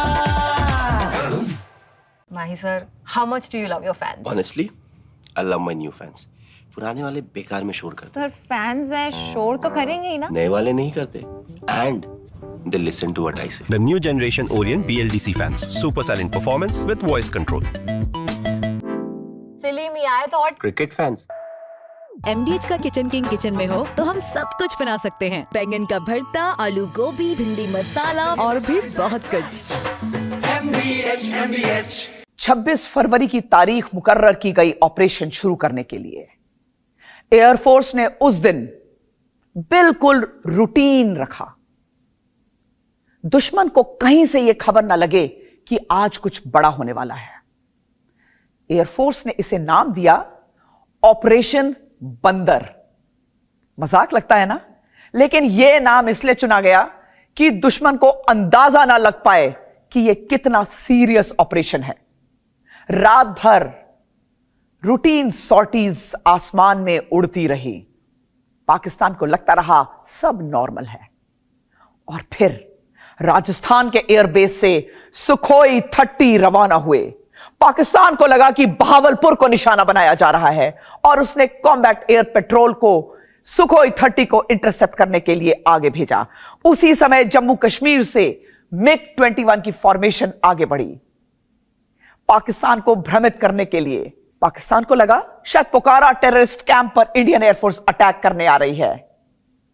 जब सुखोई 30 और मिग 21 ये दोनों जहाज पे थे तो अब शुरू हुआ असली अटैक। ग्वालियर एयरबेस से मिराज 2000 का स्ट्राइक पैकेज ने उड़ान भरी, जिसमें मिराज 2000 थे, एयर रिफ्यूलर्स, एवैक्स, स्पाइस 2000 बॉम्ब से लैस, जिन्हें लेजर गाइडेड प्रिसिशन बॉम्ब्स कहा जाता है। आपको यह बताना जरूरी है कि मिराज 2000 ही वो बॉम्ब्स थे जिनका इस्तेमाल हमने कारगिल के युद्ध में टाइगर हिल और तोलोलिंग की पहाड़ियों के ऊपर किया था। ये इतना सटीक मार करते हैं कि यदि एक पूरे घर में एक कमरे पे अटैक करना हो तो लेजर गाइडेड प्रिसिशन बॉम्ब्स ही उसका अचूक जवाब है। मिराज 2000 ने पाकिस्तान ऑक्यूपाइड कश्मीर के रास्ते पाकिस्तान में प्रवेश किया। पाकिस्तान को पता ही नहीं चला, क्योंकि जब हम ग्वालियर से उड़े तो सीधा एलओसी पे नहीं पहुंचे थे। ग्वालियर से उड़ते समय पहले आगरा, बरेली और फिर उसके बाद टर्न करके सीधा एलओसी के अंदर घुसे। सरतन से जुदा imagery for Prime Minister Modi by Congress handle. Congress continues to provide fodder to Pakistan. Congress love for Pakistan, treason or tactic, debating tonight at 9 p.m. At Amity, we believe happiness drives success. The Amity Reiki Center for Happiness, established in partnership with Dr. S.S. Reiki's Foundation, empowers youth with the science of happiness, enabling them to lead with confidence. It is part of Amity's nation-building commitment to drive India higher on the World Happiness Index. सस्ते वाले दाल मसाले स्वाद हुआ बेकार। MDH की हल्दी मिर्ची धनिया करे कमाल। ये रंग दे, ये खुशबू दे, ये तीखा, ये कम पड़े। क्या निराला MDH masala. Mahi sir, how much do you love your fans? Honestly, I love my new fans. पुराने वाले बेकार में शोर करते। सर फैंस है, शोर तो करेंगे ही ना। नए वाले नहीं करते। And they listen to what I say. The new generation Orient BLDC fans. Super silent performance with voice control. सिली में आए तो और Cricket fans. यहां से कहानी शुरू होती है विंग कमांडर अभिनंदन वर्तमान की। अभिनंदन वर्तमान उड़ान भर रहे थे MiG-21 अपग्रेडेड बाइसन में, जो एक पुराना जहाज है। आसमान में उनका सामना होता है पाकिस्तानी F-16 से। फर्क देखिए, F-16 technologically one of the most advanced fighters, लेकिन भारत का शेर अभिनंदन इंगेज करता है अपनी R-73 मिसाइल से। यहां आपको यह बताना बहुत जरूरी है कि इस लड़ाई में विंग कमांडर वर्तमान के आंख और कान थे फाइटर कंट्रोलर, और वो थी स्क्वाड्रन लीडर मिंटी अग्रवाल। मिंटी अग्रवाल को पूरा वॉर सीन अपने आंख के सामने दिखाई दे रहा था। She was seeing from where the aircraft is approaching. She was suggesting and guiding the proximity of aircraft. She was also guiding Abhinandan Vartman on the choice of the weapon or the missile. जब R-73 missile Minty Agarwal ने बताई, lock करी, अभिनंदन वर्तमान ने वो लाल button दबाया, missile निकली और पाकिस्तान के F-16 को मिंटी अग्रवाल ने रडार से बाहर जाते हुए देखा। Perfect kill. लेकिन उस बीच अभिनंदन वर्तमान एलओसी क्रॉस कर गए। Minty Agarwal kept calling on radio, turn cold, turn cold, turn cold, यानी वापस आओ, वापस आओ। पर Pakistan's para-commando leader of Pahalgam terrorists. Agencies establish direct links behind terror. Time to make Pakistan Army pay for its terror policy, debating tonight at 8 p.m. आपके घर के खाने में रेस्टोरेंट जैसा स्वाद ले आए MDH का शाही पनीर मसाला। पनीर को क्या मस्त बना डाला। Mahi sir, how much do you love your fans? Honestly, I love my new fans. पुराने वाले बेकार में शोर करते। सर फैंस है, शोर तो करेंगे ही ना। नए वाले नहीं करते। And they listen to what I say. The new generation Orient BLDC fans. Super silent performance with voice control. सिली में आए तो और Cricket fans. अब आया असली स्वाद। अब आया स्वाद। जब स्वाद के पड़े हो लाले तो MDH का चंकी चाट मसाला डालें। MDH का चंकी चाट मसाला। MDH। यहां से कहानी शुरू होती है विंग कमांडर अभिनंदन वर्तमान की। अभिनंदन वर्तमान उड़ान भर रहे थे MiG-21 अपग्रेडेड बाइसन में, जो एक पुराना जहाज है। आसमान में उनका सामना होता है पाकिस्तानी F-16 से।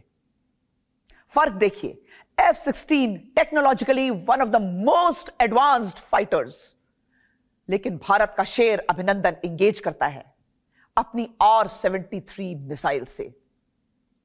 यहां आपको यह बताना बहुत जरूरी है कि इस लड़ाई में विंग कमांडर वर्तमान के आंख और कान थे फाइटर कंट्रोलर, और वो थी स्क्वाड्रन लीडर मिंटी अग्रवाल। मिंटी अग्रवाल को पूरा वॉर सीन अपने आंख के सामने दिखाई दे रहा था। She was seeing from where the aircraft is approaching. She was suggesting and guiding the proximity of aircraft. She was also guiding Abhinandan Vartman on the choice of the weapon or the missile. जब R-73 missile Minty Agarwal ने बताई, lock करी, अभिनंदन वर्तमान ने वो लाल button दबाया, missile निकली और पाकिस्तान के F-16 को मिंटी अग्रवाल ने रडार से बाहर जाते हुए देखा। Perfect kill. लेकिन उस बीच अभिनंदन वर्तमान LOC क्रॉस कर गए। Minty Agrawal kept calling on radio. The country has once again come under threat, and we've been through this so many times. There are enemies against the country working all over to stop India's progress. We want this to be a Viksit Bharat. It will be a Viksit Bharat. But what about the cohesion and unity of our country? Is there a single forum where we unite together? The only solution is to make the enemy understand that we are so united in our collective resolve that we will take on anyone, any individual, any politician, any political party, any group that comes in the way of our nation. And I'm calling upon all nationalist Indians to have the faith in the Republic Media Network, to have the faith in me to bring together the Nationalist Collective. The Nationalist Collective is an idea that will bring us together and make sure that the world knows that we are here to make our mark. We will never be run over.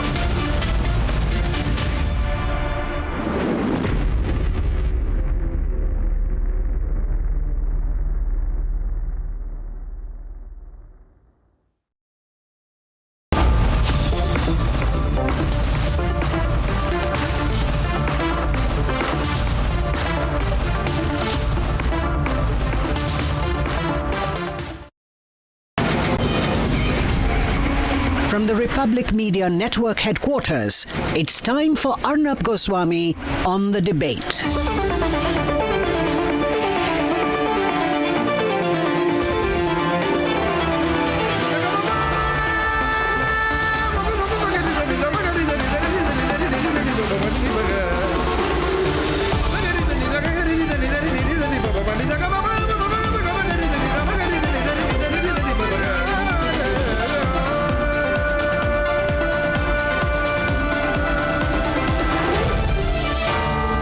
Arnab Goswami on the debate.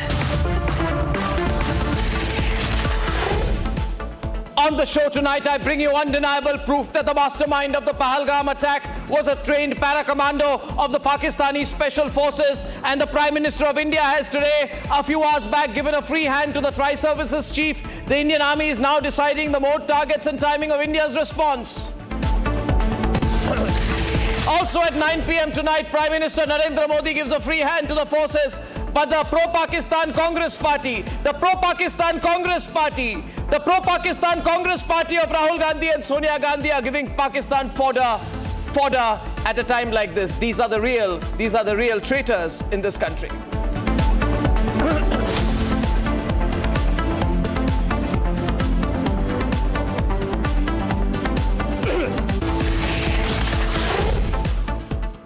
Ladies and gentlemen, welcome. The country has been attacked. We are under attack as a nation. And revenge is coming, and revenge is coming soon. As I bring you this broadcast this evening, we have been told by top-level sources in the government that the Prime Minister has affirmed in a meeting today a national resolve to deal a crushing blow to terrorism. Prime Minister Narendra Modi expressed complete faith and confidence in the professional abilities of the Indian Armed Forces. And the Prime Minister of the country has announced that they have complete operational freedom to decide on the mode, on the targets, and the timing of our response. And I want to say this tonight, all of us across the country, the Republic Media Network, and every single Indian citizen has complete and absolute faith in the decision-making ability, the focus, the leadership, and the decisions that the Prime Minister of India has taken. Narendra Modi has had a very important meeting today, ladies and gentlemen. Those are some pictures in case you missed it. This is 8 days after the Pahalgam attack. Present in the meeting with the Prime Minister is Rajnath Singh, Defence Minister of India, Ajit Doval, you see there, India's National Security Advisor, General Anil Chauhan, the Chief of Defence Staff, General Upendra Dwivedi, Chief of Army Staff, Admiral Dinesh Tripathi, Chief of Naval Staff, Air Marshal A.P. Singh, the Air Force Chief, the Chief of Air Staff. The duration of this very critical meeting, of which we have these exclusive visuals, has been for more than 1 hour.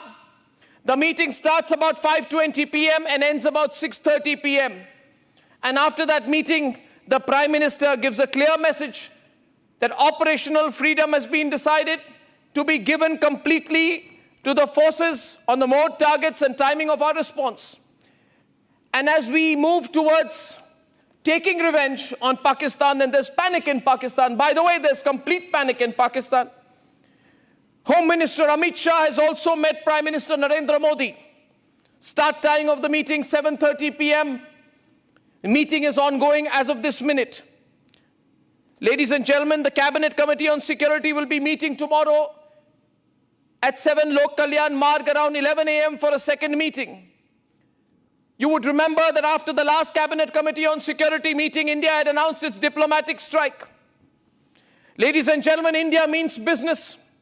The Indian Air Force has conducted Exercise Akraman attack over a large area in the central sector involving its mainstream supersonic fighter aircraft fleets led by the Rafale combat aircraft. Ladies and gentlemen, Pakistan knows that this time India is going to hit hard.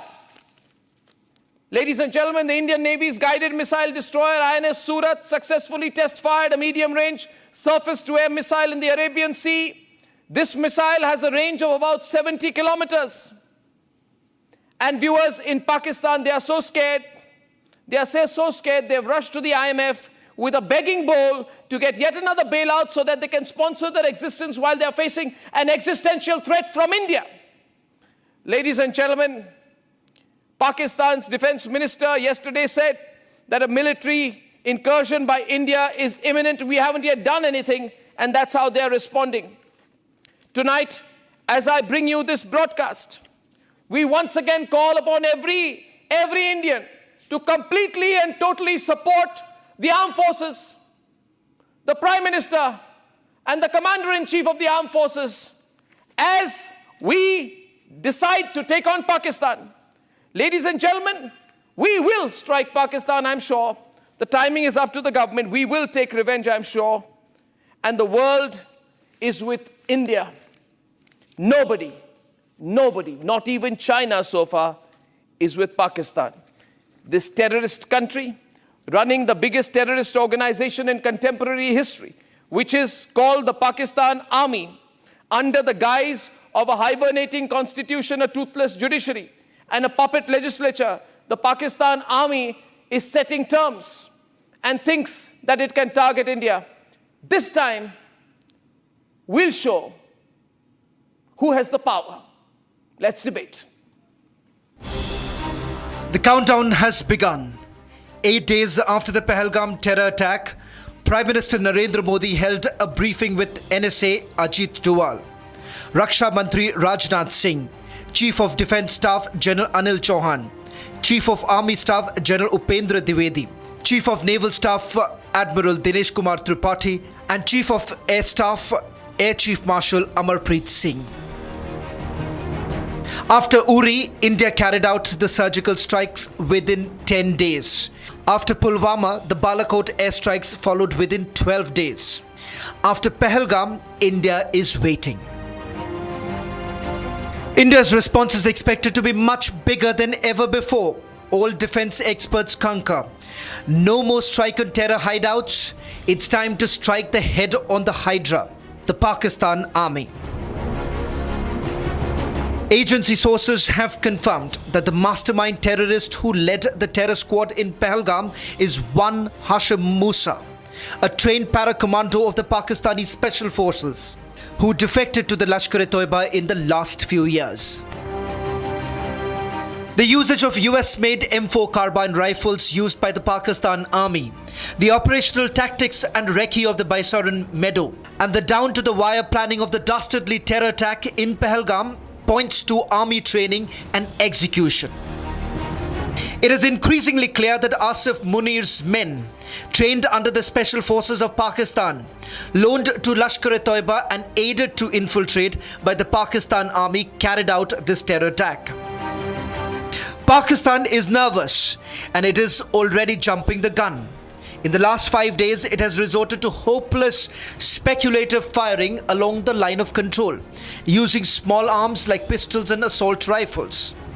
In a complete state of panic, Pakistan also launched a series of hopeless cyber attacks on some government websites.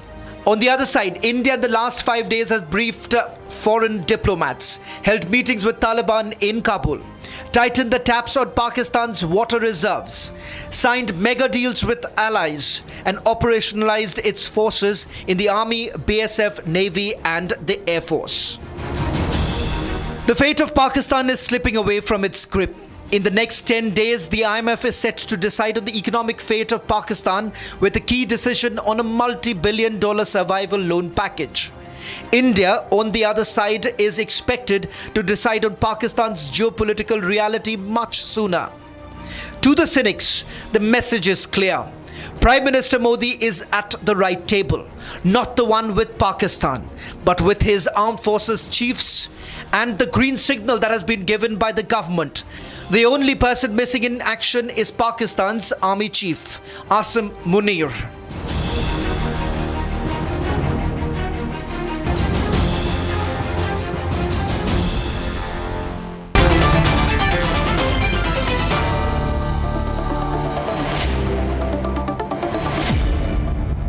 It's getting very exciting because it's getting close and the time to really bash up the Pakistanis is coming. It's very exciting, isn't it? I mean, we're going to bomb the living daylights out of these people. Major Samar Paltur. And with us tonight is your favorite General K.K. Sinha and Abhijit Iyer Mitra from the Indian side. Raja Faisal from Lahore, Brigadier Waqar Hussain Khan from Lahore, Irshad Ahmad Khan from Islamabad, and Dr. Hussain Tibo is a strategic affairs analyst from Lahore. Exciting times, Major? Yes. Exciting times. Indeed. When we hammer them, will we go after their civilians or will we, make it focused? Because there's a lot of panic in Pakistan. What message would you send to the Pakistanis? Arnab, my message to the Pakistanis today at this hour on the 29th of April, 2025 will go down in history when I am telling you that when you see an Indian soldier approach you, do not panic, do not run, do not do something which is stupid or which is going to put your life in harm. Ladies and the mothers who are unarmed, who have nothing to do with the conflict, they are going to feel safe because our enemy is not the Pakistan Awam. Our enemy is the Pakistan establishment. जो वर्दी वाले हैं वो दुश्मन हैं और मैं appeal करूंगा पीटीआई के सपोर्टर्स को कि जब हिंदुस्तान की फौजें बढ़ेंगी ये पाकिस्तान के अंदर इन्हें वहीं पे मारेंगे और हमारे साथ मिलेंगे। चलो मैं कारतूस इरशाद चलो मैं कारतूस चलो बेटे शाबाश ड्यूटी पूरी हो गई। चलो मैं कारतूस मैंने गन रखी है, ये पीछे फायर मारूंगा तुझे करना लाए। अगले को लाए। ये पीछे गन देखो मेरे, ये गन रखी हुई है, इधर से फायर मारूंगा सीधा। मारो। याद रखना। freaking जी out. आपके घर में बिरयानी खाने आ रहा हूँ मेजर डर जाएगा इरशाद जी आपके घर में बिरयानी खाने आ रहा हूँ आपके लिए दवाइयां भी लेके आ रहा हूँ और आपके लिए कुछ राशन भी लेके आऊंगा और सबसे जरूरी पानी तो है नहीं तो पानी तो जरूर लेके आऊंगा आपके लिए Now one of the important things here today is that you see that as you can observe from the Pakistanis today, 2 out of the 4 Pakistani guests इनका mental balance खराब हो चुका है. Right? They are getting hysterical. This response is hysterical. इसको कहते हैं hysterical response. He's not in control. But we know what we are doing out here. I don't think they have a sense. General KK Sinha, Ishad जरा 2 minute चुप रहिए. General KK Sinha, this meeting that has been held by the, there is a meeting with Amit Shah happening even now. General Anil Chauhan, General Upendra Dwivedi, Chief of Army Staff, Navy Staff, Defense Staff, National Security Advisor, Defense Minister, after which a statement has been informally issued that total operational freedom has been given to decide the mode, targets and timing of our response. And the nature of the deployment, is... Hussain, just shut up, will you, for 2 minutes? Will you shut up for 2 minutes? Yeah, just shut up for 2 minutes. Anyway, now the thing is, we are talking serious strategy. Can I get these non-serious people out? General KK Sinha, deployment is clear. I mean, it's, we are technologically way ahead now. We have drones, we have all kinds of equipment. We have levels of equipment that have been disclosed, and there are also many, many weapon systems that have not been disclosed. Right? And therefore, this time is it's going to be very different from 71, very different from Kargil. It's going to be full-on Indian power, because the India of 2025, our forces, are equipped extremely differently. This is the first line. And therefore, 1 minute. Therefore, KK after KK. Yeah. That it is not 1971. So Faisal, can you finish Arnab to speak? Faisal. You see okay. The Pakistanis. Arnab. Raja, will you be quiet for a minute? Arnab. Yeah.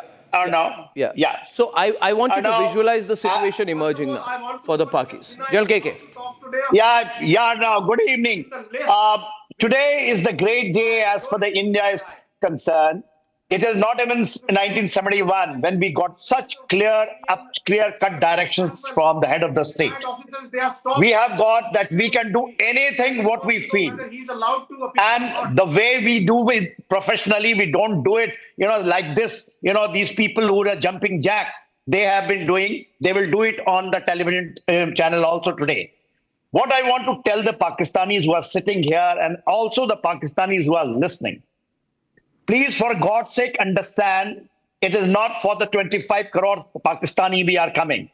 Because you want to get liberated, it is Balochistan, it is Khyber Pakhtunkhwa, it is POK, Gilgit-Baltistan. I'm in touch with them because I operated in Gilgit-Baltistan. They wanted to come back with India. So, friend, you may jump on television channel.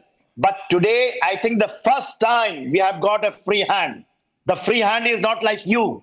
We are going to do professionally. Our spectrum, you must understand, our spectrum is from this end to that end. It is all out, to limit it, to take the POK back, get the Gilgit-Baltistan because it's falling.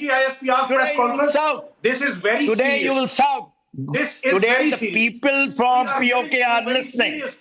We are not going to come to you. We would not be accepting any jokes from you. Who shouts on television channel, who has got no brain, Raja, who doesn't know anything, who shits in the pan. I have seen your Fauji's actually sitting in the pan. Today, should I tell you? Today, India has never told you to nip you very 5310, a feature which is deep inside in Gilgit-Baltistan. It is heading towards the Sakardo. We captured it You covered people. You never had the guts to even come back and claim it. You came 4 kilometers in Tiger Hill. We have taken, the casualty. The point is, let us look at the capabilities here. Let us look at the capabilities here. Raja, you have to listen to me. Complete POK. One minute. Raja, you got to listen to me. You got to listen to me. You will see. And then we can have a clear discussion. You'll see this. Yeah. Raja. You have Raja. been doing terrorism. No, you Raja, are thinking that you're going long. It's all very brave of you. And it is not. Yeah, one minute, Raja. 1 minute. General KK, give me a moment. Summer is on. Abhijit, please wait a minute. Can I get 4 windows with Raja on one side? Yeah, one second. Now listen to me, Raja. Arnab, I would like to talk about DJSPR's. I would like to say something Why to you. Are you ignoring and it? only to you, and I need you to. You don't want the world to know who Major Sandeep is. Now, the question is that, we have to be very rational when we are speaking to each other, right? I know completely well, this is natural response of a frightened country that it does not know what to do. They are petrified. Now, they are completely petrified. Now, the point is here, Raja, that Hamid Mir has said, Hamid Mir is a Pakistani journalist and news anchor, and he has said that Pakistan cannot afford a war with India. And then he was asked, who told you this?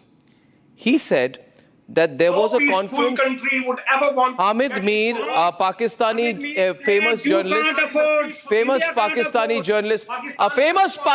journalist called Hamid Mir has said that General Bajwa confessed that Pakistan army is no match for the Indian army. This was quoted in your media. How to fight. Hamid Mir told that you want a Hamid Mir said that about your media. Hamid Mir said that about your army. War hysteria, if it is taking us towards a war between both of the nuclear countries, will 1 minute, it's not. 1 minute. Just 1 minute. Take the windows here. It is not us going to war. It is you who's imposed the war on us. It is because of your deeds. जो तुम्हारे पाप है, उसने हमें मजबूर कर दिया है तुम्हें जूते मारने के लिए. And trust me, if you are going to bleed us with 1,000 cuts, we are going to finish you off with one strike of a sword. तुमने कलमा पढ़ा के मारा है, हम तुम्हें कलम करके मारेंगे.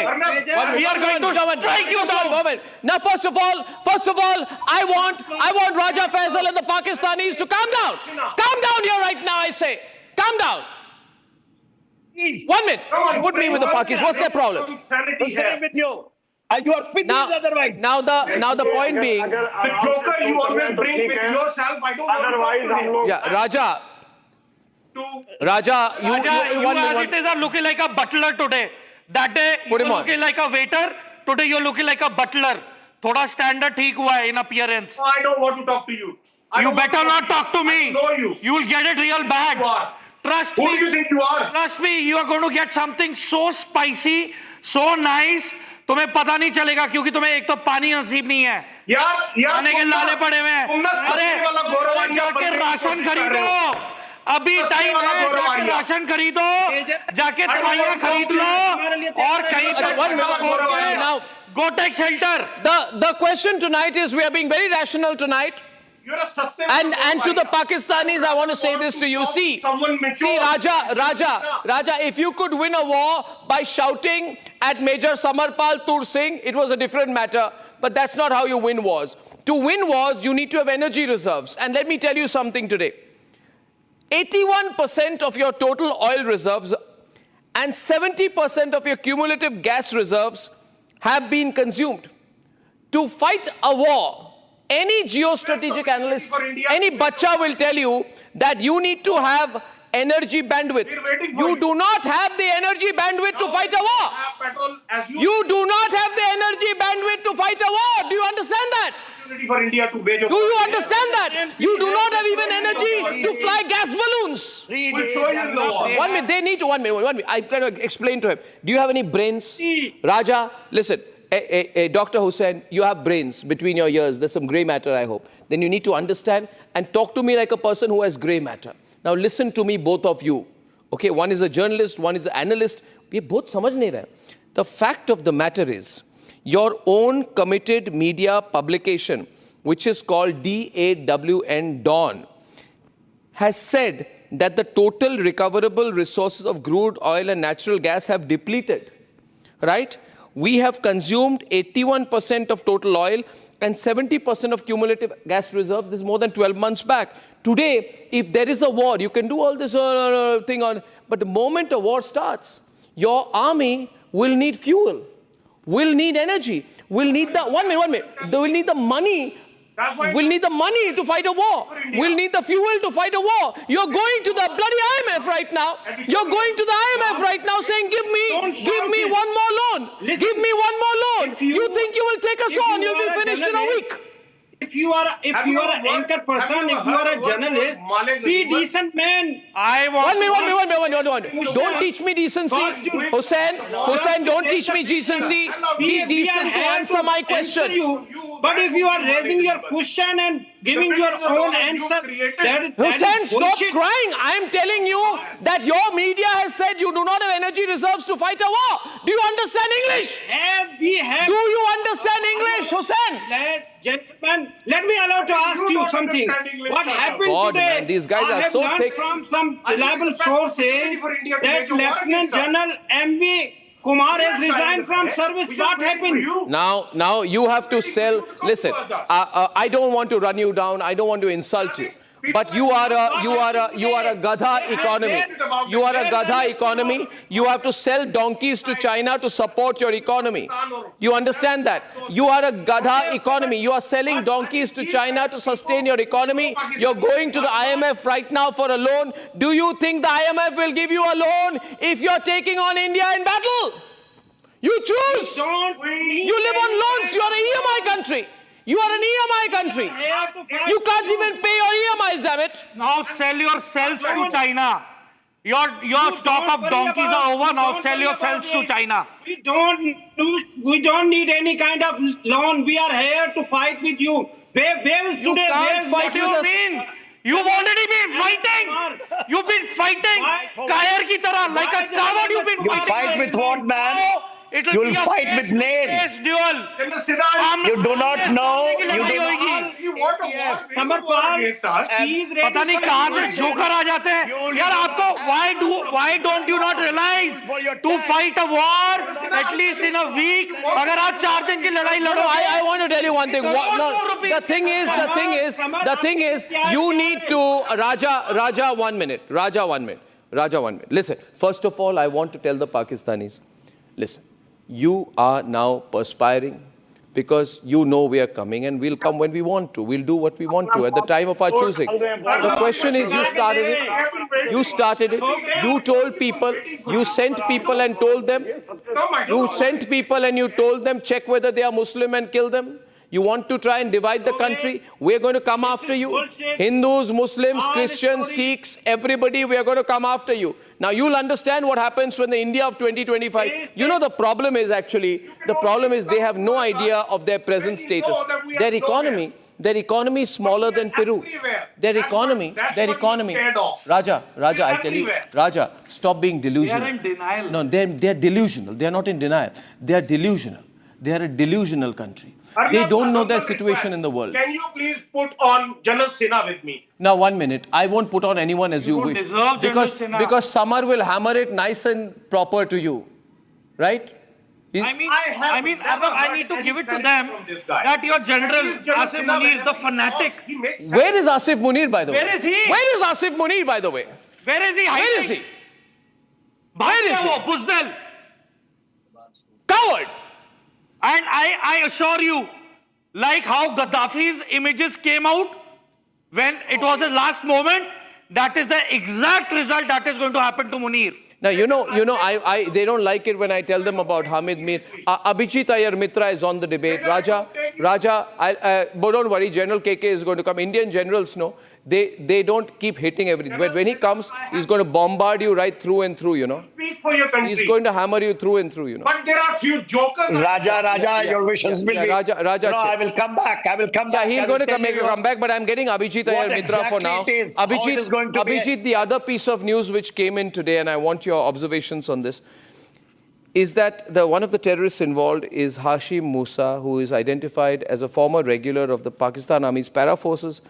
And it's now been revealed that Musa was trained by Pakistan's military establishment, which follows a similar pattern observed in October 2024 attacks where 6 non-locals, including 2 Indian Army personnel and 2 Army porters, were killed. Now, he was loaned. I'm giving the details of the terrorist. Damn you, will you be quiet for a minute? Are you related to him? Are you related to him? Are you related to him? Yeah. Now the fact is that this also indicates, Abhijit, that this is clear Pakistan Army's para forces hand, Pakistan Army hand in the Pahalgam attack. Right. Now they are obviously at this point of time, they're unable to decide how to respond. All the reactions you're seeing tonight are a part of their emotional turbulence. But there's not one rational statement they have made. Plus, their army chief is not making a single statement of late. And there is serious problems within. Abhijit, how are you reading the situation as of tonight, please? Please. Their army chief isn't opening his mouth right now because he opened it too wide a few weeks back. Oh, well said. The Corps commander is very upset with him because they weren't consulted on this. Now, with the benefit of hindsight, you can tell they were stocking up on war reserves of fuel starting in March. In March, the petrol prices fell, but Pakistan's import remained the same. So clearly, there was stocking going on. They always launch an attack when an American president comes. It started with the Chatti Singhpura massacre when Bill Clinton visited. Then in 2006, there was the Doda massacre when George Bush visited. When Barack Obama visited twice, there was a spike in violence. When Trump came in 2020, there was the Delhi riots. So this has been a very standard pattern. The problem, of course, is people open their mouths like Asim Munir does. You know, he's not a smooth operator. He comes from a certain strata of society, which you and I will not invite into our drawing rooms. So, you know, he's got a certain, low-class approach to things. They feel the need to sort of trumpet their views out quite publicly. And unfortunately, he's fallen foul of his own corps commanders. I think he's more afraid of his corps commanders bumping him off right now than he is of anything else. Yeah, so, that quite explains it, actually. You know, he's gone into a shell and he's not responding. And you are seeing the Indian Army chief, Indian Air Force chief come out and speak. He's ready. Gentlemen, let's get serious. Yeah. Gentlemen, let's get serious. Very serious. I think there is nothing in the war. And I'm pretty much sure you don't want to wage a war against Pakistan. Because even you yourself... You are wrong! Pakistan. We won't war this time! You know it very well. You are saying that you shouldn't go to war? Now you're scared? Now you're scared because we are coming after you. Backing you big time this We are going to get you by your tongues, by your neck, and we are going to burn you to the ground. I've been saying it again. That's the reality. पहले पठानकोट किया, फिर पुलवामा किया तुमने, अब पहलगाम किया, मर जाएगा. 2004 में you did Kaluchak. Naval forces. They are on the border. We will show you what a massacre looks like. No, we are going to come and massacre you. The question is why you see, now that you are saying, the point very cleanly to be understood, Abhijit, and General KK is coming in. Now they are saying, after all of this last week's talk, they are saying that, listen, we don't want war. Nawaz Sharif wants peace. We want to solve this matter diplomatically because they have a clear experience of the bold retaliatory strikes of Balakot. But now they have also come to the conclusion that India has realized that a single strike is not enough. Hitting their terror launch pads within 5 to 10 kilometers of the Pakistan Army post is not enough. They have a jihadist ecosystem in their country, which includes their army, damn it. Your army is part of the jihadist ecosystem. So we have to go after the center of your ecosystem, Hussein. Hussein, you got to understand. Hussain, we're going to dismantle the whole Rawalpindi machine. Please understand that under Article 51 of the UN Charter, we have absolute... 1 minute, Hussain, 1 minute. Hussain, you're an analyst. Listen to me. I believe that under Article 51 of the UN Charter, we have the right to preemptive self-defense. I can read Article 51 of the UN Charter. Nothing in the present Charter shall impair an inherent right of an individual or collective self-defense if an armed attack occurs against a member of the United Nations until the Security Council has taken measures necessary to maintain international peace and security. So if we were to go after you, you have to go to the Security Council, and nobody in the Security Council is going to support you because Article 51 gives us the right to preemptive self-defense. We're well within our legal rights to respond in the way that we need to, and we will. We will. Yes, now. Yes, now. And Hussain wants to shout. Let him shout for a while. Let him expend his remaining ammo, and then we'll go after. Let me talk. Only you are the only person who are pushing your army. They are duffers. These generals are duffers, idiots. They can't fight. Today, why? Can you tell me why today Lieutenant General M.S. Kumar has resigned from service? What happened with... I am telling you again and again and again and again and again. I am telling you again and again and again. Please understand right now. Prime Minister has given the free hand to us. Please understand. We are going, and LOC has got to do anything now. Because you Prime Minister already said that similar agreement you do not. You have taken the decision. You can't do anything. Diplomatically, 140 kilometers of your LOC is not there. So our troops are going to sit to that side. And it is very easy. You coward people, I've seen you. You run away from the first bullet. Both are duffers. Listen, I just want to paint a very, I'm going to give a very realistic scenario. You want to take him on? I want to take him on. Can I make a small point before you take him on? Just because I won't get a chance once you take him on, right? So I want to make a point tonight. And jo Pakistani hai, inko meri baat sunni. They must listen to me. General, 1 minute, please. General, allow me. Irshad, allow me. Irshad, allow me. मुझे बोलने दीजिए. Please listen to me. 1 minute. First of all, हाँ मैं बोल रहा हूँ ना, मैं बोल रहा हूँ, मेरी बात सुन लो. तुम्हारे भले में बोल रहा हूँ. तो आपके भले के लिए बोल रहा हूँ मैं. सुन लीजिए अच्छी तरह से बोल रहा हूँ तो. और ना तुम बकवास कर रहे हो. और मेरी बात सुनिए, किसने बकवास की? आपके आसिफ मुनीर ने कहा. आपके आसिफ मुनीर ने कहा, आप हमेशा इरशाद हमारे प्रोग्राम पे आके कहते हैं कि कारगिल में कोई पाकिस्तानी आर्मी का आदमी बंदा मरा नहीं. आप हमेशा आके चिल्ला के कहते हैं. ये कहते हैं, ये इरशाद कहते हैं. ये इरशाद कहते हैं. एक मिनट, ये इरशाद समर, ये इरशाद आके कहते हैं अर्नब हमने कारगिल में हमारा कोई मरा नहीं. मगर आसिफ मुनीर ने खुद कहा है. आसिफ, मेरी बात सुनो. इरशाद मेरी बात सुनिए. मैं कह रहा हूं आपको. मेरी बात सुनिए. सुनना होगा आपको. सुन जाइए मेरी बात सुनिए. मेरी बात सुनना पड़ेगा. अभी सुनने का टाइम आ गया और बाकी बहुत कुछ का भी टाइम आ गया है. इरशाद मेरी बात सुनिए, आपके भले के लिए कह रहा हूं. आपका बाप लगता है बाप.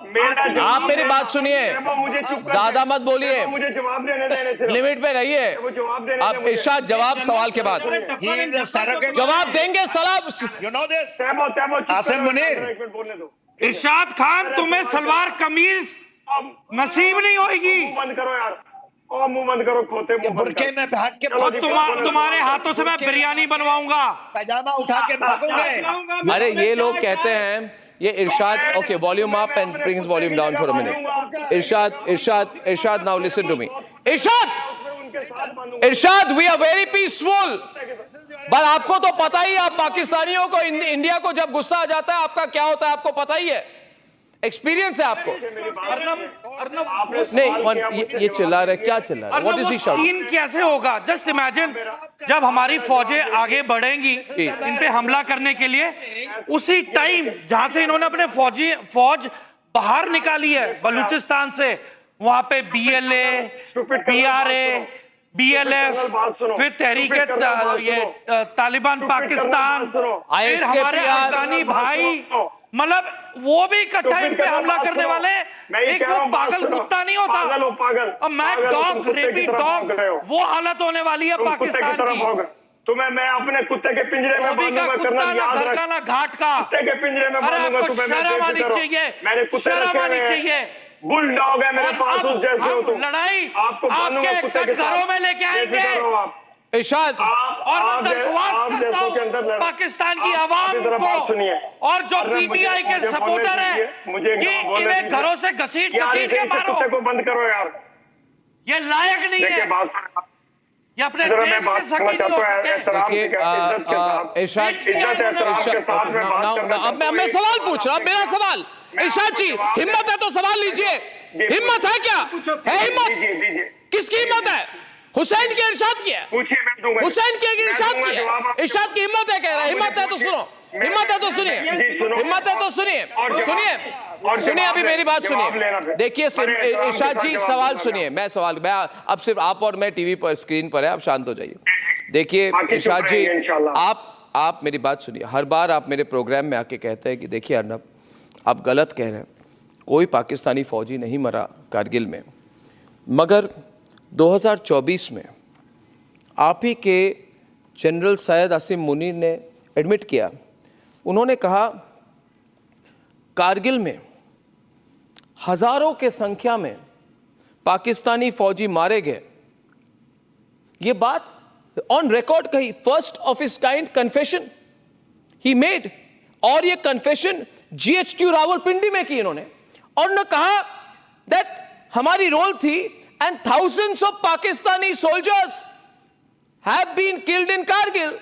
इससे ये प्रूव हो जाता है कि आप जैसे लोग एक नंबर के झूठे हो, यू आर लायर्स, क्योंकि आसिफ मुनी ने एडमिट कर दिया है और आप आके टीवी पे प्रोग्राम में आके कह रहे हो हमारे लोग मरे नहीं।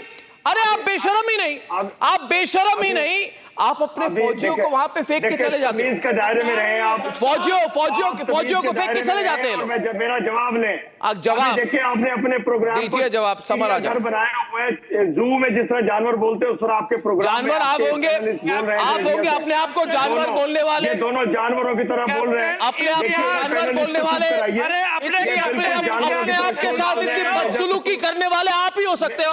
ये पाकिस्तानी है जो अपने साथ अपनों के साथ बदसलूकी कहते हैं, कह रहे हैं मैं जानवर हूं।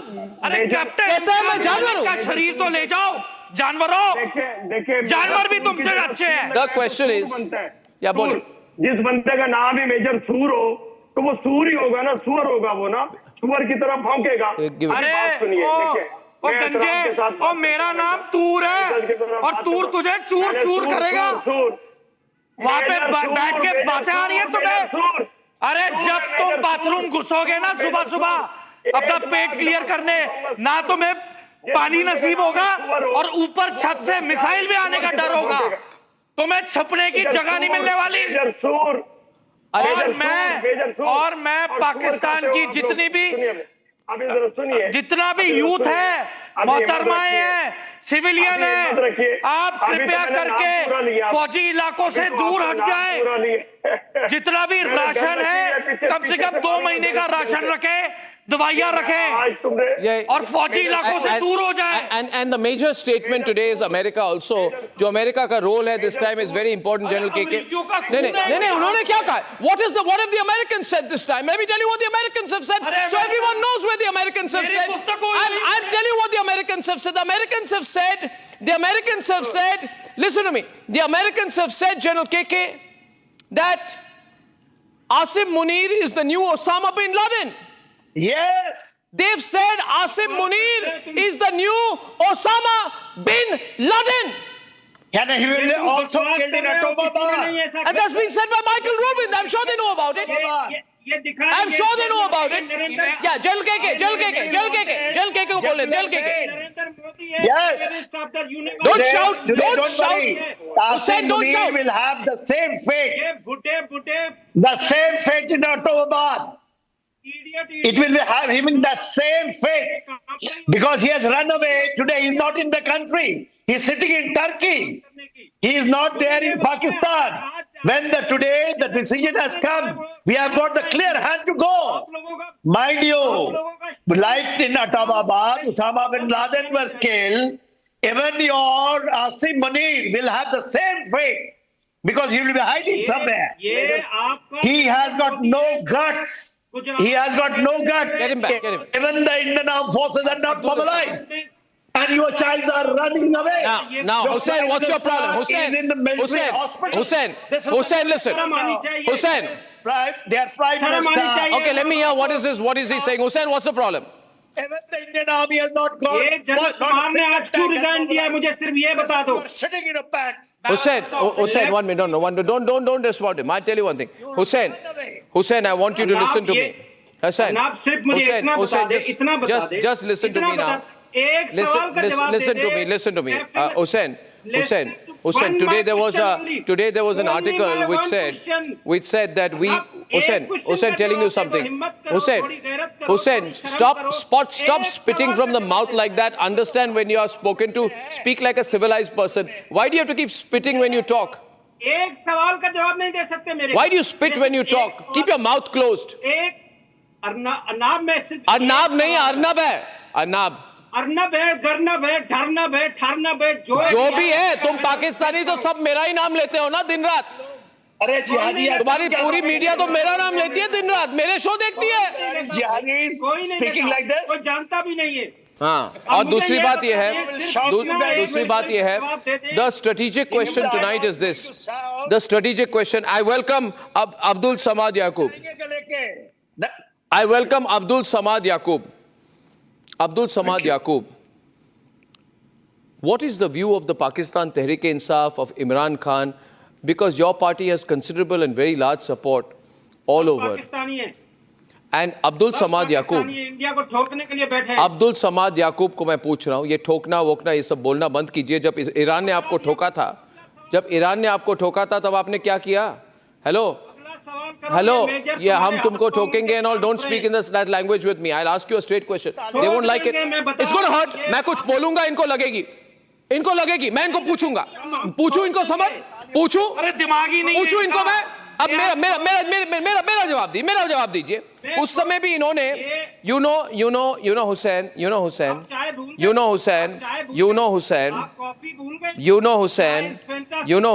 when Iran's foreign minister Hussein Amir Abdullahian Kumar ने आज क्यों रिजाइन दिया ये क्यों नहीं बता रहे हो? लेफ्टिनेंट जनरल MVS कुमार ने आज क्यों रेजिग्नेशन दी है? उसको आपने अरेस्ट क्यों किया है? आपको बड़े इंटरेस्ट है हमारे आर्मी में. अरे भाई मेरी बात सुनो, हम आपको मिलकर ठोकेंगे ना. अरे कल रात को तुम्हारा Pakistan chief of air staff Karachi में घूम रहा था रात को. बता देना. और फिर रात को 11 बजे लाहौर उतरा है. अगर हो सके तो लाहौर बचा लेना. अरे हो सके तो लाहौर बचा लेना. क्यों डर रहे हो? क्यों आपकी फौज मना कर रही है? लाहौर बचाने के लिए लाहौर बचाने के लिए बोल रहे हैं. Abdul Samad Yaqub, my question is to you. Abdul Samad Yaqub. Others volume down. Mr. Yaqub, ये सब जो बड़ी बड़ी बातें ये शहबाज शरीफ के सरकार और उनके जितने चमचे हैं जो बोलते रहते हैं हम ये करेंगे वो करेंगे. When Iran carried out multiple strikes, right, on Pakistan, retaliatory strikes, right, and all these people, Iranians said that we have attacked the soil of Pakistan. And then after attacking, I'll tell you, Abdul Samad Yaqub, उसके बाद Iranian foreign minister ने phone उठाई और phone उठा के इन्होंने शहबाज शरीफ वहाँ के foreign minister सबके साथ बात करके कहा देखिए, we have attacked you, we have hit you, we have fired missiles in Pakistani soil. Please stop, otherwise we'll go after your territorial integrity. ये जितने ये हुसैन थीबो और इरशाद जैसे लोग बैठे हैं कि हम ये करेंगे वो करेंगे, Pakistan said sorry to Iran and promised not to counter retaliate. And then this action, moment there were huge strikes. So my question is, Abdul Samad Yaqub, if that is the response to Iran, consider India, whose armies, whose military power, whose economy is many, many times bigger than Iran. So ये बोलने की बात दूसरी होती है. जैसे कहते हैं ना हिंदी में एक मुहावरा है, हाथी के दांत खाने के और दिखाने के और, है ना. ये खाने के दांत कुछ और है, दिखाने के कुछ और है. जब ईरान ने इनको मारा तब कुछ तो नहीं कर पाए. Till now, the only person they have successfully targeted is Imran Khan. They have not been able to target anybody else outside their country. Abdul Samad Yaqub, what would you say to all these people who are saying we are going to hit India and all the other stuff? Please, Abdul Samad Yaqub. Well, anyone who understands the wars or General Saab is here who far better understand what is the actual war is. I mean, if we compare on the paper, there is no doubt that India is far more superior in a conventional war. And I mean, I don't want to live in the state of the denial. Fact of the matter is, yes, India is far more superior.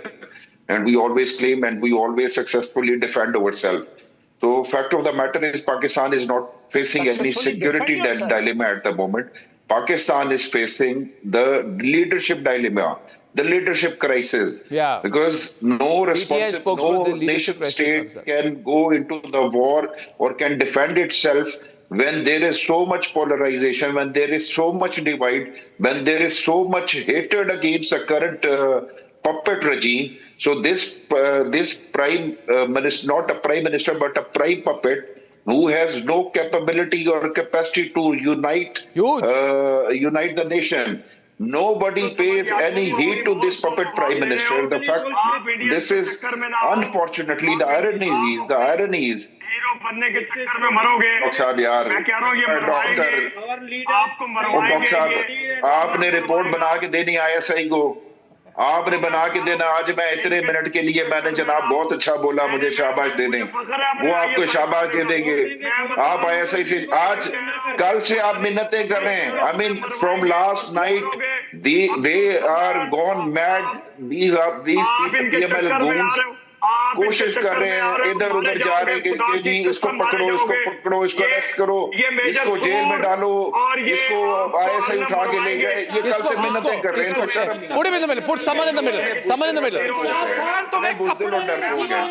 ये मेरे लिए तुम्हारे हाथों से मैं biryani बनवाऊंगा social media और लिटा के तुम्हें मिट्टी और कीचड़ में तुम्हें बाहर धूप में बिठा के रखूंगा। देखना तुम्हारा क्या हाल करूंगा। कुत्ते के बाल बांधो, कुत्ते के गले में पट्टा होता है ना, वो पट्टा पहना के तुम्हें तुम्हारे घर के बाहर बांध के रखूंगा, कुत्ते के पिंजरे में, और तुम्हें तुम्हारे हाथों से बिरयानी बनवा के तुम्हें खिलवाऊंगा, जिसके अंदर हिंदुस्तानी मसाले मैं डालूंगा। The issue is here, जो बात इरशाद जी जो बात रिपीटेडली पाकिस्तान के कितने एनालिस्ट, अभिजीत कितने एनालिस्ट कह रहे हैं कि हमारे कंट्री में बहुत बड़ी फूट है। एक तो आसिम मुनीर, एंटी आसिम मुनीर और प्रो आसिम मुनीर ग्रुप है, एक पीटीआई ग्रुप है, एक एंटी पीटीआई ग्रुप है, एक PMLN है, एक PMLNS है, एक PPP है।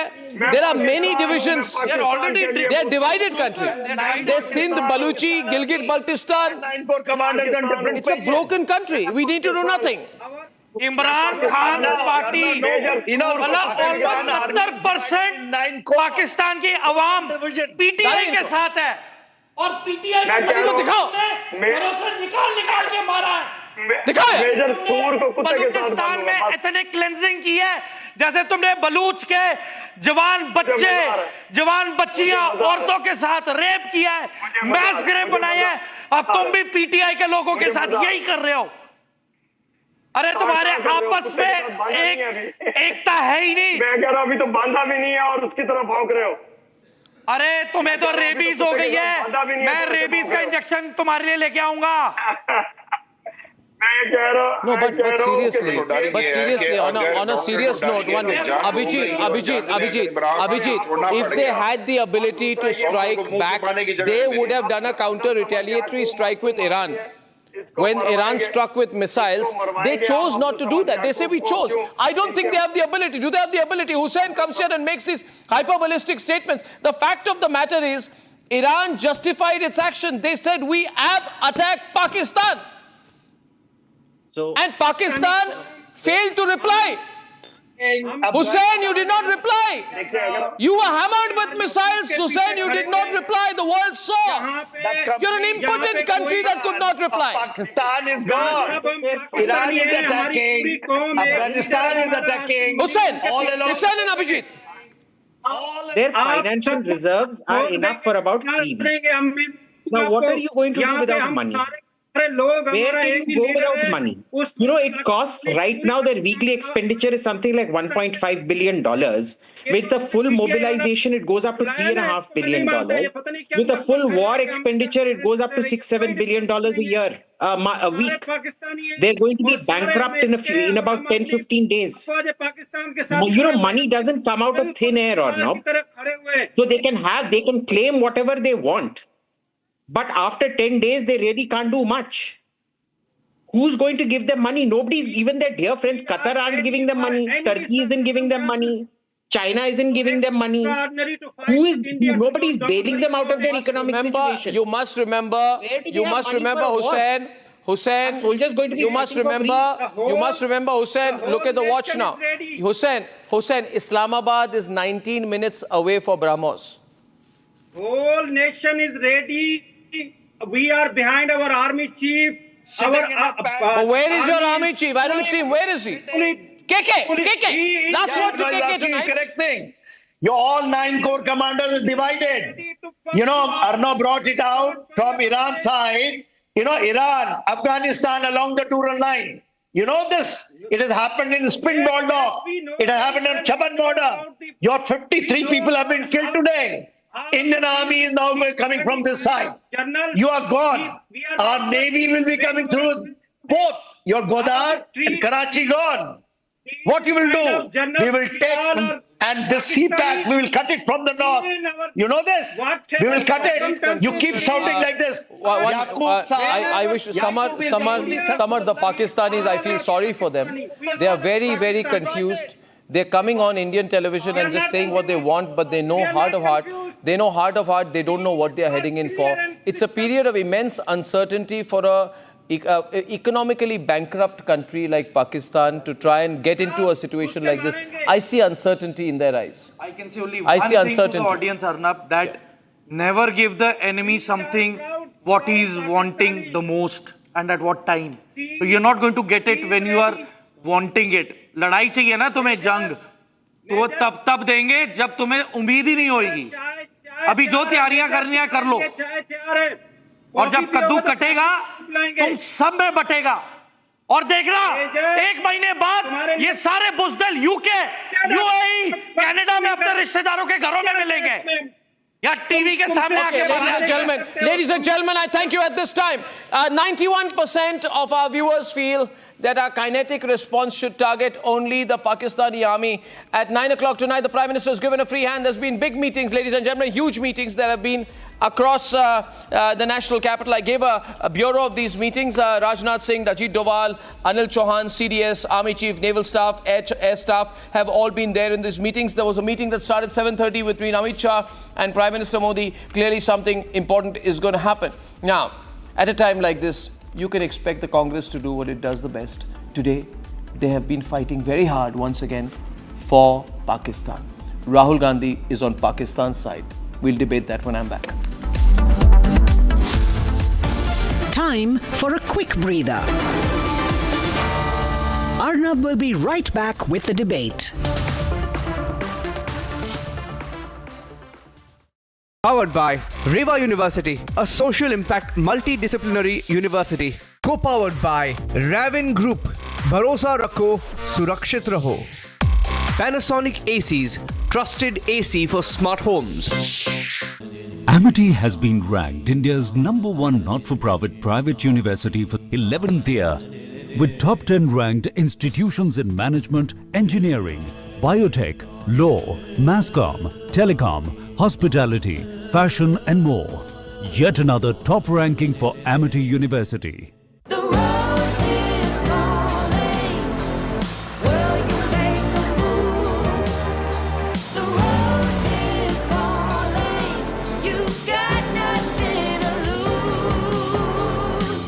Beyond better, the new Tiguan R-Line. Volkswagen.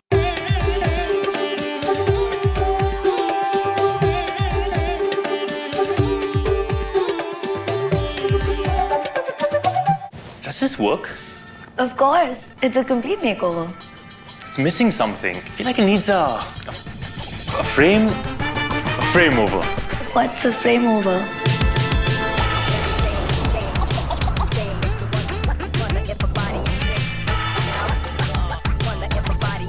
that's a frame over.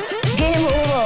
Stylish frames starting at rupees 800. Over 20 international brands, free eye test. Get your frame over today at Titan Eye Plus.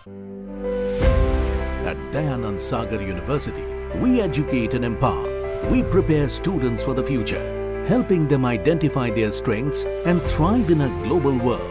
Here, academic excellence meets innovation, shaping leaders of tomorrow. With a vibrant cultural scene and world-class sports facilities, DSU nurtures holistic development. Dayananda Sagar University, Bengaluru. Explore, innovate, succeed.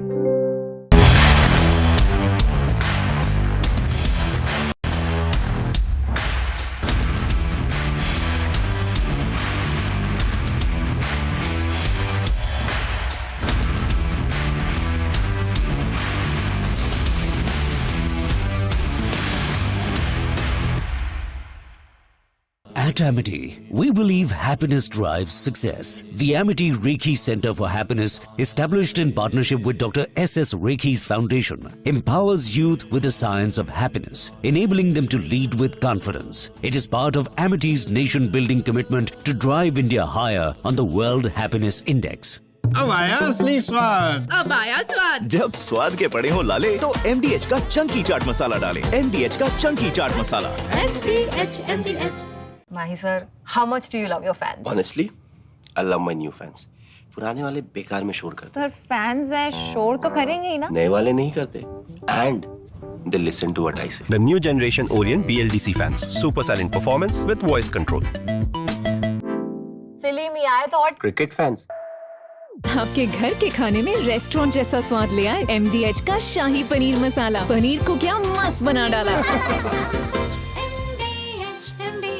26 फरवरी की तारीख मुकर्रर की गई operation शुरू करने के लिए air force ने उस दिन बिल्कुल रूटीन रखा। दुश्मन को कहीं से यह खबर ना लगे कि आज कुछ बड़ा होने वाला है। एयरफोर्स ने इसे नाम दिया ऑपरेशन बंदर।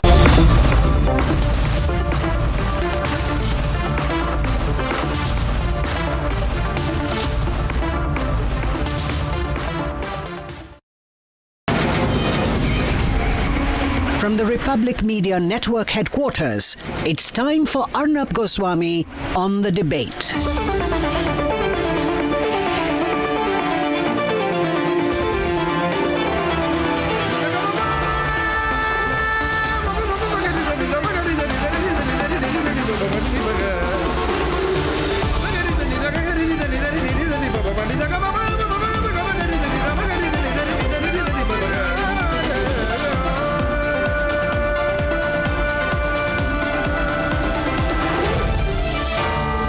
Arnab Goswami on the debate. Time now for the nation's sharpest opinion, and the Congress party is relentlessly fighting for Pakistan. Ladies and gentlemen, this party has declared itself now to be on Pakistan's side.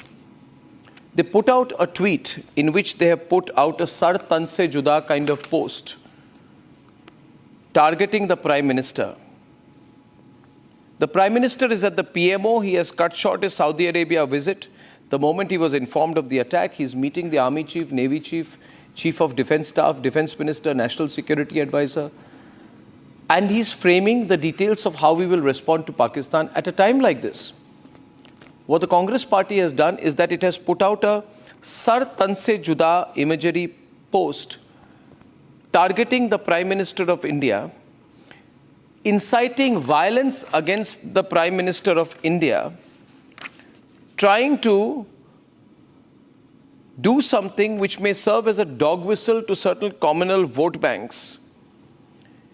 They have called for harm and violence against the Prime Minister of India. There is a visible representation of violence against the Prime Minister of India. It is a symbolic, the Congress party has put out a symbolic call for harm against the Prime Minister of India. The Congress party has therefore asked for subversion against the Indian state and the Prime Minister of India. And unsurprisingly, the Congress party's tweet is being shared across Pakistan as proof of the fact that the Congress party is completely on the side of the Pakistan government and the Pakistan army. Ladies and gentlemen, I don't want to say what the Pakistanis are saying, but all Pakistanis today know that if there is one political party with one leader who is on Pakistan's side, it is Rahul Gandhi and the Congress party.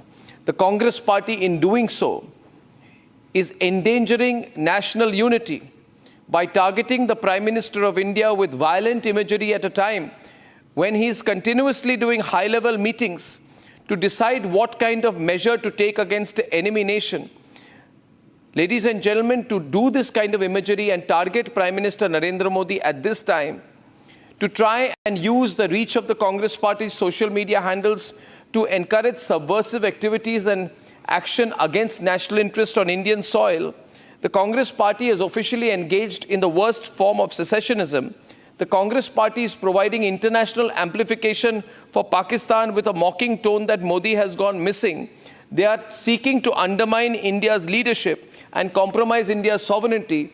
And Sonia Gandhi, since you are Italian born and your name is Antonia Di Maino, I want to ask you, Sonia Gandhi, Antonia Di Maino, would you or your son speak against Italy in the way that you're speaking against Bharat? That is the question Sonia Gandhi has got to be asked. If Sonia Gandhi or her son were to behave in such a way against the Prime Minister of Italy, then would Sonia Gandhi get away with this? This is not how a national party operates or behaves. You are endangering the life of the Prime Minister because you're politically pathetic and you are losers. This Sar Tan Se Juda's mindset, as visually referenced in the Congress poster, ladies and gentlemen, is the same argument used to eliminate Kanhaiya Lal from Udaipur, who was brutally beheaded in 2022. His killers, Islamist jihadis, recorded the execution while chanting Sar Tan Se Juda. This is a Sar Tan Se Juda kind of poster they have used against the Prime Minister of India. We support Narendra Modi. Narendra Modi is the elected Prime Minister of India, the leader of the nation, and Rahul Gandhi is instigating this against the Prime Minister of India, ladies and gentlemen, to a point where Rahul Gandhi, shame on you that we have a leader of opposition like you, that we have a political party like you. You have been quoted by the Human Rights Minister of Pakistan in the past. In their UN addresses, Rahul Gandhi has been constantly quoted by the Pakistani official machinery. And Pakistani journalists are today retweeting Rahul Gandhi's post against Narendra Modi.